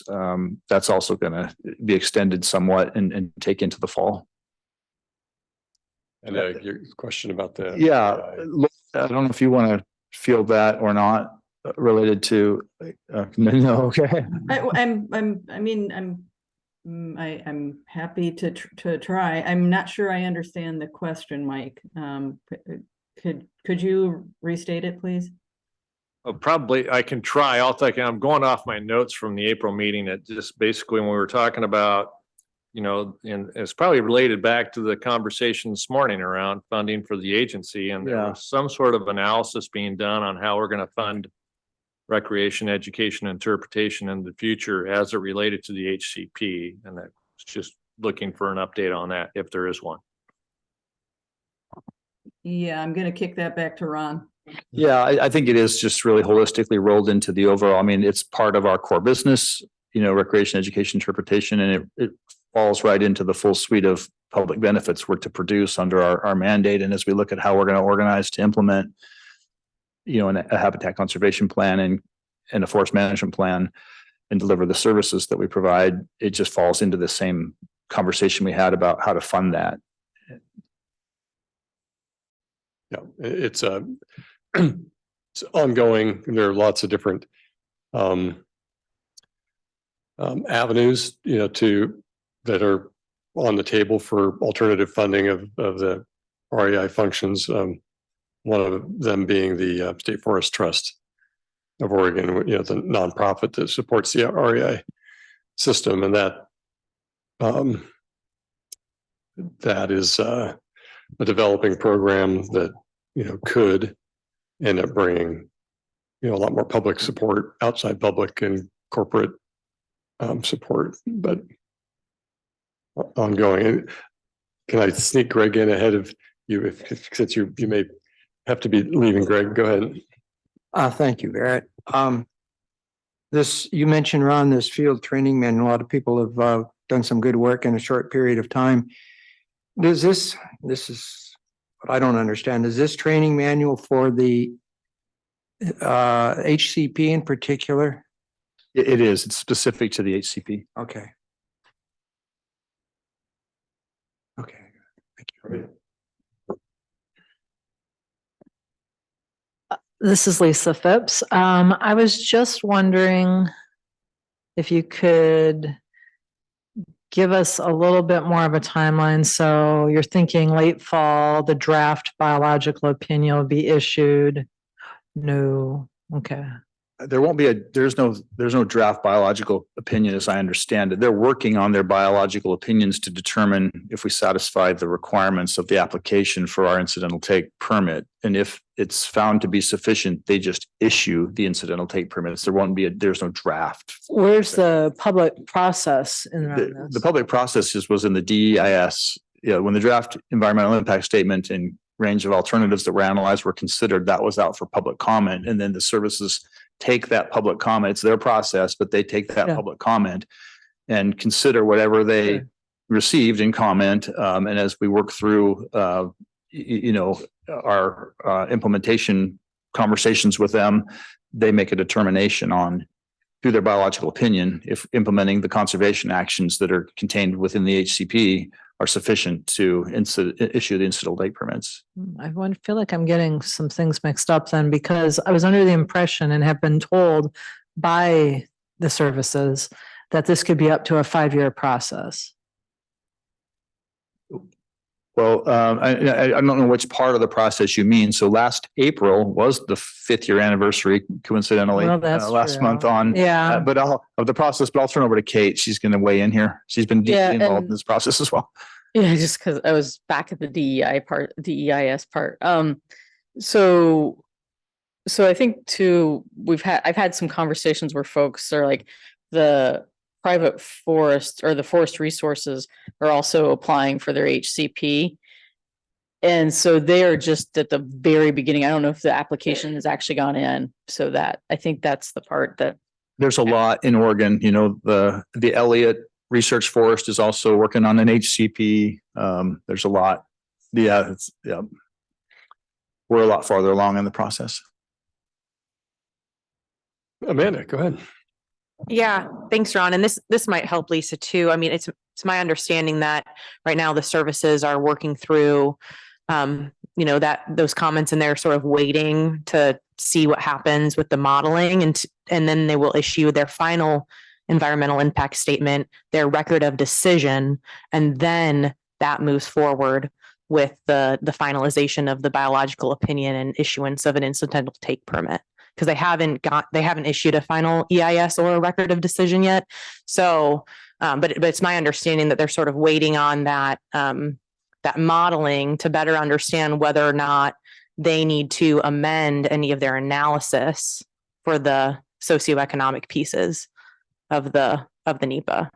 That's my understanding of where they're at right now. Yeah, we're working on fulfilling information requests for them and just to help inform their biological opinions. And that's what they're working on. So they haven't, you know, specifically said they're waiting on our analysis, you know, for the modeling. The board wants that information to help inform if they were to direct us to implement those incidental take permits, what would be the range of alternatives they could expect as outcomes under a forest management plan, which is slightly different than that. And we're just fielding questions to help support the biological opinion development. They don't have an end timeline for us specifically yet, but they're working on their own timeline. Yeah, but it's my understanding that the incidental take permit will not be issued until such time that the final EIS and record of decision. Oh, absolutely. Yeah, those are just sequential. You know, you have to go through those processes before the issuance of incidental take permits. But the timing of that is uncertain, and it's in their court. Yeah, I just want to make sure that we're not saying there's a DEIS and all of a sudden there's a BO and ITP. No. Yeah. Thank you for that clarification. Yeah, and I knew that was probably just a. Okay.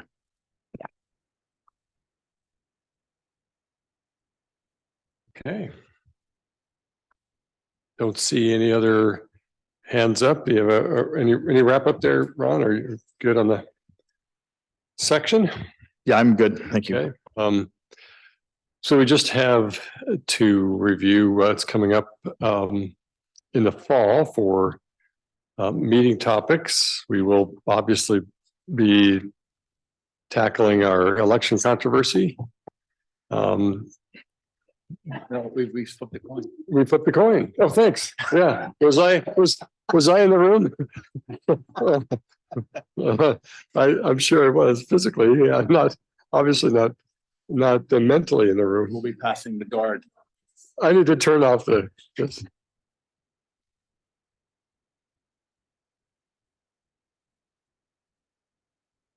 We're back. So I'll just open the I guess the room up to suggestions for meeting topics. And you know, certainly there'll be time for email contributions too, but Mike? I promise I'll stop talking after this, folks.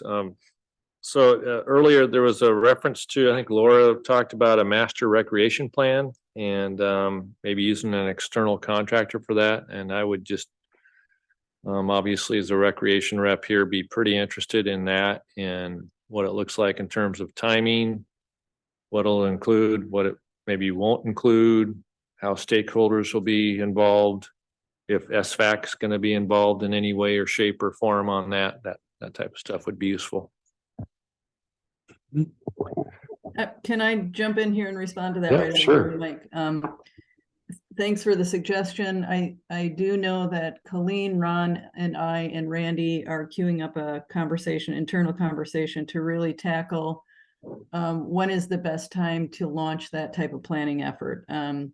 So it may be premature to have that as an agenda item on the fall SFAC meeting, given the fact that we've got somebody out on medical leave and thinking in my own box here, I certainly don't envision that it's going to take place in fiscal 24. So I'll just respond to you in that fashion. Ron, you or Colleen, you may have something else to add too. No, I'm in alignment there, but I do think it's something like as we have those conversations, we can just touch on when we come back of just where we're at and the conversations that we've had. But I don't, I wanted to wait for Laura, but I concur. It's probably not going to be soon, but we can at least give an update of what we're doing and when we're thinking. And for the record, I heard the question, but I do see that on October 27th. That fall meeting.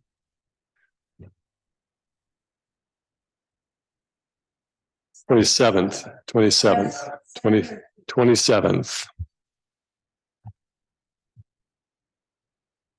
I would just, so we typically do cover us, it's been historical, but we cover a summary of our accomplishments for the previous fiscal year. So fiscal 23, which is ending June 30th.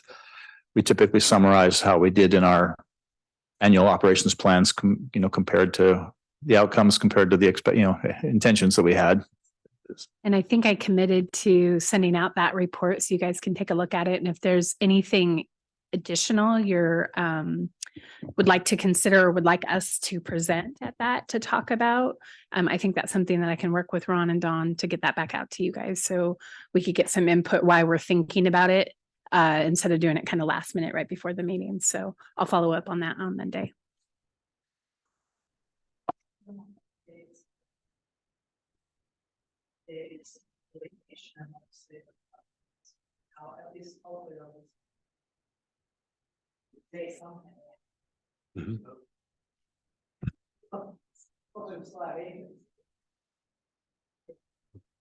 Lisa, hi.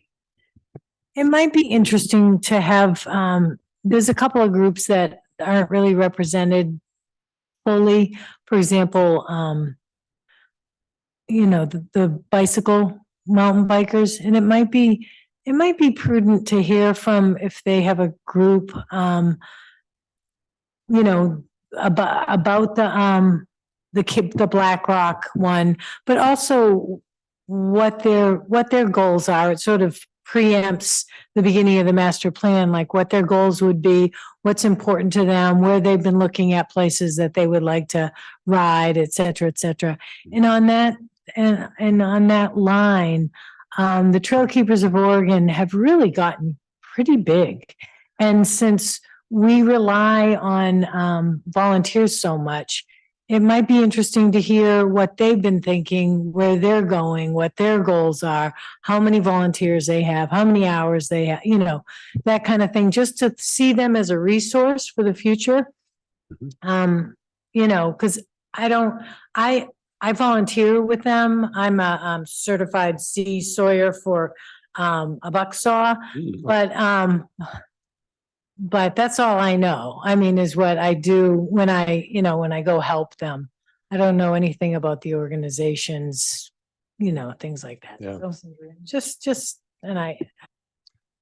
I'm a member of the Northwest Trail Alliance, and I work with them and TKO on the Oregon Trails Coalition, and so I can.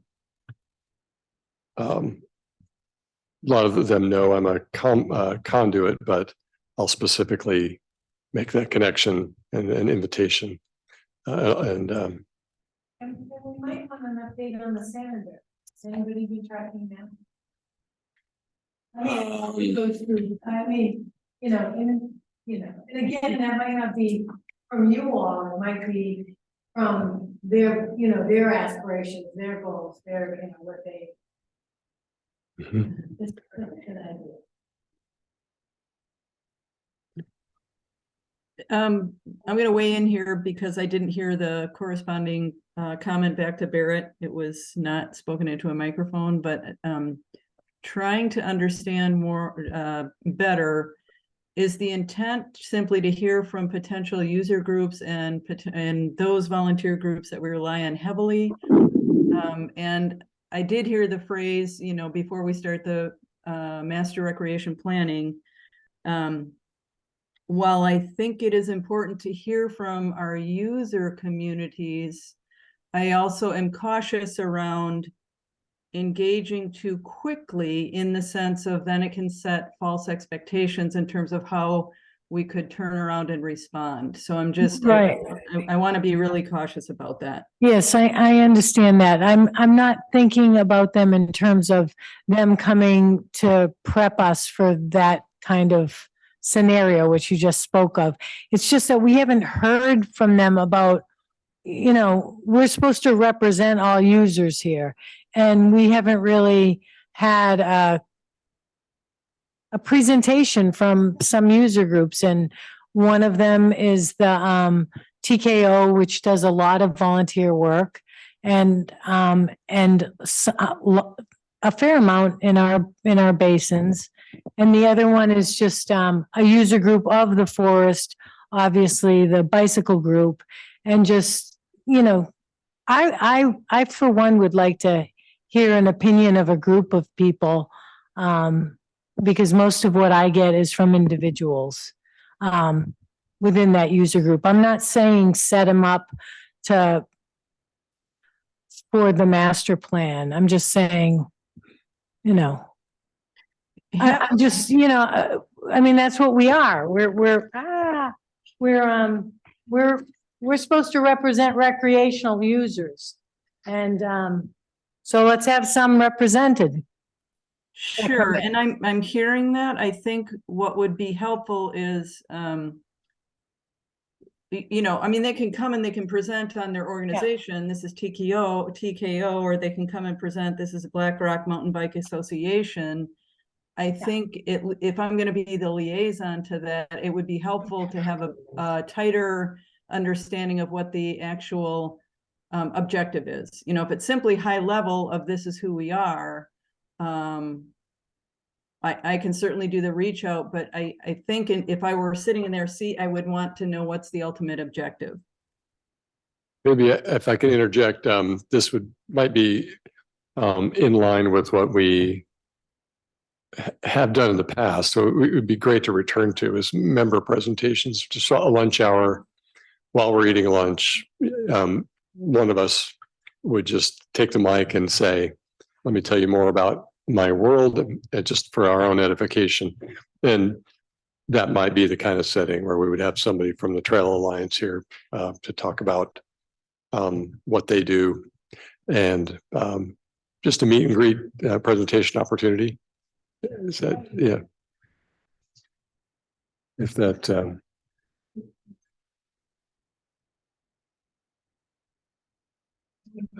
great. Yeah, yep, sounds great. Amanda? Yeah, as far as topics, for the next meeting, just things for Lisa and then Denise to think about as they set the agenda for the next meeting with ODF. So we heard from Ron that in September at the Board of Forestry meeting, there's going to be a presentation on the FMP, and you know, we heard that we would have the performance measures and adaptive management plan.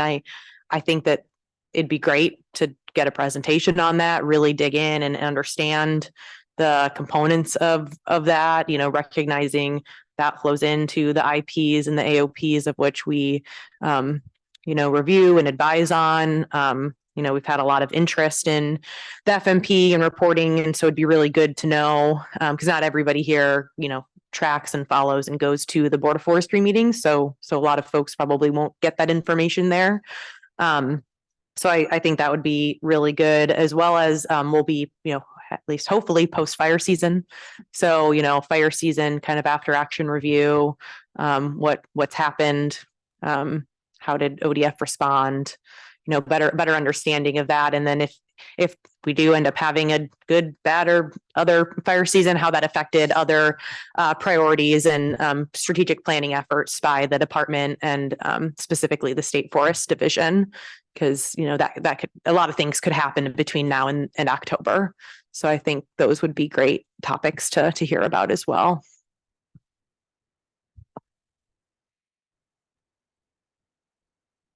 I'd like to suggest a topic if I may. I don't know if you saw my note there, but that's right in the middle of the National Society of American Forester meetings that's going to be down in Sacramento. So I won't be able to attend the meeting in person. But on the kind of along the lines of what Amanda was just suggesting, in hopefully a post-fire world, I would be interested in hearing maybe the recordings, or maybe we can do this at another meeting, and it might be useful to hear from some of our forest health folks. Emerald ash borer is expected to go big and erupt this year.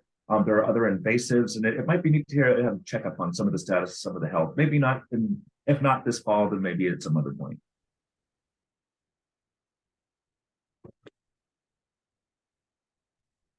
Sure, Amanda. Yeah, along those same lines, I guess I was going to mention this, then I forgot.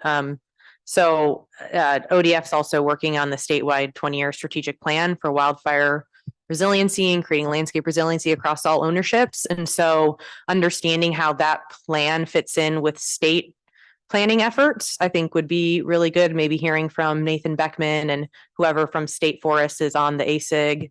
I think that might be a good topic as well, given and we could probably tie that in with the fire update if we get one of those. And okay, here's what happened during fire season. This is what the department's trying to do about it on a mitigative front. And again, how does state lands fit into that conversation? Because I'm a little bit unclear and I've been engaged in the process. So I think I'd be really curious to know about that connection.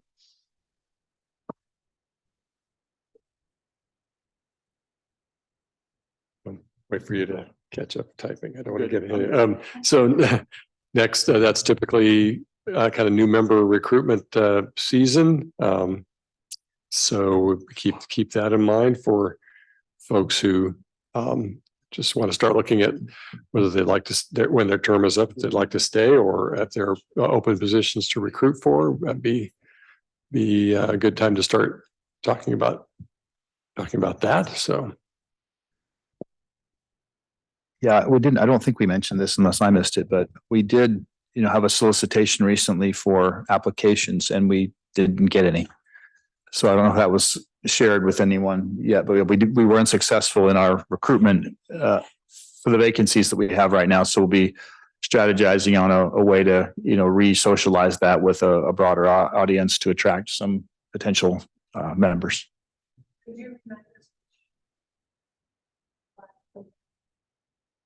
Yes, I will.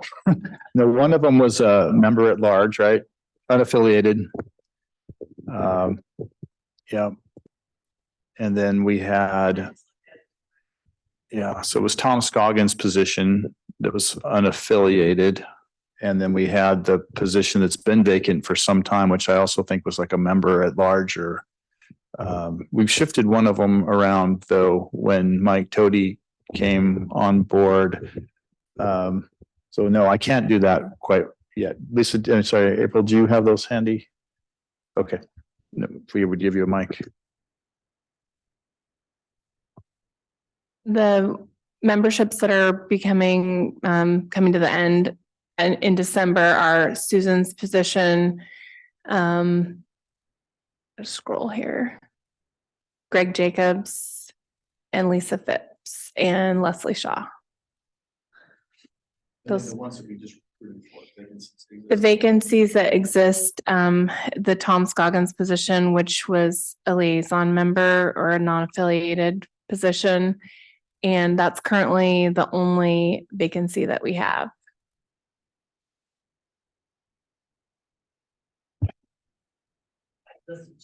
Yeah. And so one item to note there, so we have some more members right nearing the end of their term, and probably the first step is to see if they're willing to continue on. This past recruitment, while we didn't get any interest, we also didn't go as broadly of an announcement as we used to do. We used to put out, work with public affairs, put out a press release, and then we actually had some external representatives representing environmental and industry that kind of helped through a selection process. But more recently here, the strategy that was utilized was really to rely on current member networks as well as ODF staff network with the intent of looking for somebody a little further in Southern Oregon, with the intent that if we do transition to more of a statewide state forest advisory committee to kind of get some representation from further south. We probably do need to have that conversation about how we do recruit going forward. How do we incorporate DEI and how do we have a process in place that we select members that's widely known to the public? So maybe some more work to do there in the future. So how far south do you want to go? So for us, we had Ola had a couple leads in the Western Lane District, and the Western Lane District does go down to the California border there. So, I don't know that is specifically, just the thought was this was once considered a Northwest committee. And even now, district staff, we don't have Western Lane staff attend.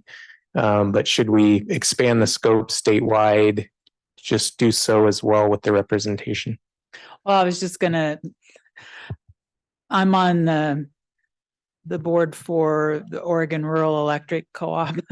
And we're going to have a mid-year meeting, and we have like the South Coast and Douglas County and that area. I could ask around there if there's somebody interested, because they have a lot of contacts. But I didn't know how far south you were talking.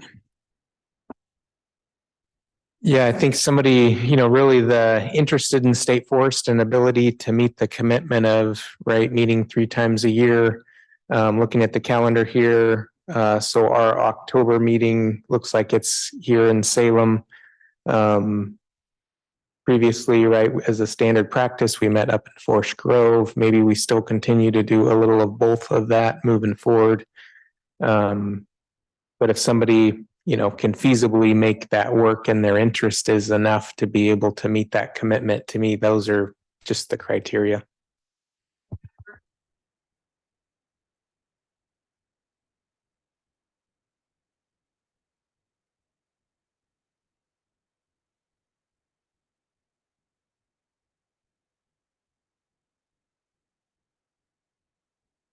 Yeah, because I'm as far as Oak Ridge, so but I'll see if I can drum up some interest.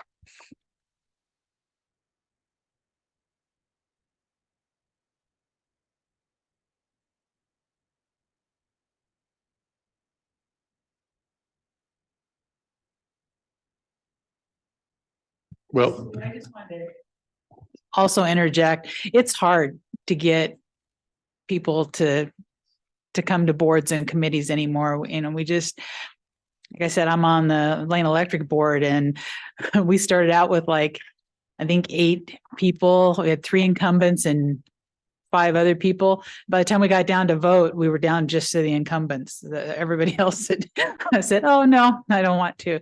And some of it's about commitment, but I think it's just really hard to get people to want to go to meetings. Yep. All right. Well, we're at a little past time, so keep your mind open to meeting topics to email in to April, and things will get put together from there. Is there anything else for the good of the order, as they say? Thank you for your continued support of this committee, firstly, and, really, Dawn and I will, April, others continue to talk about how to best incorporate, the value you bring, to inform the implementation of our work. I've had a few different conversations with some folks about, how the committee can more effectively help us, with some of the things we're working on. And I know you all bring a lot of experience and expertise to this, committee, and we want to leverage that to help us, implement our plan. So it is something I want to give some deliberate thought to, and just want to acknowledge that we'll be doing that, as well as thank you for the, contribution of your time and effort you are making for us. And the conversations, we had for those that were able to support the tour yesterday. That was I personally had a great experience out there. I know some couldn't make it, no fault on you and your schedules, et cetera, but it was just a great opportunity to be out there, and there's no substitute for, talking about state forest and state forest. So yeah, appreciate that. All right, we're adjourned for the day. Thanks for everybody's partnership. Thank you.